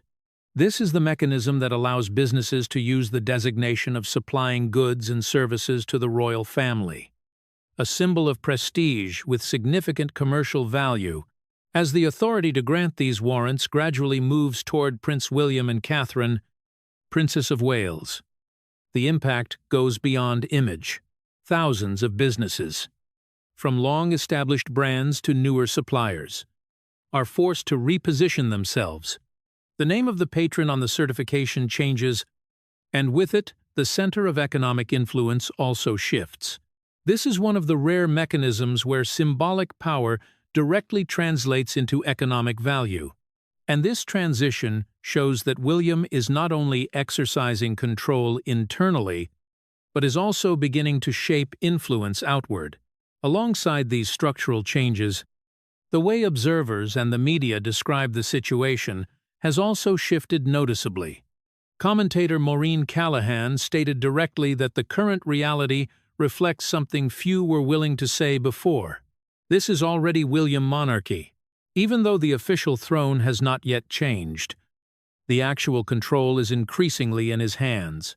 This assessment is not based on a single event, but on the accumulation of multiple signals, from international representation to asset control to economic influence and media framing. Everything points in a consistent direction.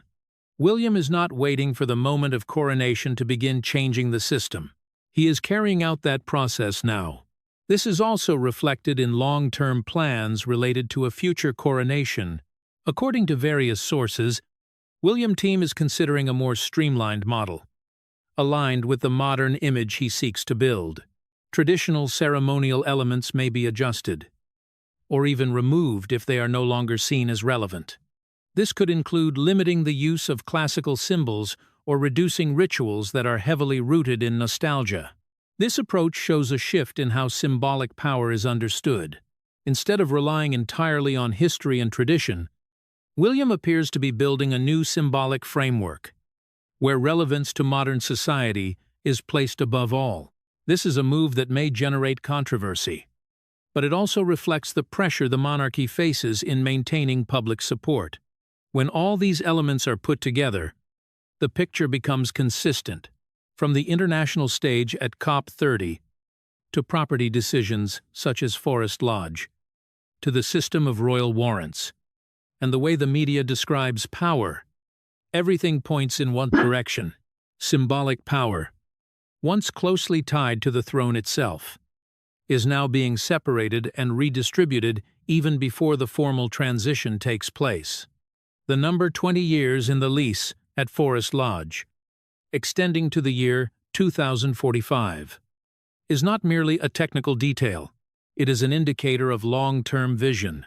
It shows that William is preparing for a phase in which he will not only inherit the system, but also control how that system operates for decades to come. As institutional power has gradually been consolidated through finance, personnel, and symbolism, the remaining question is no longer about who holds power. It is about how that power will be used, and what conflicts will emerge as personal interests begin to be directly affected. Institutional power has increasingly moved into the hands of Prince William, but behind these seemingly systemic changes, another layer of tension is quietly building. The real drama may not lie in official decisions, but in personal conflicts that have never been fully resolved. As financial, personnel, and symbolic changes take shape, a deeper layer of tension begins to surface. These are no longer system adjustments, but personal conflicts deeply tied to the history of the British royal family. At the center of this tension, three figures become critical: Catherine, Princess of Wales; Queen Camilla; and King Charles III. The first sign appeared with the return of Catherine after her period of medical treatment in the year 2025.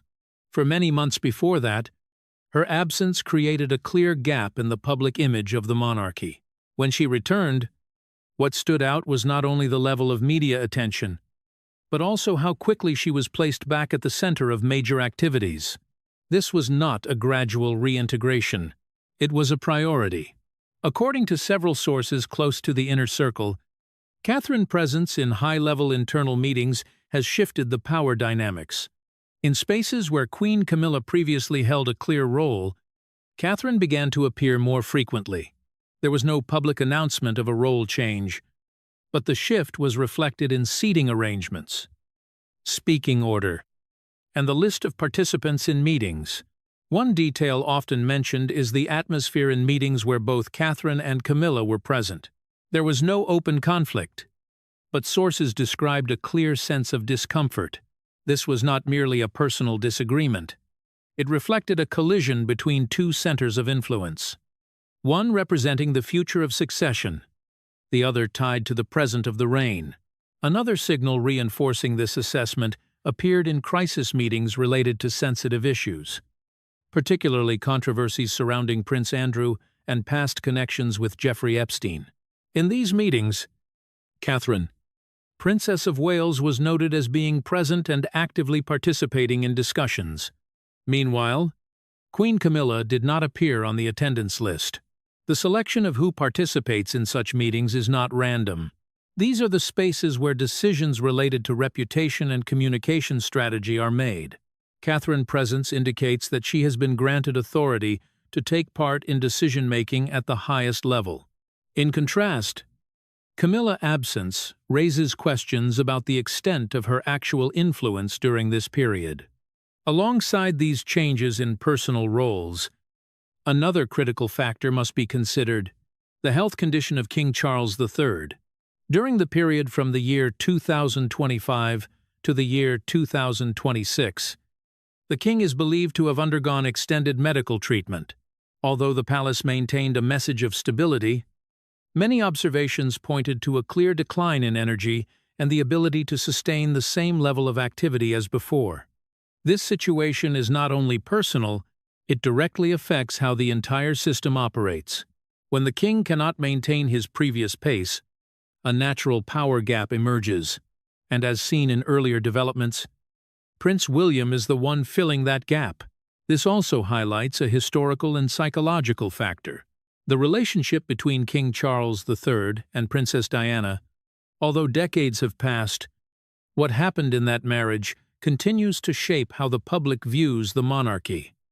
And more importantly, how family members understand their responsibilities. Many analysts believe that a sense of responsibility, even guilt, still influences Charles' decisions. Meanwhile, for Prince William, the story of his mother is not simply the past. It has become part of how he defines his role. Protecting Diana's legacy is not only personal, but also a strategy to reinforce legitimacy in the eyes of the public. In that context, changes related to Camilla take on an additional layer of meaning. She is not only the king's wife, she is also part of a complex historical narrative that William appears to be redefining. This makes every decision related to her role more sensitive. However, the most decisive factor may not lie in personal relationships or strategic decisions. It lies in the legal structure of the system itself. Under current rules, many of Queen Camilla's benefits are directly tied to the position of King Charles III. This means that when the status of the king changes, the entire structure of benefits surrounding her will change accordingly. In a transition scenario, Camilla may retain a ceremonial title, but core elements such as official residence, financial resources from entities like the Duchy of Cornwall, or the authority to grant royal warrants will no longer be in her hands. These elements will automatically pass to the heir, namely Prince William and Catherine, Princess of Wales. One notable detail is that residences associated with the current reign, such as Clarence House, may be reassigned depending on the decision of the heir. This means that Camilla's position within the spatial structure is also not guaranteed in the long term. Without the need for confrontational decisions, the legal framework itself creates a transition process in which power and privileges are redistributed almost automatically. The most striking figure lies in the very moment of transition. As soon as the status of the king changes, a series of benefits will end or be redirected without any direct action from Prince William. This creates a unique situation. Power is not only gained through strategy, but also reinforced by the legal structure itself.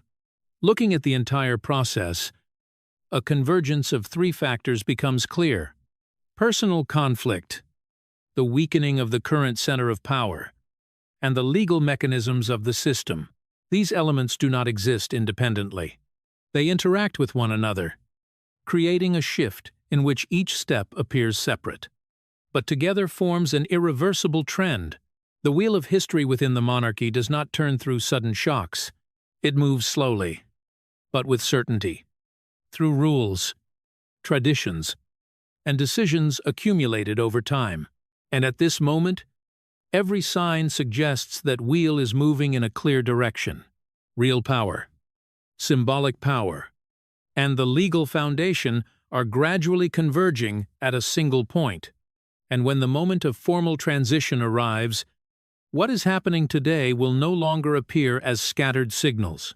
It will become the foundation of a new order, where the role of each individual has already been defined in advance. Looking back at everything that has taken place over the past 12 to 18 months, the picture is no longer a set of isolated events.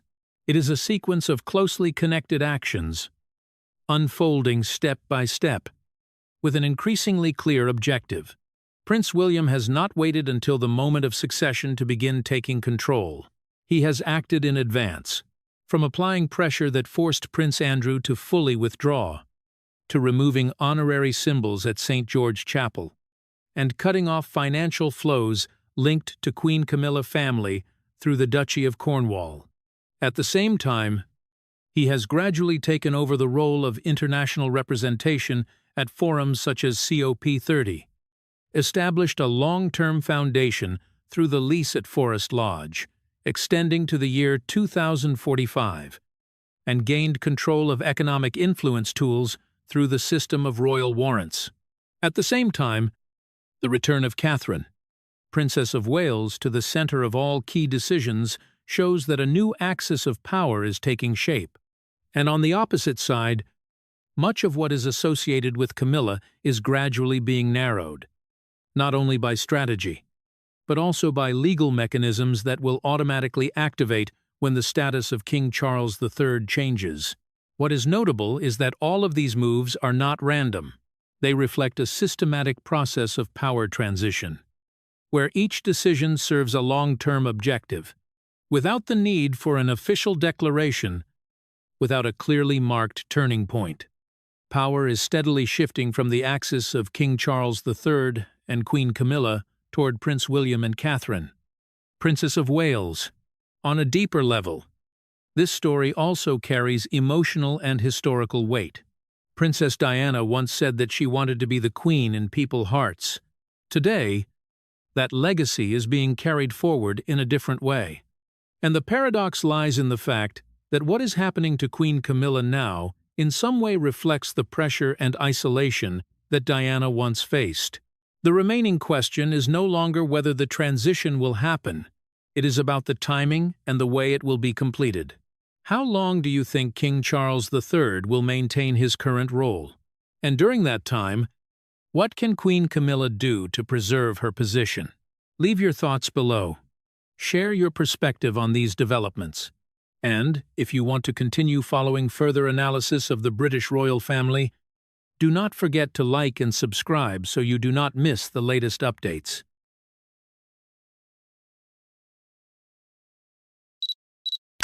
In recent days, the British royal family has been engulfed in a shockwave so severe that no advisor dares mention it. Outside the sealed-door meetings inside Buckingham Palace, Prince William has suddenly become the target of a series of mysterious, calculated, and chilling threats. An unidentified man has breached the prince's private vehicle area. Not once, not twice, but 3 times, leaving behind coercive documents, each drop more disturbing than the last, as though someone in the shadows is slowly pulling William into a dark, inescapable design. The incident has forced the royal household's internal security to call an emergency meeting, combing through every corner of the palace and quietly deploying a covert plan to track down the mastermind behind these vicious threats aimed at William. And from that very moment, the first layers of a much larger conspiracy began to peel back, signaling that what is unfolding may run far deeper than anyone first imagined. Could these threats be the work of an unseen hand, manipulating events from behind the scenes? What is the true motive? And more importantly, what exactly did the intruder place inside William's car that he was willing to risk his own life to deliver? London awoke to a morning shrouded in a heavy autumn mist. But it wasn't the early chill that weighed on the city. It was the sudden explosive news cascading across every major media outlet. From long-established British newspapers to global political commentary networks, all were broadcasting the same earth-shattering message. According to consolidated internal security reports, Prince William's private car was breached 3 times. He is now the target of a series of severe security threats. Within hours, the story had raced through the nation like lightning, sparking a wave of public anxiety unseen since the Megxit crisis years earlier. The word intruder flooded headlines across the country. But what left the public breathless was the number that accompanied it. 3 breaches. 3 incidents in a single week. Royal correspondence revealed that all 3 intrusions occurred in the exact same location, Prince William's private parking area, long described as impenetrable. Yet somehow, as if slipping through invisible cracks, this unknown man approached William's vehicle 3 separate times, quietly placing documents filled with veiled, coercive messages, then vanishing before any guard detected him. Buckingham Palace declined to comment, issuing only a vague statement about reviewing enhanced security measures. But in deeper analysis, many experts raised the same unsettling question. Was this a random sequence of rogue acts, or the deliberate execution of a coordinated operation? Sky News quoted a former royal security advisor who insisted the intruder's method does not resemble the behavior of a typical stalker, but rather that of someone who understood the palace's internal protection layout. The documents left behind, though their contents remain undisclosed, were described as containing direct threats, almost as if the mysterious figure was sending messages straight into the heart of the Prince of Wales. But what truly chilled the nation was the manner in which those documents appeared. 3 breaches, 3 perfect close-range entries, 3 escapes without a trace. As the media intensified its round-the-clock coverage, one question dominated: how could an unidentified man slip into William's private parking zone, an area more tightly guarded than many government facilities? Did he have a key? Did he have an insider? Or was someone with significant power opening every door for him? The deeper investigators dug, the stranger the mystery became. No one could believe a lone outsider would dare return 3 times without leaving even a fragment of evidence. Political commentators began to offer a chilling theory. The intruder is just a pawn. There must be a larger shadow directing everything. While the press hunted for clues, behind the ancient stone walls of Buckingham Palace, an oppressive silence lingered. Prince William proceeded with his schedule as if nothing had happened. No cancelled meetings, no avoidance of the media, no visible increase in security. His calmness only heightened Britain's curiosity and unease. It was becoming clear this was no ordinary breach, no prank, no impulsive act. It felt like a silent declaration of war, precise, deliberate, and aimed directly at the heir to the British throne. And now the nation and the world wait, uneasy and on edge, for the answers to the questions echoing through every newsroom. What does this mysterious figure want? Who is protecting him? And why has Prince William become the target of a calculated, deliberate threat campaign? Before the world learned about the chain of threats that would later shake the royal family, we must trace everything back to the very first step, the night when the earliest sign of something abnormal appeared in the silence. On the night of November 15th, London was wrapped in its familiar damp chill, the sky draped in a thick blanket of clouds, like a gray curtain suspended above the city. Inside the palace, the large clock struck 10 p.m. Its deep, dry chime echoing down long corridors where the warm yellow lights had already been dimmed in preparation for another quiet night in the British royal household. Prince William had just finished an exhausting day of work. Meetings, reports, briefings, and engagements followed one after another from morning until evening, all centered around familiar themes: security, public welfare, and the royal family's standing in the eyes of the nation.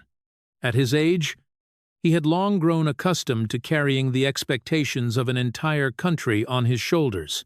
But tonight, as he walked down the silent hallway toward his private living quarters, he felt an unusual heaviness settling across his back.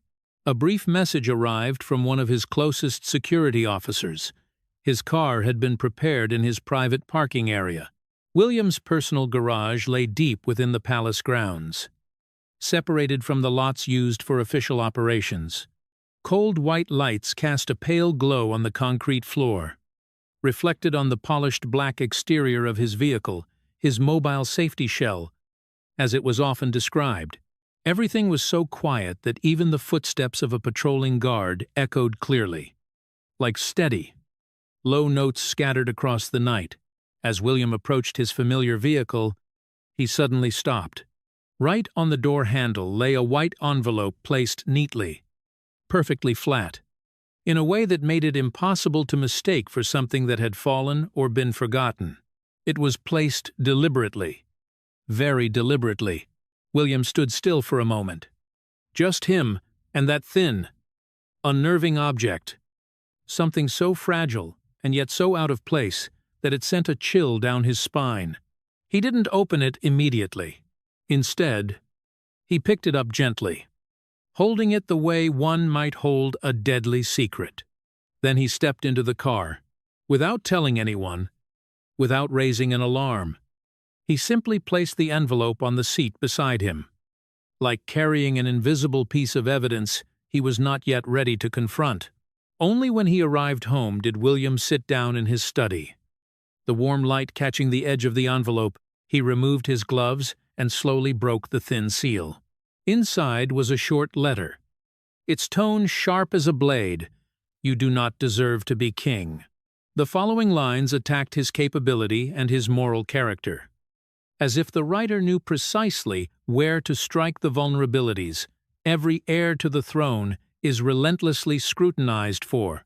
Attached to the letter were doctored photographs, warped angles, distorted lighting, expressions cropped in ways that made William appear cold, distant, insincere, the exact opposite of the disciplined seriousness he always tried to uphold. At the bottom of the letter, a single bold sentence stood out like a command: "Abandon the throne before it's too late." William set the letter down. Not angry, not shaken, just a quiet heaviness spreading through his chest like the sudden rush of strange wind that appears before a coming storm. This threat was too direct, too intentional to be dismissed as a cruel prank. A hesitant, indecisive man, living off the fading glory of his family. A manufactured image masking inner weakness that is not the portrait of a king. There were no citations, no arguments, just verbal blades slashing exactly where he had always been judged the most: his role as the future monarch. He picked up the photographs and examined them carefully. They were familiar images. Events he had attended years ago. In the pictures, he was smiling, speaking, walking under the burst of camera flashes, like every other royal. But something was wrong. The angles had been cropped unnaturally.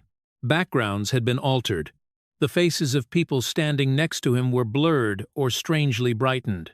Some photos were trimmed so tightly they made it appear as though he was intentionally turning his back to the crowd, as if he were cold, distant, dismissive of the public, exactly the kind of narrative tabloids often tried to construct.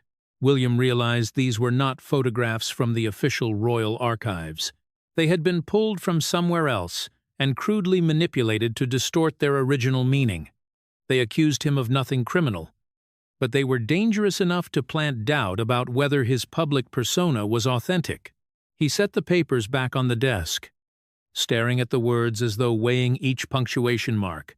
He was used to criticism, used to harsh commentary, used to waves of speculation online. But this time, something was unmistakably different. Instead of attacking him through newspapers or rumors, someone had slipped this directly into his private vehicle. Still, true to his steady, principled nature, William refused to allow a faceless envelope to unsettle him. To him, this was an act of cowardice not worth another moment of his attention. He folded the letter, placed it aside on the desk, and stood up, deciding not to waste any more energy on an anonymous figure lacking legitimacy or courage. Then he switched off the lights, left his study, and went to bed as though nothing had happened. November 17th settled over Buckingham Palace with a stillness so heavy that every footstep echoing through its long corridors sounded like a distant call from another world. William had just finished his schedule for the day and made his way down to his private garage, just as he always did. He kept the same composed demeanor he had displayed after receiving the anonymous envelope. Calm, measured, revealing neither fear nor suspicion. But tonight, as he stepped into the garage, something different caught his eye the moment he looked toward the roof of his car. A thick, dark brown folder, and on its cover, a single bold line written in heavy black ink. Pressed so firmly into the page, it looked almost carved. "You must read this time." The intruder wanted William to see it, wanted him to have no choice but to notice, wanted to push him further into a game that had already begun without his consent. William lifted the folder. He opened the car door, placed it on the passenger seat, and sat behind the wheel, closing the door quietly behind him. Back in his study, William set the folder on the desk. He drew a long breath before opening it, as though he already sensed that what lay inside would change everything, and that nothing after this moment would ever be the same again. When he opened it, the thick paper gave off a cold, stale scent, like something prepared too carefully, held too long, waiting for the perfect moment. And on the very first page, William saw an image he never imagined a stranger could have taken, him standing at the school gates with one of his children, holding a tiny blue backpack in his hand. His expression was a little tired, yet softened by the quiet tenderness reserved only for private moments of fatherhood, moments he had always believed should remain sacred, untouched by the outside world. But the photo was taken from far too close, far too clear, far too directly into his face. The realization made his heart drop for a split second. He turned to the second photo. This one captured him stepping out of his car after an evening engagement. The scene was accurate, but the angle of the shot came from a position strictly off-limits to the press. Whoever took it had been somewhere no journalist would ever be allowed. Close enough to make William feel as though someone had been reaching into his life without him ever noticing. He flipped to the third image, and this time a chill ran up his spine. It was the private hallway behind his office, the one he walked only late at night, the one that had never been seen through any media lens. Yet here it was in the hands of a stranger, photographed from just the right height to capture his footsteps. But the final images were the ones that shook him the most. His children playing in the palace grounds, the afternoon sun catching the brightness of their hair, their innocent smiles untouched by the complexities of the world beyond. These were the moments William treasured above all else. Moments he wished he could hold on to forever. And yet someone, somewhere, had been standing close enough to capture every expression, every step, every small turn of their heads. These were not just photos. They were a message without words. A sinister whisper hidden beneath the paper. I'm watching you. I'm close. Will you do what I want? A weight pressed down on William's chest, not out of fear for himself, but from the crushing dread that settled like stone when he thought of his children. A deep, quiet fury rose within him, not loud, not explosive, but tightening behind his eyes with a steady, protective force. It was the anger of a father before it was the anger of a future king. In that moment, William understood that his earlier silence and composure had been misread. It had emboldened the intruder. It had allowed him to take another step, and William would not allow a third. He turned toward the palace's internal security office. He did not call an emergency meeting. He did not issue a public alert. He simply delivered a discreet, icy command: tomorrow. I want every camera in the garage reviewed. Every hour. Every blind spot.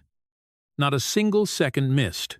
November the 18th draped Buckingham Palace in an unusual atmosphere, not the heavy silence of the previous days, but a sense that every stone wall was quietly observing, waiting for something to unfold. After 2 consecutive threats, William could no longer maintain the same calm composure. A slow, burning fury was rising inside him, the kind only understood by those who stand at the edge of danger aimed at their families. But he knew this, too. An unrestrained anger would turn him into the perfect prey, and William would never allow himself to become prey. That morning, he reviewed every camera recording from the garage. The footage was grainy, the lighting dim, but still clear enough to reveal the figure of a man wearing a dark cap, walking swiftly but without panic, stopping beside William's car, placing a letter or document on the door handle, and disappearing like a passing shadow. No face, no identity, but the man's physical frame, around 6 feet tall, broad-shouldered, walking with deliberate steps, was enough for William to understand. This wasn't someone acting impulsively. This was someone sent, someone trained, someone who knew exactly where to go and how to enter. Watching it, a cold shiver ran down his spine and then immediately turned into a sharp, burning anger. This man had been watching him, watching his family, infiltrating one of the most tightly protected areas in the United Kingdom 3 times. But what enraged him most wasn't the intruder's recklessness. It was what that man had prepared for the 3rd threat, the thing that turned a sequence of intimidation into a direct declaration of war. That evening, when William walked down to the garage, his car sat in its usual place under the white fluorescent light, but on the back seat, something small and pitch black stood out. A black velvet box. Not an envelope. Not a file. A different symbol entirely, something crafted. Deliberate. Ritualistic. As though a sinister offering had been set down with intention. He opened the box. Inside was a miniature car crushed, not slightly damaged, but completely mangled. Twisted beyond recognition, a grotesque emblem of destruction. Beneath it was a photograph of the Paris tunnel where Diana died. The smeared lights on the wall looking like wounds that had never healed in the memory of Britain. And finally, a folded note, its handwriting eerily similar to that of his mother. Princess Diana. The message was as brutal as a blade. You will die like Diana if you do not leave the royal family. In that instant, William felt anger surge through him like a breaking wave.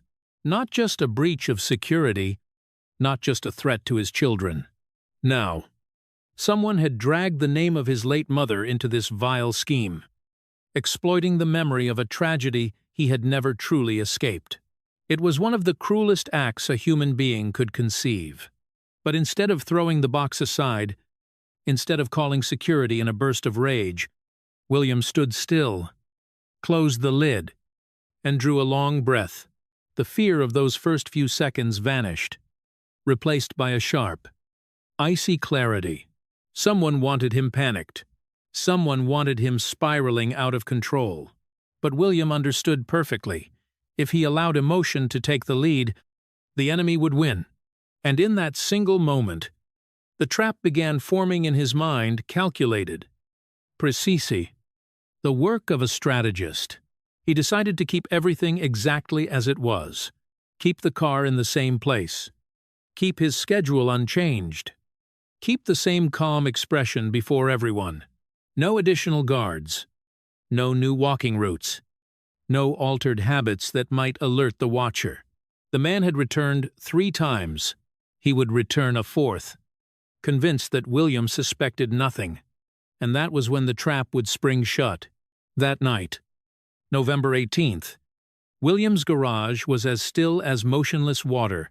His 3 most trusted security officers took position, each hidden at a different point, exactly as instructed. Don't stand near the car. Don't cast a visible shadow. Don't move until William signals.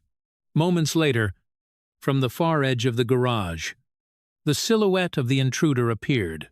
He moved quickly but confidently, every motion familiar, rehearsed, routine. He approached the car, leaned slightly forward, reaching for the door handle. Precisely the behavior William had seen on the surveillance footage.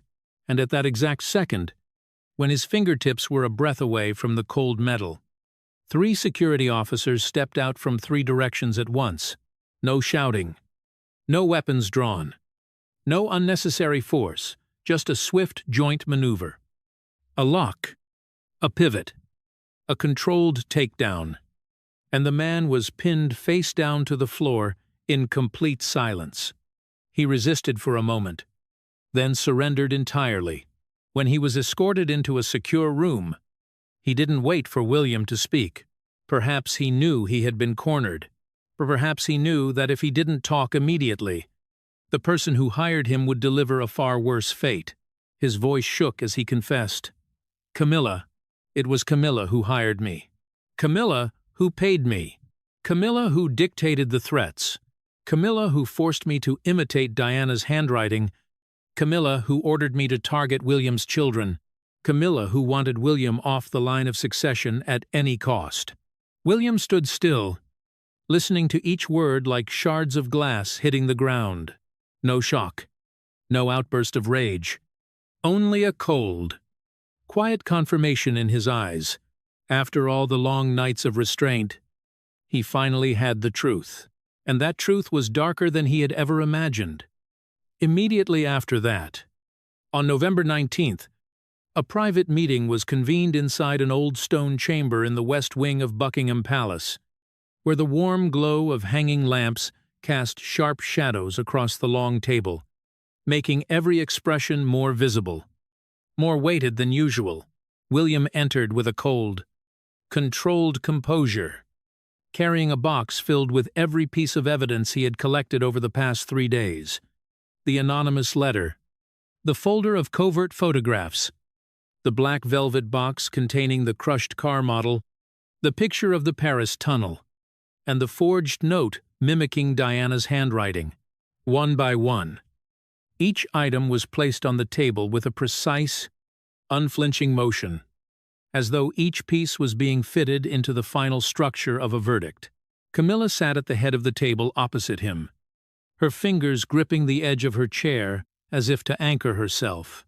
Her eyes flicked across the evidence, trying to appear indifferent, but betraying a brief, tiny flicker of panic. A flicker William caught instantly. The door opened, and the stranger, the man who had been apprehended, was brought in. No chains, no restraints, but unmistakably broken. He stood behind William, unable to lift his gaze toward Camilla. William nodded, and a guard closed the door. The room sealed itself. There was no exit for anyone now. William spoke first, his voice low and drawn out, a sound that seemed to press down on the entire chamber. What has happened over the past 3 days goes far beyond any form of intimidation. And I believe you understand exactly why I asked you to come here.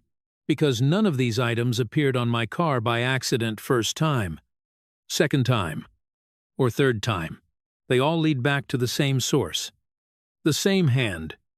And I want to hear the answer from you, not anyone else.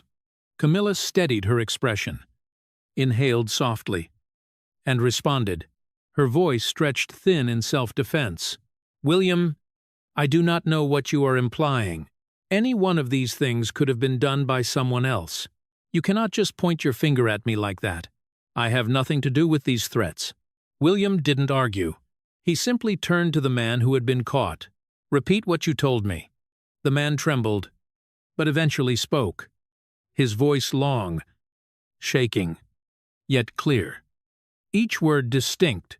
I acted under the orders of Queen Camilla, because she was the one who met me directly, who paid me, who instructed me to write the threats, who told me to watch your family every day, who told me to place the forged letter in Princess Diana's handwriting in your car, and who forced me to do everything under absolute secrecy.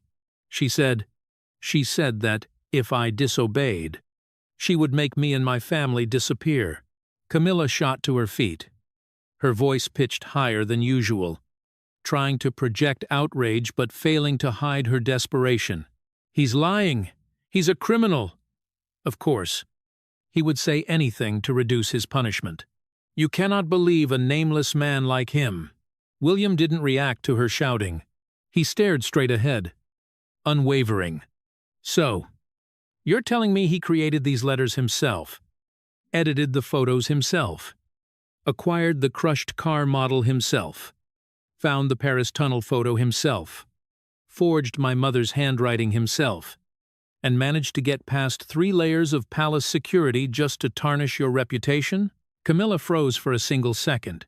Just one, but enough. A truly innocent person never needs that 1 second to think. William continued, his voice sharpening with every word. I reviewed the camera footage.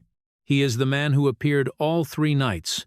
He could not have entered the garage without someone guiding him, feeding him information, giving him precise details about my schedule and my family's movements.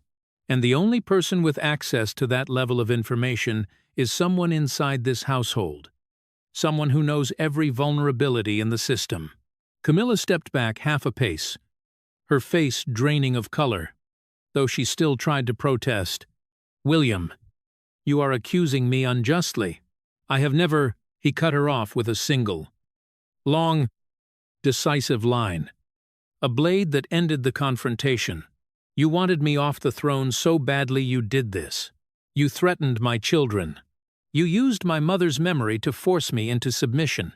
Camilla went rigid. She could no longer utter a single word, not with the evidence laid bare before her. And it was her silence, her trembling lips, the brief panic flickering through her eyes that became the clearest evidence of all. The morning of November 20th was one of the bleakest Buckingham Palace had witnessed in years.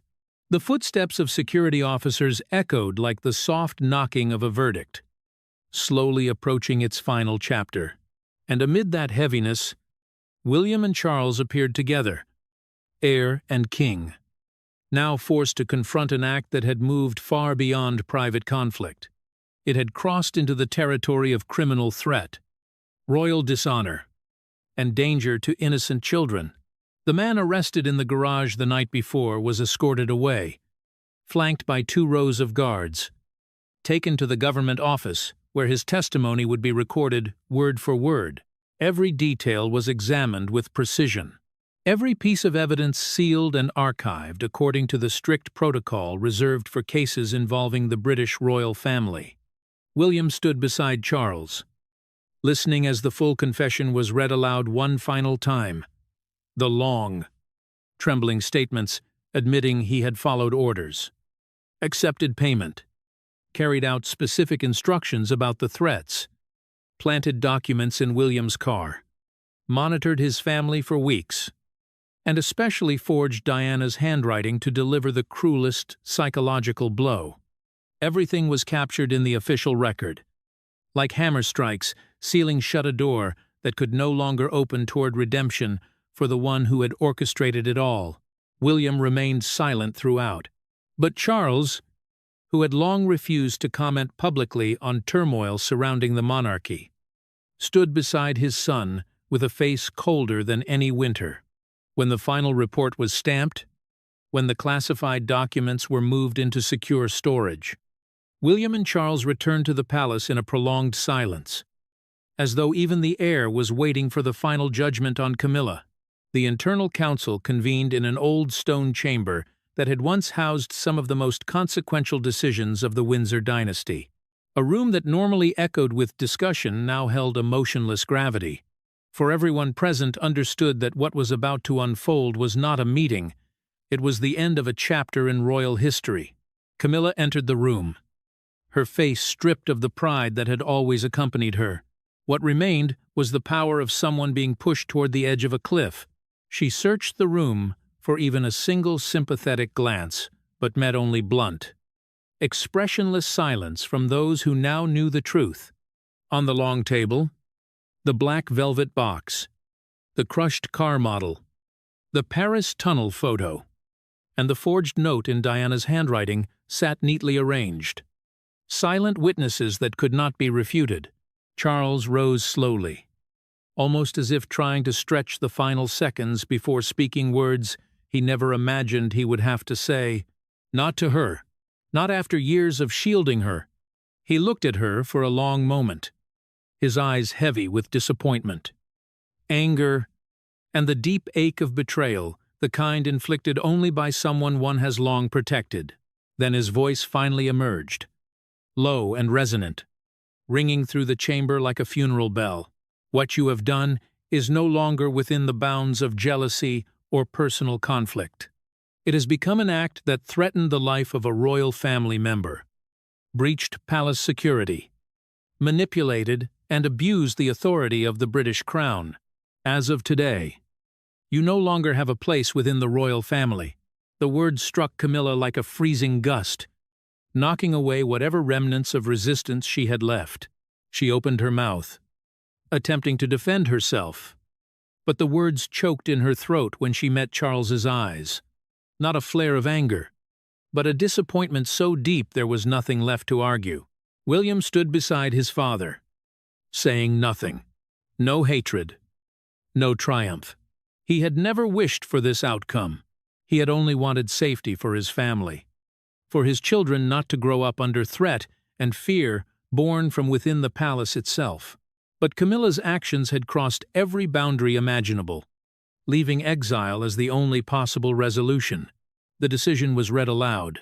Her privileges were stripped instantly.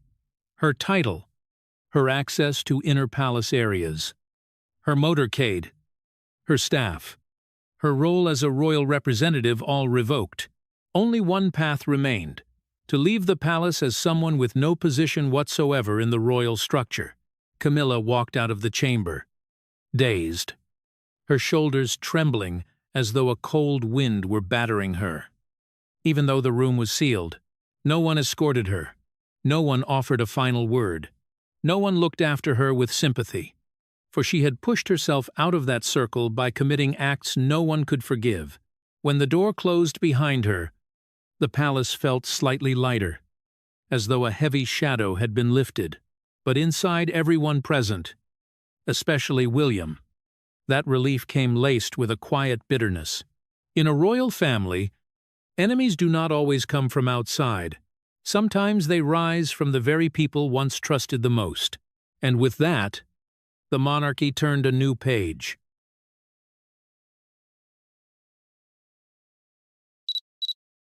They were once the most scandalous, most controversial couple, but also the most enduring duo in the history of the modern British monarchy.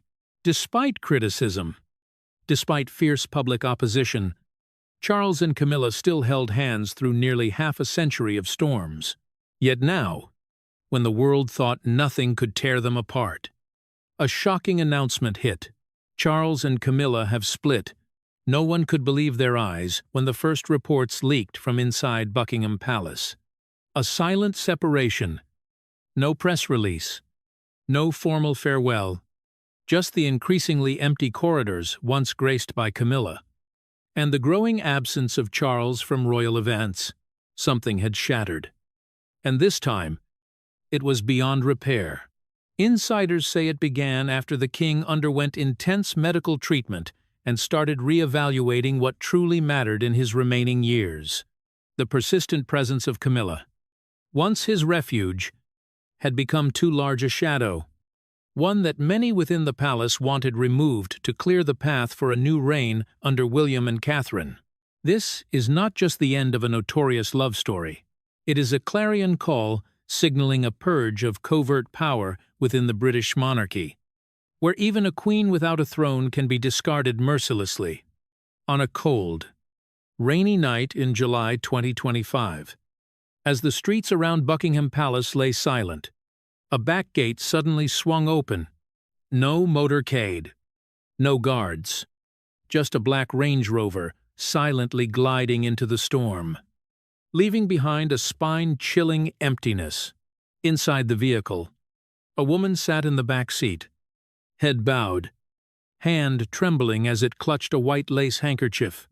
It was Camilla, the Queen of the United Kingdom, the woman who deserted her throne with no word of farewell, no official statement, and no preceding sign.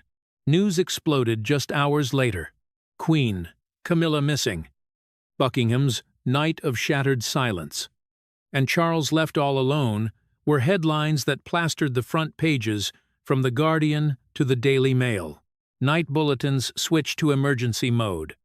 And royal experts flooded television with theories. Some suggested Camilla is gravely ill. Others said she was forced to leave, or even that a palace coup was in motion. The public was swept up in a cyclone of chaotic information. Some were shocked, some curious, and some unexpectedly moved to sympathize with a woman once despised, now vanishing as if she had never existed. The final photo was snapped by a press photographer hiding behind shrubs by the palace south gate. Camilla, tear-streaked, her face aged and weary, clutched a handkerchief embroidered with a silver letter C. The image was shared millions of times within hours, appearing on magazines from the United States to France, Australia to the Arab world. The picture was instantly dubbed with a haunting title, The Final Queen Leaving Her Throne in Silence. Inside Buckingham Palace, the atmosphere was as dense as if an earthquake had just struck. Royal staff could not hide their bewilderment. An insider told The Times that in the days before the departure of Camilla, fierce arguments had erupted between her and Charles. Angry voices echoed down the cold stone corridors. Private doors slammed repeatedly, and no one dared approach. A veteran guard summarized it bluntly by saying that was their final battle. They were no longer husband and wife, but two opposing fronts. At Sandringham, where Charles often retreats for quiet, the king reportedly fell into a terrifying silence. He did not appear publicly for 48 hours after the incident. Royal engagements were cancelled en masse. The palace refused all interview requests and offered only a brief statement saying, "Queen Camilla is currently away from the palace and on private leave." The vague response did nothing to quell the storm. It only fueled suspicions that her disappearance was not voluntary. People began revisiting a long and controversial chapter in royal history. The journey of Camilla, from the homewrecker in the marriage of Charles and Diana to a woman condemned by the public for decades, before finally ascending as queen under the decree of Elizabeth II in 2022. It was a journey marked by tears, being branded a witch, official trips met with jeers, and tabloid covers tearing her image and reputation for nearly half a century. Camilla had endured it all. standing beside Charles during the times he was most criticized. Step by step, rebuilding their public image with a patience that bordered on resignation.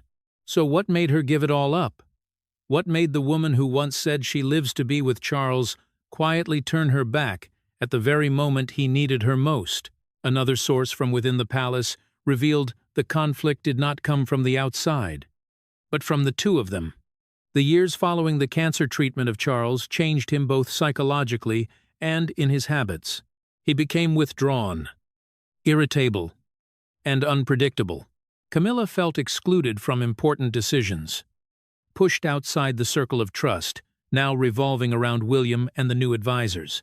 The source said she felt she was no longer part of the power and was just a shadow in the palace she once fought to enter. The situation became even more tragic as the media turned its attention to those once close to Camilla. An old friend from Wiltshire told the British Broadcasting Corporation that they think Camilla was simply exhausted, tired of comparisons, tired of being doubted, and tired of feeling lonely in what was supposed to be the crowning victory of her life. These words were nothing less than a veiled indictment of Charles, the man who had once vowed to protect Camilla for life, but let her walk away on a rainy night without a single goodbye. Meanwhile, social media erupted with fierce debate.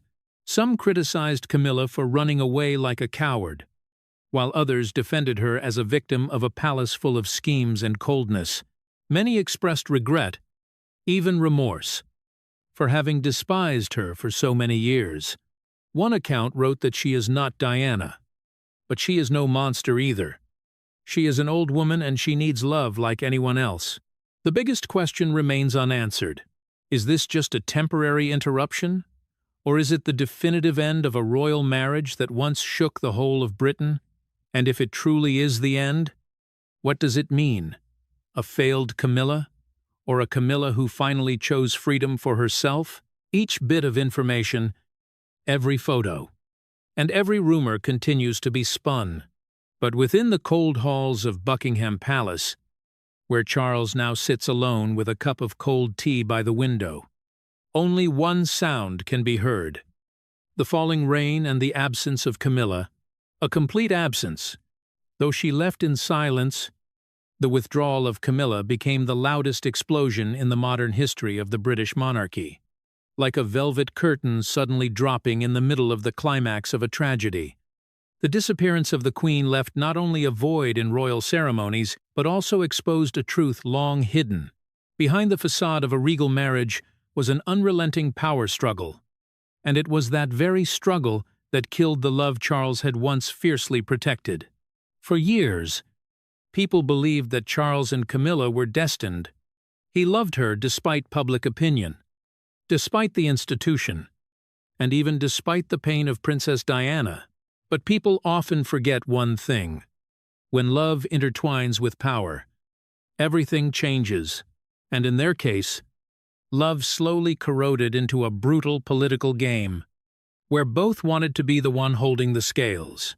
Since the coronation in 2023, Camilla had begun making quiet but firm moves into the center of royal power, no longer just the silent support.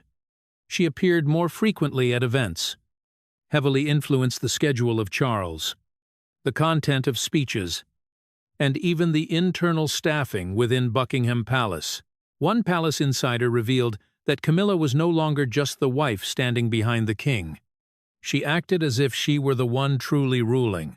This made Charles, a man who always wanted to control everything, begin to feel sidelined in his own kingdom. From small disagreements about ceremonial attire to intense arguments over the foreign strategy of the royal family, every little detail could trigger a fiery clash behind closed doors. Once, according to a bodyguard, Charles slammed his hand on the table and shouted that he is the King of England, not her shadow. As for Camilla, she no longer maintained the humility of the early years. She had endured countless humiliations, been called a homewrecker and the shameless other woman. Once seated on the throne, Camilla believed she deserved a voice equal to that of Charles, if not greater. She once coldly told an aide that she did not walk through hell just to shut up and play backdrop for him. The tension reached its peak in August 2025. When Charles was preparing to announce a gradual transfer of responsibilities to Prince William, this was a plan Camilla vehemently opposed. She argued that William and Catherine were not ready, that the public had not fully forgiven the Sussexes, and that any transfer at this time would weaken the standing of the monarchy. But for Charles, this was not just strategy. It was a step he believed would bring peace in the final chapter of his life. A former palace secretary said he wanted to withdraw from the battlefield. But Camilla did not. She wanted to keep fighting. In the final days before Camilla left, Buckingham Palace was like a powder keg just waiting for a spark.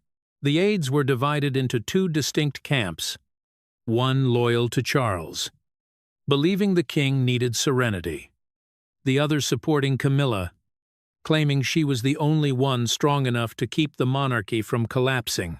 Internal meetings became so tense that some people even shed tears under the pressure. A senior advisor exclaimed that they were living between two storms, one being the illness of the king and the other being the ambition of the queen. Then the rainy night in September arrived. No one expected it to be the end. After a fierce, 2-hour argument in the royal library, Camilla walked out without saying a word. She got into a car, head bowed, her hand gripping the handkerchief embroidered by Diana and given to Charles in 1981, which was a painful and symbolic detail. The car vanished into the downpour, carrying with it a chapter of history left unfinished. Notably, Buckingham Palace remained silent. No official statement, no press conference photos, and no confirmation of the whereabouts of Camilla or the health of Charles. That silence only fueled the theory that this was not a personal withdrawal, but the outcome of a silent civil war between the two greatest powers in the palace. Historians quickly recalled the tumultuous journey of Camilla from a detested lover to a queen who slowly earned acceptance. But they pointed out that throughout that journey, Camilla was never truly behind Charles. She was always fighting to exist, to assert herself. And perhaps that fight is what made their relationship explode. A veteran commentator wrote that Charles loved Camilla because she was not like Diana. But that very difference, her strength, astuteness, and ambition, became unbearable when she dared to step too close to the throne. The question now is whether this is truly the end or just a tactical retreat. Some believe Camilla is temporarily withdrawing to await a power renegotiation. Others think she let go because she was too exhausted. But whatever the truth, one thing is certain. Nothing remains intact after this battle. Charles, a king once expected to symbolize renewal, now stands hollow. And Camilla, the woman he once elevated to the throne with both his heart and royal power, has departed, leaving behind not only a cold palace but a deep fracture between love and authority. As the world reels at the split between King Charles III and Queen Camilla, the backstage corridors tremble once more at the name that has haunted the monarchy for nearly 3 decades. Diana, the woman thought to be laid to rest in history, now resurrects in every word, every emotional expression, and every crack ravaging the relationship once hailed as true love, overcoming all barriers between Charles and Camilla. No one expected that, despite all, Camilla's sacrifice to be acknowledged. She still could not step out from the shadow of a woman whom all of Britain once worshipped as an icon. And the scariest part is that it was Charles himself, the man she had loved for half a century, who kept that memory burning. Quietly but stubbornly, the portrait of Princess Diana still hangs neatly in the study of the king, an immortal testament no one dared touch. But Camilla did, and when she did, everything collapsed. The controversy began when the media once again brought up the explosive interview from 1995 with the immortal quote, saying, "There were 3 of us in this marriage." That statement, like a dagger piercing through time, stirred up the media and dragged Camilla back to 1995. when the entire nation condemned her as the third person. Amid the storm of public opinion resurrected from the ashes, Camilla suddenly became unusually silent. But within that silence lay a fury waiting to erupt. What seemed like a trivial matter sparked a confrontation no one inside the royal family dared to name. Charles had called to wish Prince Harry a happy birthday on September 15, 2025. This was a simple gesture, seemingly just the courtesy of a father. But to Camilla, it was the last straw.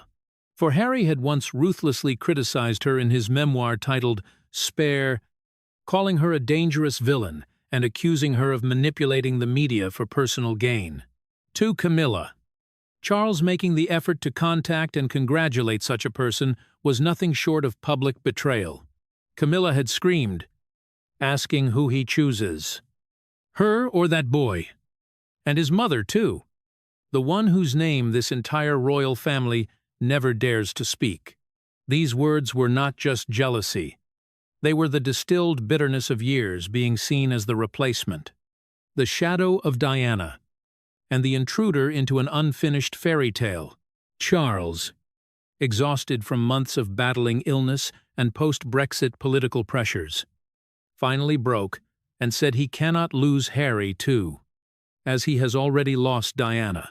That seemingly unconscious statement instantly became a fatal blow to the heart of Camilla. She was no longer the love of his life as so many once admired. She was just the second choice forever. In that tearful moment, Camilla walked out of the room without saying another word. But before leaving, she turned to look at the portrait of Diana one last time. The painting she had asked to be removed no fewer than 3 times. With a voice filled with restrained anger, she said, "This is a shrine to the past, and you have never left it." Charles did not respond. He just sat motionless, eyes fixed on the portrait of his first wife. The room fell into a suffocating silence. The man who had been the longest-serving Prince of Wales in British history, who once defied the establishment to marry the woman he loved, now saw everything slip through his fingers because of ghosts from the past he never dared face. Camilla did not return to the royal bedroom that night. A close source reported she had packed her belongings and retreated to her private residence at Ray Mill House. As for Charles, no one saw him leave his study the entire night. The portrait of Diana at that moment was no longer just a symbol of memory, but a witness to a love that had died and a new relationship that had just collapsed. The dispute between Charles and Camilla was not just a marital quarrel. It was the final manifestation of a decades-long smoldering war. A battle between the legacy of a departed woman and the position of a woman clinging to the throne. In that war, Camilla could not defeat Diana because Diana had become immortal in the heart of the public, while Camilla, despite being crowned, would forever remain the one who came after. The bigger question now is no longer whether Charles and Camilla can reconcile, but rather how Charles will spend the remaining years of his life, and with whom. Within the cold stone walls of Balmoral or Sandringham, will he once again ask himself if Diana were still alive? Would everything have been different? The answer? Perhaps. Only he knows. But history, as always, will not forget to remind, and each time it is mentioned, the name of Diana resurfaces, not as a ghost, but as a truth the British royal family can never escape. The collapse of Charles and Camilla is not just the breakup of two people who once defied the establishment to be together. It is the quiet unraveling of a monarchy patched together by ambition, pride, and calculated power. In recent days, as the public remains stunned by the news that Camilla has quietly left the palace, questions have begun to flood in. What truly caused a relationship once thought as solid as royal concrete to crack? Could it be that power itself, the very thing they believed they had grasped, was the double-edged sword that pierced their hearts? The answer seems to lie deep within the subtle shifts of Buckingham Palace. Since becoming queen, Camilla was no longer the quiet woman standing behind Charles. She began to have a strong voice in internal palace decisions.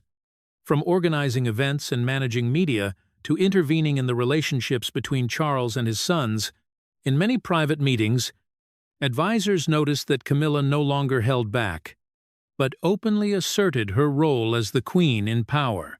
It was precisely this that began to destabilize her relationship with Charles. Charles, meanwhile, remained a man torn between duty and heart.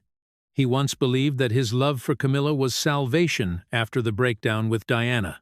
But as Camilla increasingly showed ambition for power, when she did not hesitate to exclude Catherine from important meetings on the grounds that this is a matter for key members only, Charles began to feel uneasy.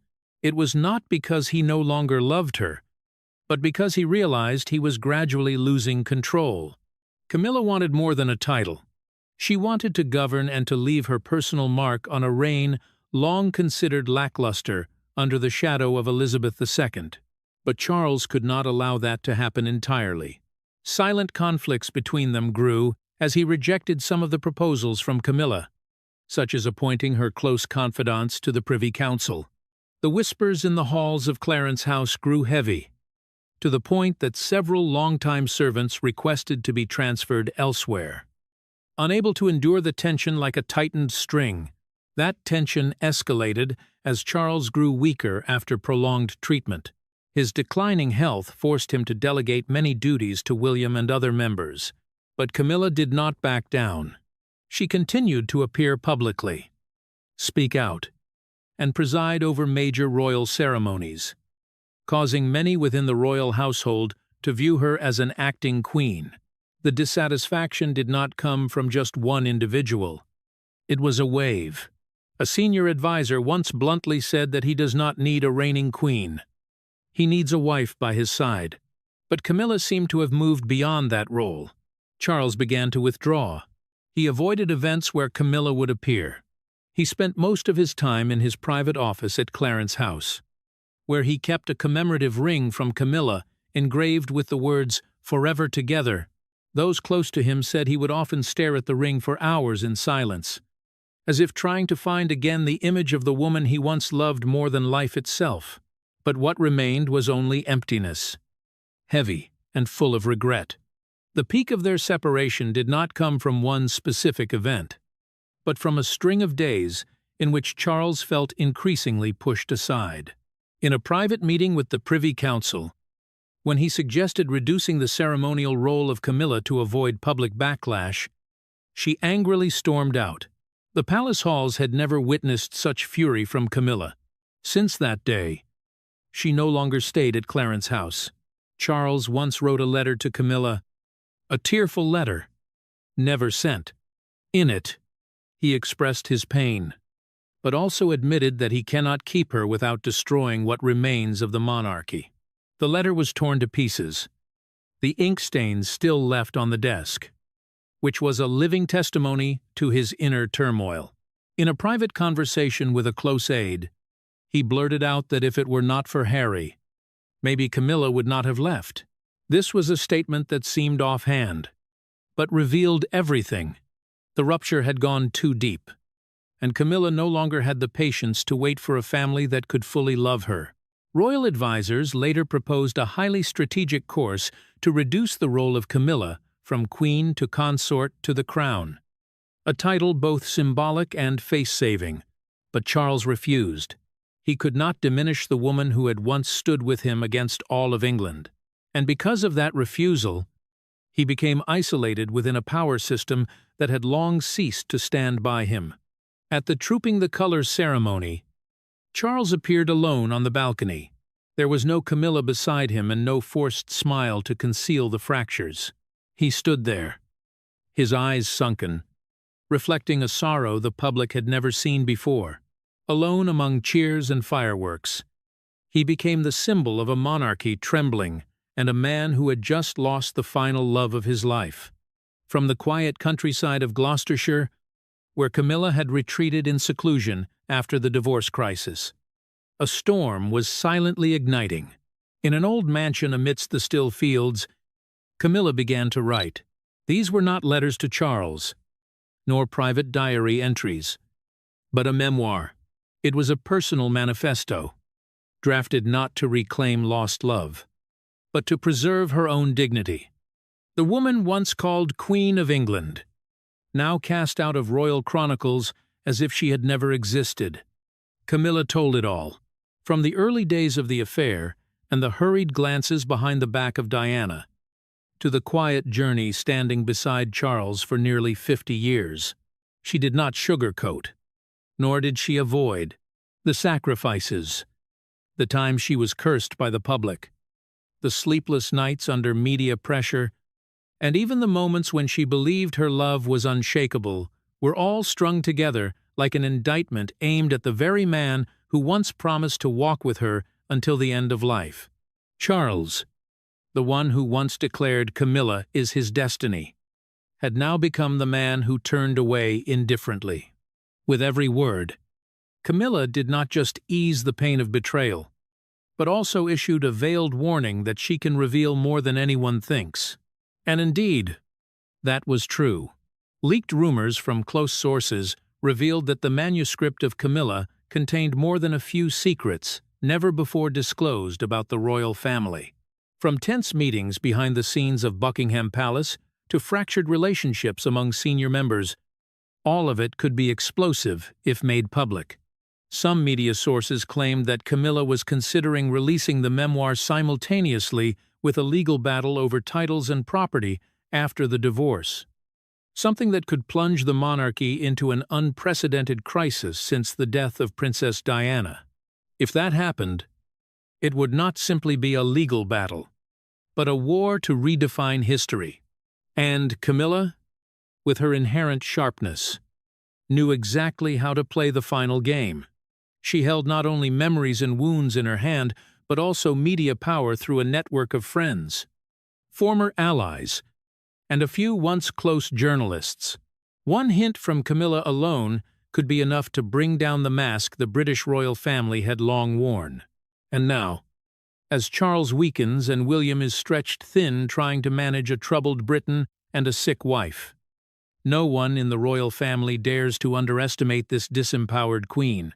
Thus, although Camilla chose to live in seclusion in the countryside, no longer appearing publicly or speaking directly, she had not lost her influence. On the contrary, that silence became a terrifying strategy. Every time the press reported leaks from the memoir, and every time her friends hinted that she still keeps some of the personal letters of Charles, Buckingham Palace endured another sleepless night. People wondered if she was simply waiting for the right moment to strike back, to throw the final bomb at a throne already trembling. And at that moment, people suddenly realized a chilling truth. The departure of Camilla had not calmed the storm. On the contrary, it left deep cracks within the royal family.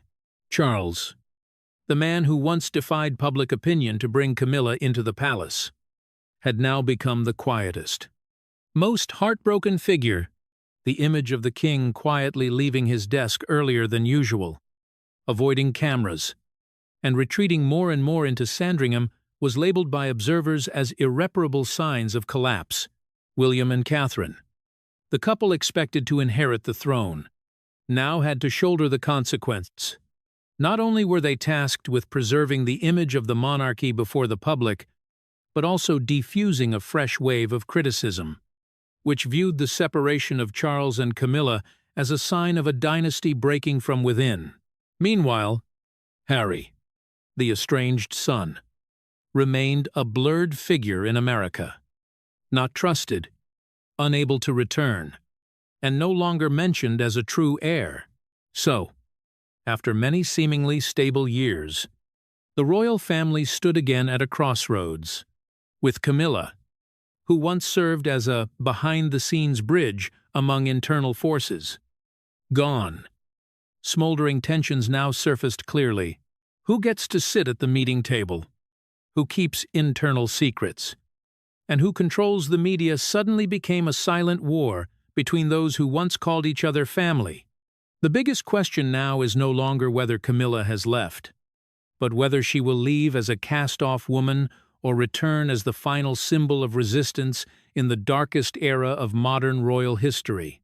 No one knows for sure, but one thing is clear.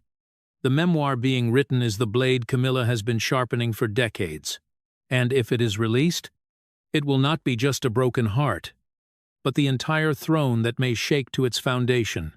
Did any of them, Charles, William, or even the late Queen Elizabeth herself, ever foresee the day Camilla would return as the one holding the knife? Or perhaps she never laid down the weapon at all. It is just that now. She is choosing the moment to strike. And that is what sends shivers down the spine of everyone. When the lights in the ancient halls begin to dim, and when the crown can no longer conceal the fractures in the heart of an aging king, the story of Charles and Camilla officially comes to an end. Yet its aftershocks continue to quietly shake the foundations of the British monarchy. From Gloucestershire, where Camilla has chosen to retreat in silence but not in surrender, her memoir looms like a flame ready to ignite, burning through the carefully constructed illusions of decades past. Each page is not only the pain of a woman who once loved to the very end, but also a warning that she may be silent, but she will never allow herself to be forgotten. For Charles, the departure of Camilla is not merely the close of a marriage. It is a wake-up call for a royal life teetering between tradition and reality. He has lost someone who was once an ally, someone who sacrificed her own honor for him, but also the one person capable of destroying what little illusion remains of a stable throne. And while William and Catherine are putting in all their efforts to preserve that stability, the shadow of Harry, the estranged son, lingers like an unhealed wound, quietly throbbing at the heart of the monarchy. The story is far from over because Camilla still holds the trump card, and the British royal family, whether they want to or not, has entered a new game where the one who steps back may be the very one to make the final move.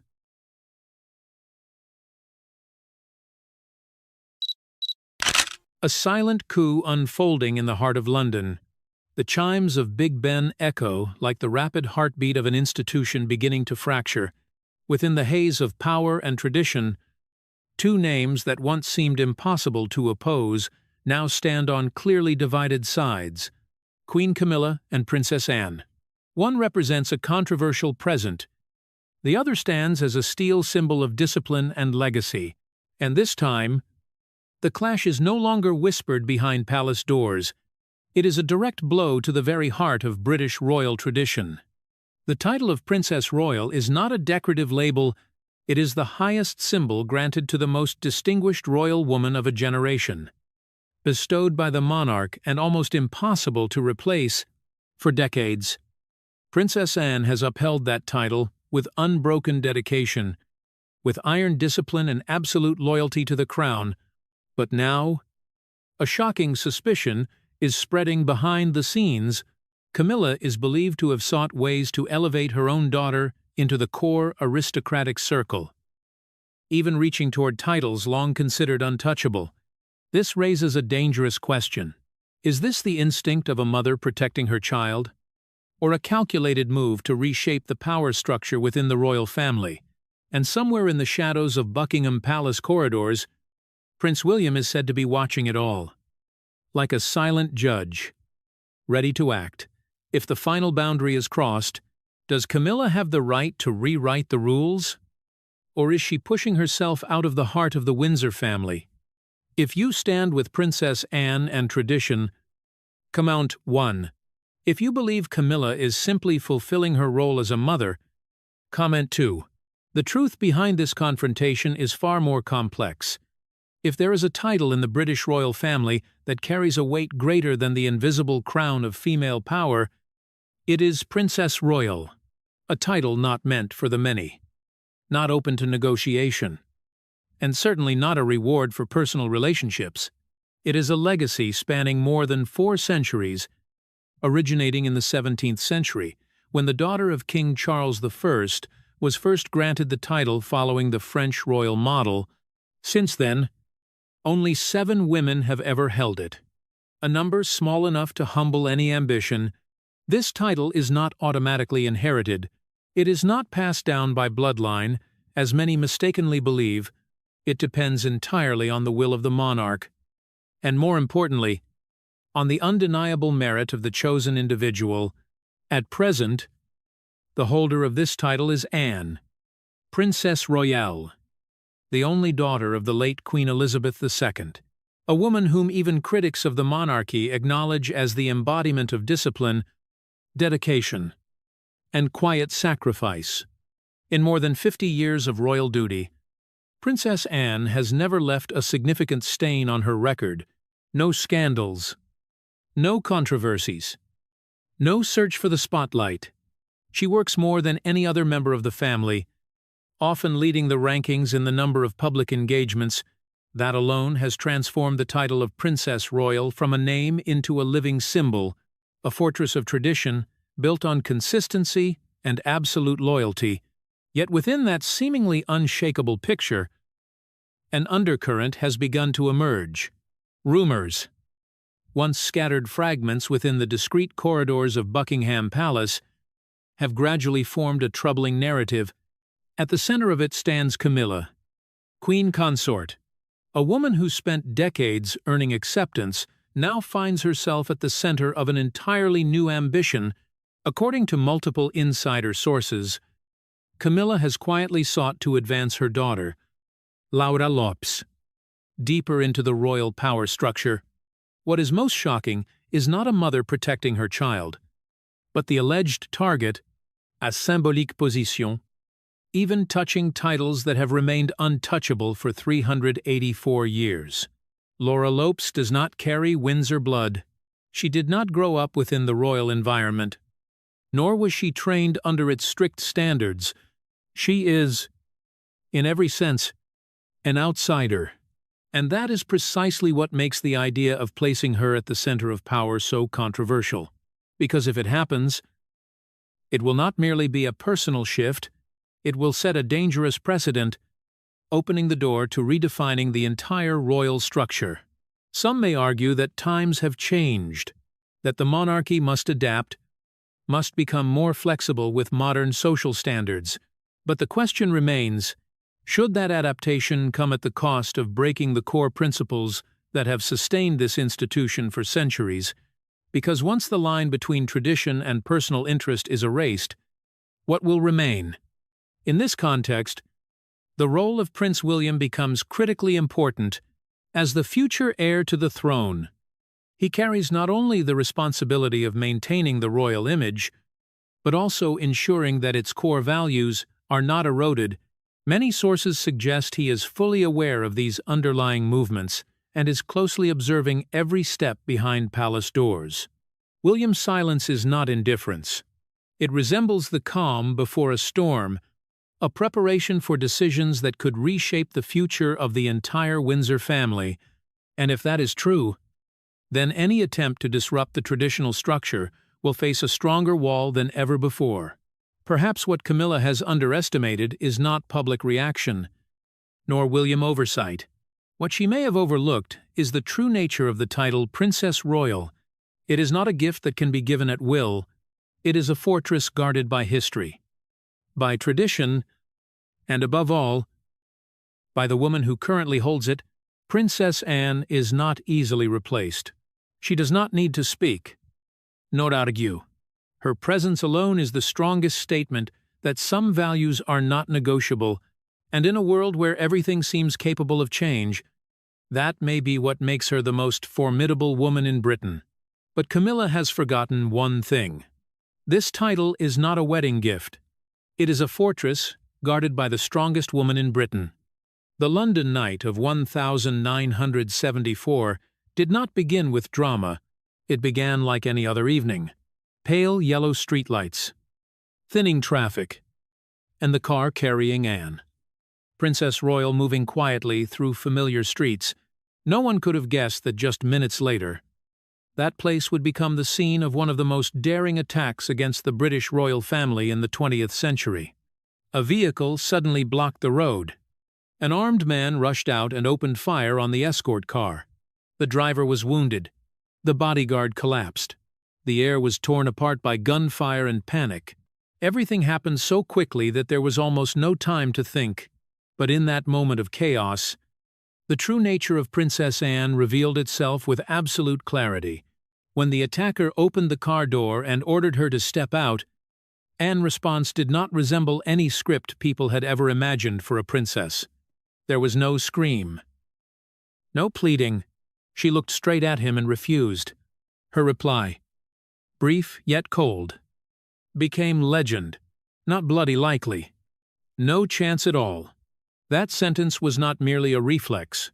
It was the crystallization of her character, a complete refusal in the face of any pressure, and from that moment, Anne's image in the eyes of the public changed forever. She was no longer just a member of the royal family. She became a symbol of resilience, of a spirit that could not be broken. But what makes this story remarkable is not only that moment of bravery, it lies in what followed. There was no media campaign, no attempt to capitalize on personal image. Anne returned to her duties as if nothing had happened. She did not use the incident to build her reputation. Nor did she turn herself into the center of attention, an attitude rarely seen in an era where every moment can be turned into a tool for image building. Decades have passed, and that approach has not changed. If anything, the intensity of her work has only increased. According to official figures, in the year 2023 alone, Princess Anne carried out 457 public engagements, a number not only high, but far exceeding Charles III, who holds the role as head of state. That number is not an exception. It reflects a pattern sustained over many years. While many members of the royal family have had to reduce or pause their duties due to pressure or age, Anne has maintained an almost unchanged pace. No display, no promotion, simply work, one engagement after another. From community meetings to international visits, what is notable is that she does not choose easy or purely symbolic tasks. Most of her work takes place quietly, away from media attention, visits without cameras, meetings without sensational headlines. Yet it is precisely these efforts that form the foundation that prevents the royal image from becoming hollow, placed beside another name. The contrast becomes impossible to ignore. Laura Lopez, the daughter of Camilla, queen consort, grew up in a completely different environment. She pursued art, building a career around galleries and the art market. It is a respectable path, but one that does not relate to representing a nation or fulfilling royal duty. Laura has not faced the pressure of appearing before the public as a symbol. She does not maintain a demanding schedule or endure constant media scrutiny. And more importantly, she has never had to prove the ability to carry a systemic role within an institution as historic as the British monarchy. For that reason, any attempt to bring Laura closer to the center of power raises a serious question. Are the standards being altered? Are values once considered untouchable now being loosened to serve personal interests? That question becomes even more pressing when looking at how Anne treated her own children. Peter Phillips and Zara Tyndall could have held royal titles, but Anne refused that path, not because of lack of opportunity, but because she believed a title should not be the foundation of a life. That decision was not easy. It meant her children would not enjoy privileges many consider natural, but in return, they gained something else: the freedom to build themselves. Zara became an accomplished equestrian athlete, earning an Olympic medal through her own ability. Peter entered the business world and built an independent career without relying on royal titles. This was not merely a personal choice, it was a statement that true value lies not in what you are called, but in what you achieve, placed alongside the suspected moves from Camilla, queen consort. The contrast becomes sharper than ever. On one side stands a woman who refused to grant privilege to her own children in order to protect principle. On the other stands a figure believed to be seeking to extend influence for her own daughter within a system that was never designed for that purpose. Without any public declarations, this difference alone creates pressure. Pressure on how the monarchy operates, pressure on those who hold decision-making power, and especially pressure on Prince William, who stands between two opposing sets of values. William understands that any change carries long-term consequences if standards are lowered. If tradition is bent to fit personal interests, it will not stop at a single case. It will become precedent, and once precedent is established, returning to the original state becomes almost impossible. In that context, Anne's silence once again becomes the most striking element. She does not engage in debates. She does not react to rumors. She continues to work, to appear, to maintain the pace she has sustained for decades. That silence is not weakness. It is confidence. A confidence rooted in knowing that what she has done speaks louder than any defense. But in a system where everything is tied to power, differences in philosophy cannot exist forever without leading to conflict. Quiet discussions begin to take place. Diverging views gradually surface in internal meetings. And eventually, all that tension converges in a single place, the private office of Charles III, a place where every decision not only affects the present, but shapes the future of an entire reign. When dedication confronts privilege, a seismic shift unfolds inside the private office of King Charles III. No official statement is released. No public speech is delivered. Not a single post. Not a single impulsive gesture. Yet the silence of Prince William becomes the clearest signal that something is unfolding behind the thick walls of Buckingham Palace. In a family where every glance and every handshake can carry meaning, prolonged silence is never accidental. William is not easily swept into waves of public opinion. For years, he has built his image as a calm heir, balancing tradition and modernity. But this time, close sources reveal a different state, a quiet tension, an unblinking watchfulness, and above all, a level of vigilance rarely seen. The question is why William has become the strongest reacting figure in this story. The answer does not lie in the present. It lies in the future. And more specifically, it is tied to one name: Princess Charlotte. Charlotte is not simply the daughter of William. She represents a new generation of the royal family, a generation expected to inherit not only titles, but also the values and symbols of the crown. In many ways, Charlotte is seen as a reflection of the past. From her presence, her style, to the special attention she receives from the public, everything evokes memories of the golden eras the British monarchy once experienced. For that reason, any change in the structure of titles, in the way power is distributed, can directly affect Charlotte's future position. William understands this better than anyone. He does not look only at what is happening today. He looks at the consequences in 10 years, 20 years, even half a century ahead. If a precedent is set, if titles once considered sacred can be adjusted to suit personal interests, then what will prevent further changes? At that point, the value of the crown will no longer be measured by history or sacrifice. It will be reduced to something that can be distributed, expanded, almost like a franchise model. That is what William fears most. Not a specific individual, not a single decision, but the domino effect it could create. Once principles are broken, restoring them becomes almost impossible.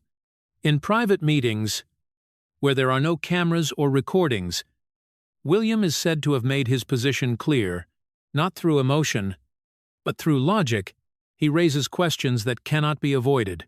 If someone without direct bloodline can be brought into the center of power, then what are the criteria for selection? If those criteria are unclear, then who will decide in the future? And if those decisions are based on personal influence, then how is the monarchy different from any ordinary institution? These questions are not directed solely at Camilla, Queen Consort. They are aimed at the entire system, a reminder that the monarchy exists not because of individuals, but because of principles established across generations. On another level, William's response is deeply personal. He grew up in an environment where every mistake was magnified, every conflict exposed. He witnessed what happens when the line between duty and emotion is blurred, and perhaps it is those experiences that have made him more decisive in protecting the structure he believes is necessary. William's silence, therefore, is not passivity. It is strategy, a way to observe, to gather information, and to choose the most appropriate moment to act. In a system as complex as the monarchy, timing can be just as important as the decision itself. Meanwhile, Charles III stands in a difficult position. As monarch, he holds the authority to make the final decision, but as a father and a husband, he must also consider personal factors. Balancing those two roles is not easy, especially when pressure comes from both sides. Discussions between Charles and William are said to have taken place in an atmosphere of tension but control. There are no public confrontations, but neither is there complete agreement. Each side understands the importance of the issue, and each attempts to defend their position without damaging the overall structure. What makes the situation more complex is the presence of Anne, Princess Royale. Although she does not directly participate in debates, her status and history create an invisible pressure. She is the living proof of the values William is trying to protect, and her mere presence is enough to ensure that any proposal going against tradition must be carefully considered. Within this picture, Laura Lopes becomes the center of a debate she does not directly engage in. She represents a possibility that could open the door to change, but also one that could become the starting point of a chain of unpredictable consequences. William understands this is not a battle that can be resolved through emotion. It requires clarity, consistency, and above all, the ability to see beyond immediate interests. He is not only protecting his daughter's position, he is protecting a structure he believes is the foundation of the monarchy's survival. And when someone in William's position begins to move from observation to action, the consequences will not remain internal. They will spread across the entire system, influencing public perception, media response, and how future generations define their roles. There is one thing long-time royal observers understand: William is not someone who seeks confrontation, but when he chooses to speak, it is never impulsive. It is the result of a long process of consideration, an accumulation of concerns, and a determination that is not easily shaken. And in this context, if that moment truly comes, it will carry meaning far beyond a personal disagreement.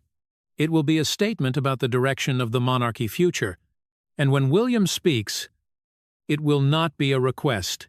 It will be an ultimatum to protect the future of his daughter, the one who carries the face of a golden past within the corridors of the monarchy, heavy with history. Power is not always declared through words. Sometimes it is felt through the smallest details: a glance, a gesture, a fleeting moment that is enough to make seasoned observers pause. And in recent years, the name Princess Charlotte has appeared more and more often in such conversations, not because she is the daughter of Prince William, but because of something more difficult to explain, a resemblance that feels almost haunting with Elizabeth II. This resemblance does not stop at comparison photos circulating online. It is recognized in real moments. When Charlotte stands on the balcony of Buckingham Palace, her eyes do not search the crowd with childish curiosity. Her gaze settles, focused, with a rare composure. When she waves, the movement of her wrist is light, precise, and rhythmic, almost identical to the style that became a symbol of Elizabeth II throughout more than 70 years of reign. These seemingly minor details carry significant weight in a system where symbolism plays a normative role. The monarchy does not exist solely through legal authority. It exists through image, through the emotions the public attaches to each member. And in the case of Charlotte, that connection appears to form naturally, almost instinctively. Some experts in the field of anthropometry have offered striking analyses based on facial structure, bone proportions, and defining features. They suggest that the level of similarity between Charlotte and Elizabeth II may reach as high as 99%. This figure, while approximate, is enough to create a powerful psychological effect. It is not merely a resemblance in appearance. It evokes a sense of continuity, of an invisible thread linking the past and the future of the monarchy. And it is precisely this that creates a barrier not easily overcome, especially in a context where controversies surrounding Camilla, Queen Consort, have not fully subsided. Although she has officially become queen, Camilla still faces a reality. Public acceptance of her has not arisen from natural sentiment, but from a long process of adjustment and persuasion. Meanwhile, Charlotte seems to require no such effort. She has no controversial past, no complicated narratives. What she possesses is a clear image, a symbolic presence, and a direct connection to the collective memory of a period widely regarded as stable and trustworthy. This difference is not only perceived by the public, it is also clearly recognized within the royal household. Those who served during the reign of Elizabeth II, those who witnessed how she built and maintained her image, can easily identify familiar signs in the way Charlotte appears before the public. And in a system where every detail is analyzed, this cannot be overlooked. Advisory bodies, including the College of Arms, have begun reassessing scenarios related to future titles and symbolism. There has been no official announcement, but according to multiple sources, internal memoranda have been drafted. Their content revolves around a central question: how to protect the integrity of the system against changes that could erode symbolic value. In these documents, Charlotte is not mentioned as a specific individual, but as a strategic factor, a potential symbol that must be protected, an image that could play a key role in maintaining continuity of the monarchy in the public eye. At the same time, an informal but highly influential group has begun to express its views. Those whom the media often refer to as the men in gray, they do not appear in public, do not speak, and leave no clear trace. Yet they are the ones who understand best how the monarchy operates behind the scenes. According to sources, this group has played an important role in shaping responses to proposals seen as contrary to tradition. They do not confront directly. Instead, they use the tools at their disposal: advice, recommendations, and most importantly, the ability to influence how information is presented to Charles III. A memorandum is believed to have reached the king's desk, outlining the risks of altering traditional standards.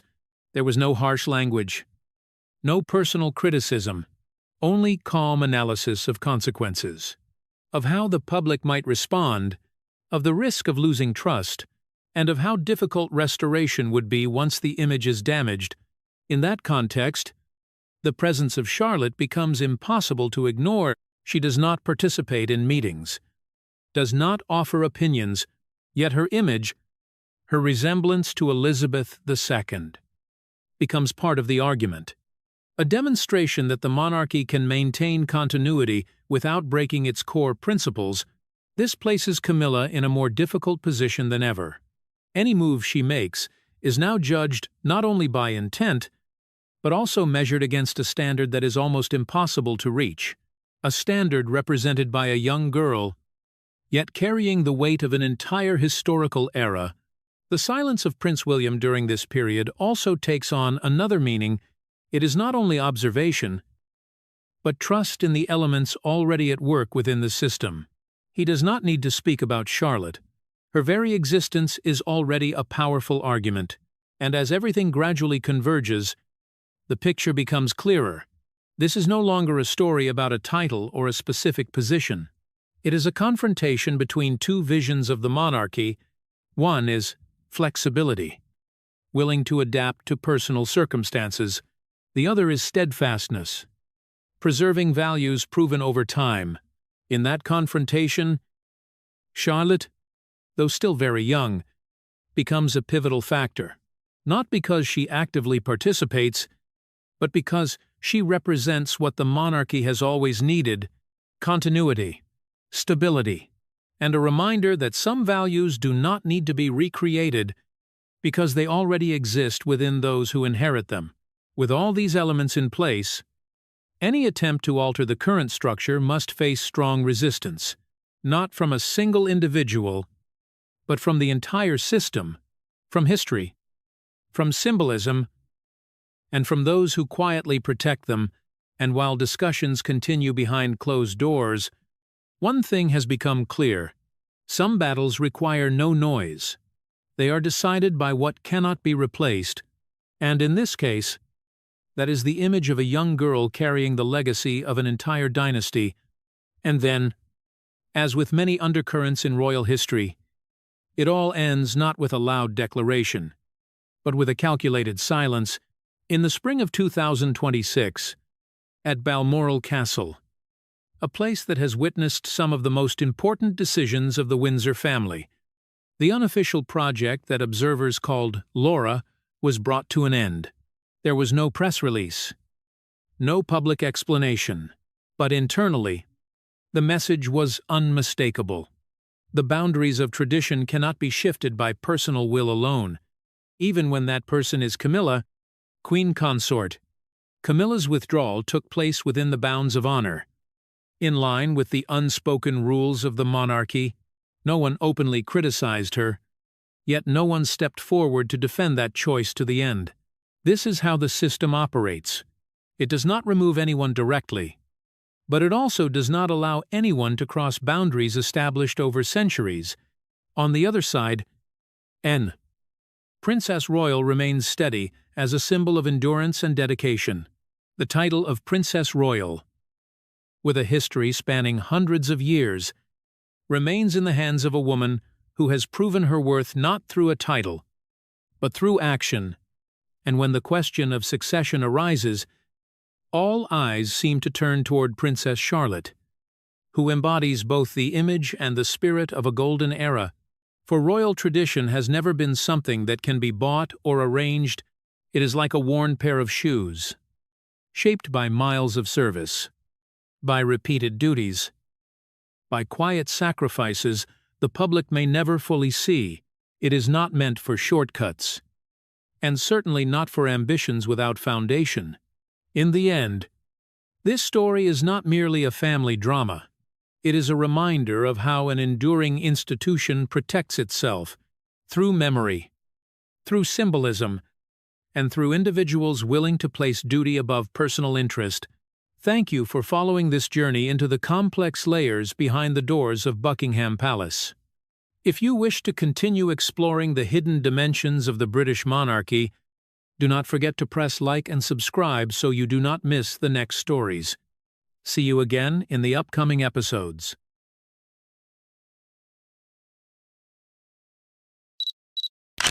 An ultimatum in the middle of a banquet, crystal lights poured down onto the sparkling diamonds of the Williamson set.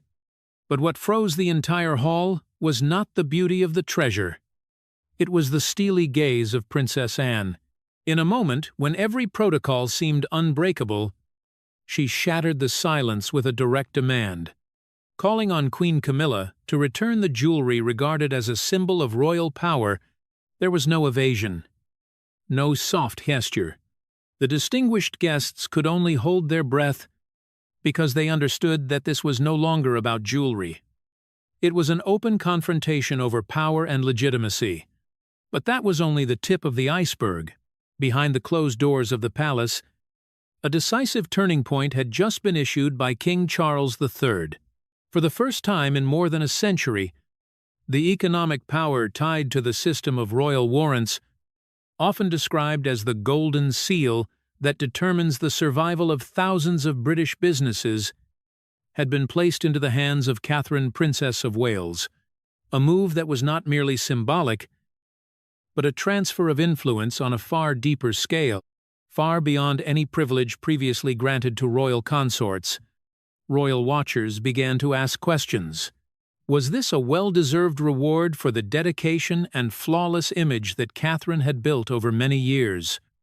Or was it a quiet message aimed directly at the standing of Queen Camilla, When one woman is given unprecedented economic authority, it also means that another is gradually losing her influence. What do you think about this move? Is it fairness for Catherine, or a discreet punishment for Camilla?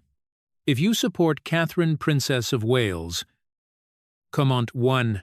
If you feel sympathy for the position of Queen Camilla, comment 2. Inside the gilded Grand Hall of Buckingham Palace, the spring banquet of the year 2026 unfolded with all the grandeur the world has long imagined about the British royal family. Crystal lights reflected on perfectly tailored, formal attire. The gentle clinking of glasses echoed softly, and carefully practiced smiles appeared on every face. But beneath that flawless surface was a tension that only those who truly understand the royal institution could sense, because on that night, there was not only ceremony, but also power, control, and boundaries being tested. At the center of every gaze was the Williamson jewelry set, one of the most remarkable treasures of the royal collection.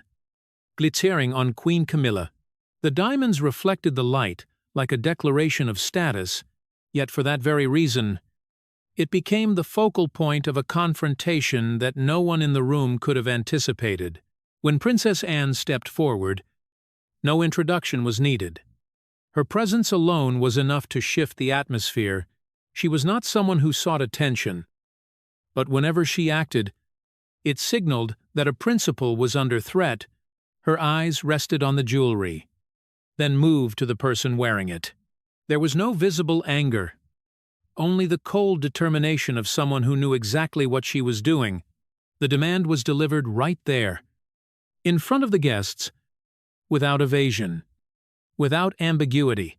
The jewelry must be returned to the crown, a short statement, but powerful enough to shake the entire atmosphere that had been carefully maintained by protocol and silence. In that moment, titles became secondary, because what was being weighed was not who held power, but whether that power was being exercised according to principle. Within the structure of the British royal family, jewelry is never personal property.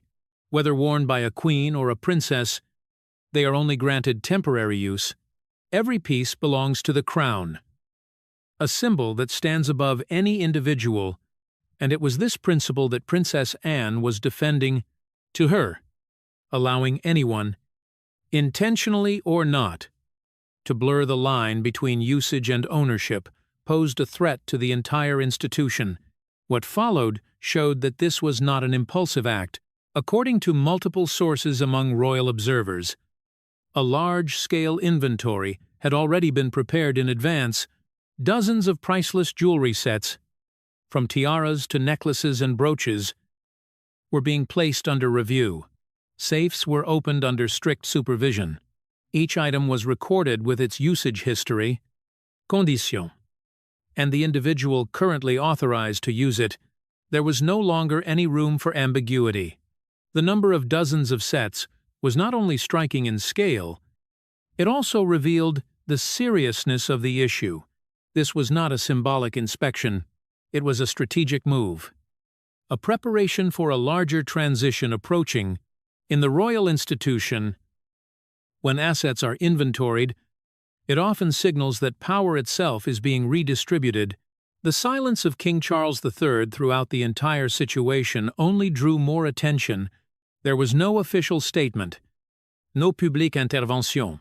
Yet in a system where everything is tightly controlled, that silence could be interpreted as agreement, and if that is the case, then the actions of Princess Anne were not merely personal, but part of a broader plan. Meanwhile, Catherine, Princess of Wales, appeared as a complete contrast. She did not engage in the confrontation, nor was she drawn into the dispute, yet her name was mentioned most often when discussing the future. Her composure, discipline, and ability to maintain a stable public image made her a natural choice for greater roles. This contrast was not accidental.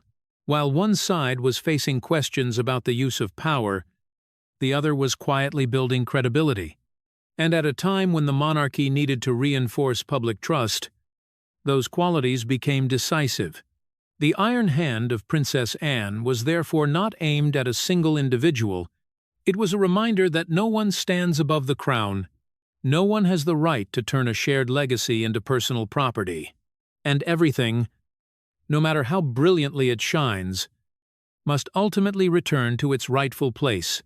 But as the diamonds were returned to where they belonged, another form of power jewelry, far more valuable, was being placed into the hands of Kate Middleton.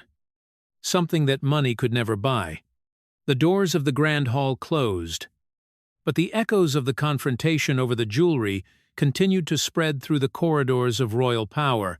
While safes filled with diamonds were being opened for inspection, at a deeper level of the system, another form of power, less dazzling but far more influential, was quietly being transferred. It was the system of royal warrants, referred to by the British business world with an unofficial yet haunting name, the golden key that determines the survival of a brand. To understand why royal warrants carry such weight, one must look at how they operate. At their core, they are official certifications granted by senior members of the royal family to businesses that have supplied goods or services to them over a long period of time. But in reality, they are far more than a certificate. They represent the highest mark of prestige a brand can achieve in the United Kingdom. When a company is permitted to display the words "by appointment" followed by the name of a royal family member, it means they are endorsed by the very symbol of tradition and class. In the business world, no advertising campaign can rival this effect. A royal warrant can completely transform the fate of a company. Sales surge, reputation spreads, and market position rises to an entirely new level. On the other hand, the loss of a royal warrant can trigger the collapse of a brand that has relied too heavily on royal prestige. For this reason, many in the business community describe it as a power of life and death, a decision capable of creating or destroying billions of pounds in market value. After the passing of Queen Elizabeth II, the authority to grant royal warrants fell into the hands of King Charles III and those he authorized to share this privilege. In the early phase of the new reign, Queen Camilla emerged as a nearly dominant figure in exercising this power. The brands she selected quickly leveraged the prestige to expand their influence, while others had to wait or accept being left outside the circle. This concentration of power created an economic ecosystem revolving around Camilla's influence. From fashion and cosmetics to food and household goods, every sector had brands associated with her name, and for a period of time, this seemed like the natural order of the new reign. But as royal history has shown many times, no order is permanent. The emergence of Catherine, Princess of Wales, in this domain was not merely a personal advancement, it was a structural shift in power. For the first time in more than a century, since the era of Queen Mary in the year 1910, a woman in the position of Princess of Wales was granted access to and direct influence over the royal warrant system. The figure of 115 years is not merely symbolic, it reflects the rarity of this privilege. Even Diana, Princess of Wales, who was once regarded as a global icon with influence far beyond the borders of Britain, was never granted this authority. It was not because she lacked influence, but because the power structure at that time did not allow it. Royal warrants have always been tied to positions associated with stability and longevity, and in a system where everything is tightly controlled, expanding this authority is extremely rare. For that reason, the entry of Catherine, Princess of Wales, into this arena has led observers to question what has changed. Why has a rule that lasted for more than a century been broken at this moment?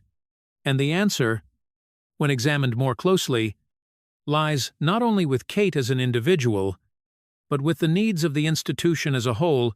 At a time when the monarchy is facing challenges related to public image and trust, the need for a figure capable of connecting with modern society has become urgent. Kate, with her stable image, approachability, and maintained sense of dignity, has proven to be a suitable choice. The effect she creates, often referred to as the Kate effect, has been demonstrated repeatedly. The outfits she wears sell out quickly. The brands she chooses immediately become trends, but royal warrants elevate that effect to an entirely different level. This is no longer influence that is personal or temporary. It is institutionalized power, recognized and protected by the royal system itself. When Kate has the authority to influence the granting of royal warrants, she is not only shaping consumer taste, she is directly shaping the structure of the market. This means that economic power within the monarchy is no longer concentrated in a single individual. The previous dominance of Queen Camilla is gradually being broken, and in a system where power is always tied to influence, such a shift cannot occur without creating underlying tensions. Some experts believe this is a strategic move by King Charles III to ensure balance within the royal family. By redistributing power, he not only reduces pressure on a single individual, but also creates a more flexible structure suited to modern times. Others argue that this is a sign that a transition is being prepared early. As younger figures are gradually being given more authority, whichever interpretation is correct, the impact of this decision is undeniable. Businesses have begun to closely monitor every move made by Catherine. Brands that once stood outside the reach of royal influence now see opportunity, and those already familiar with royal warrants must adapt to a new reality where power is no longer concentrated in a single source. In the broader picture, this development reflects a clear trend. The British monarchy is changing, not through loud declarations, but through structural decisions. From the inventory of jewelry to the redistribution of economic power, everything points to a process of preparation for the future. And within that process, individuals who represent stability and the ability to connect with the public will be prioritized. Catherine, Princess of Wales, is not just a royal consort. She is becoming a new center of power, where tradition and modernity intersect. Breaking a rule that has lasted for more than a century is not merely an act of preference, it is an acknowledgement that the true power of the British monarchy today lies in what is known as the Kate effect. In the days following the moment when the royal warrant system began to be described as a golden key, the atmosphere within the British business world began to shift noticeably. Conversations were no longer polite exchanges about fashion or royal image, but closed-door meetings, strategic reports, and urgently drafted plans for brand adjustment. Everything revolved around one name that was steadily becoming the center of every calculation: Catherine, Princess of Wales. For many years, the Kate effect has been seen as an almost magical phenomenon. A dress she wears can disappear from store shelves within hours. A small brand can become highly sought after just one public appearance with her. But what truly matters is that all of this influence has been organic. It does not come from official authority, but from public affection and trust. Now, everything has changed. As Catherine, Princess of Wales, enters the royal warrants system, her influence no longer stops at shaping taste. It becomes a form of legal power.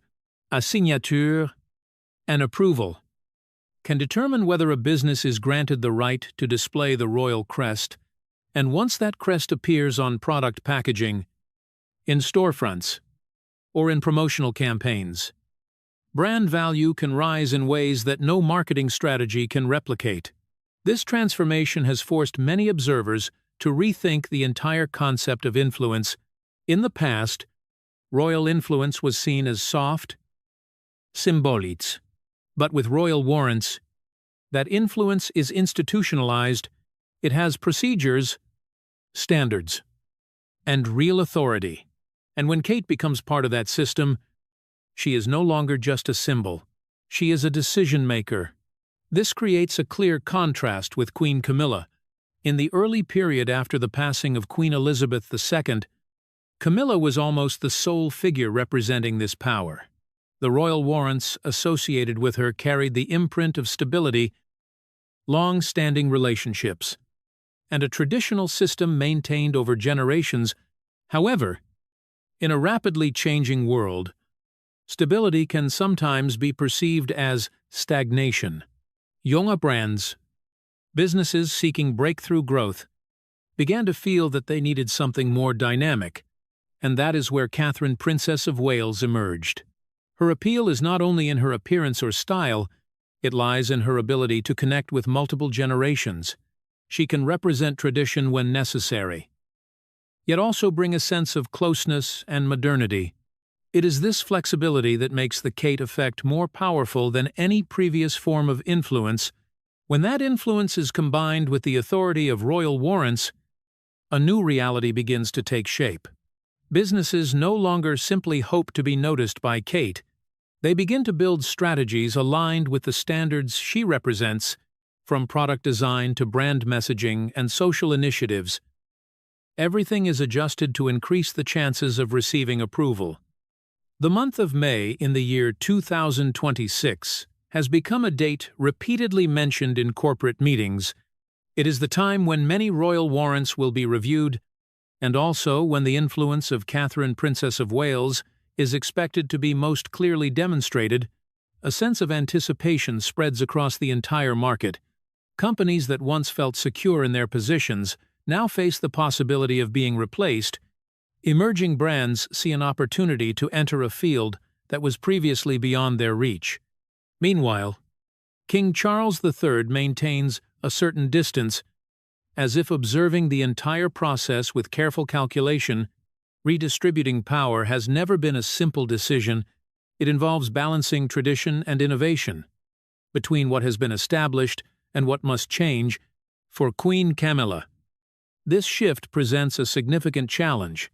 The royal warrants associated with her do not lose their value, but they begin to be compared, and in those comparisons, the elements of youth and modernity brought by Catherine, Princess of Wales, often take the advantage. Some brands have quietly begun to adjust their strategies. They do not abandon existing relationships, but they expand their approach to align with new trends. Meetings, sponsorships, and media campaigns are redesigned in the hope of attracting Kate's attention. This creates a wave of change without the need for any official directive. Within the corridors of the palace, this shift is felt more clearly than ever. There are no public disputes, but there are glances, silence, and decisions made behind closed doors. A quiet purge, where influence is redistributed without the need for forceful declarations. This shift also reflects a broader reality. The British monarchy cannot stand outside the flow of the times. To survive, it must adapt. And to adapt, it needs figures who can connect with modern society. Catherine, Princess of Wales, with everything she represents, becomes the natural choice for that role. But the rise of one individual always comes with the relative decline of another. Queen Camilla does not disappear from the power structure, but her position is no longer singular. And in a system where influence is decisive, sharing power means competing to maintain position. This competition does not unfold in ways the public typically sees. There are no direct criticisms or open confrontations. Instead, it plays out through small decisions, choices that seem insignificant but carry lasting impact. A brand is selected or excluded, an event is attended or declined. A message is emphasized or softened, and within those details, a larger story gradually emerges. It is the story of a transfer of power within a long-standing institution, where every change must be carried out carefully, yet cannot be avoided. The entry of Catherine, Princess of Wales, into this system has perhaps unintentionally, placed Queen Camilla at a disadvantage, creating a quiet race within palace corridors, where tradition is being forced to give way to innovation.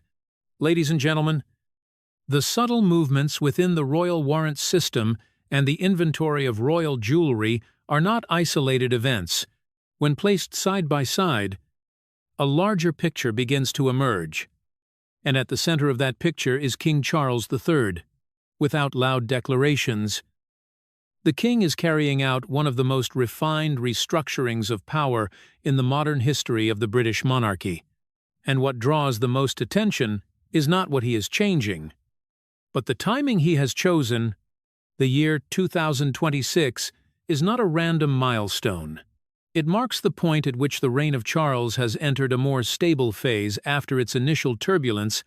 It is also the moment when public attention begins to shift from the past toward the future. In that context, redistributing power is not merely an option. It is a strategic necessity, and that strategy, when closely examined, is clearly directed toward one goal: preparing for the future reign of Prince William and Catherine, Princess of Wales. In the history of the British monarchy, there have been few periods in which the structure of power has been distributed as clearly and as complementarily as it is today. Prince William, as the direct heir, holds the Duchy of Cornwall, one of the largest sources of wealth and economic power within the royal family. This is not merely land. It is an economic ecosystem generating hundreds of millions of pounds each year, including real estate, agriculture, and diverse investment activities. Control of the duchy provides William with an independent and stable financial foundation, allowing him to carry out his role without relying entirely on public funding. At the same time, Catherine, Princess of Wales, is gradually assuming a different kind of power, no less significant, but more refined in nature. It is the power of commerce and national image, clearly reflected through the royal warrant system and the Kate effect. If William represents the material foundation, then Kate represents connection, image, and public acceptance. This combination creates an almost perfect structure. One controls assets and resources, while the other shapes how those resources are perceived and received by society. In a world where image and trust can determine economic value, this division is not only logical, it is deeply strategic. The question is why King Charles III has chosen this moment to accelerate that transition. Part of the answer lies in his own experience. As a man who waited decades for the throne, Charles understands better than anyone the necessity of preparing early for the next generation. He also understands that in an era where everything changes rapidly, delay can cost the monarchy its ability to adapt. But there is another factor. Less frequently discussed, yet equally important, it is external pressure. The British monarchy no longer exists within a closed environment. It faces global media, social networks, and a public that increasingly demands transparency and relevance. In that context, building a new image and a new structure of power becomes essential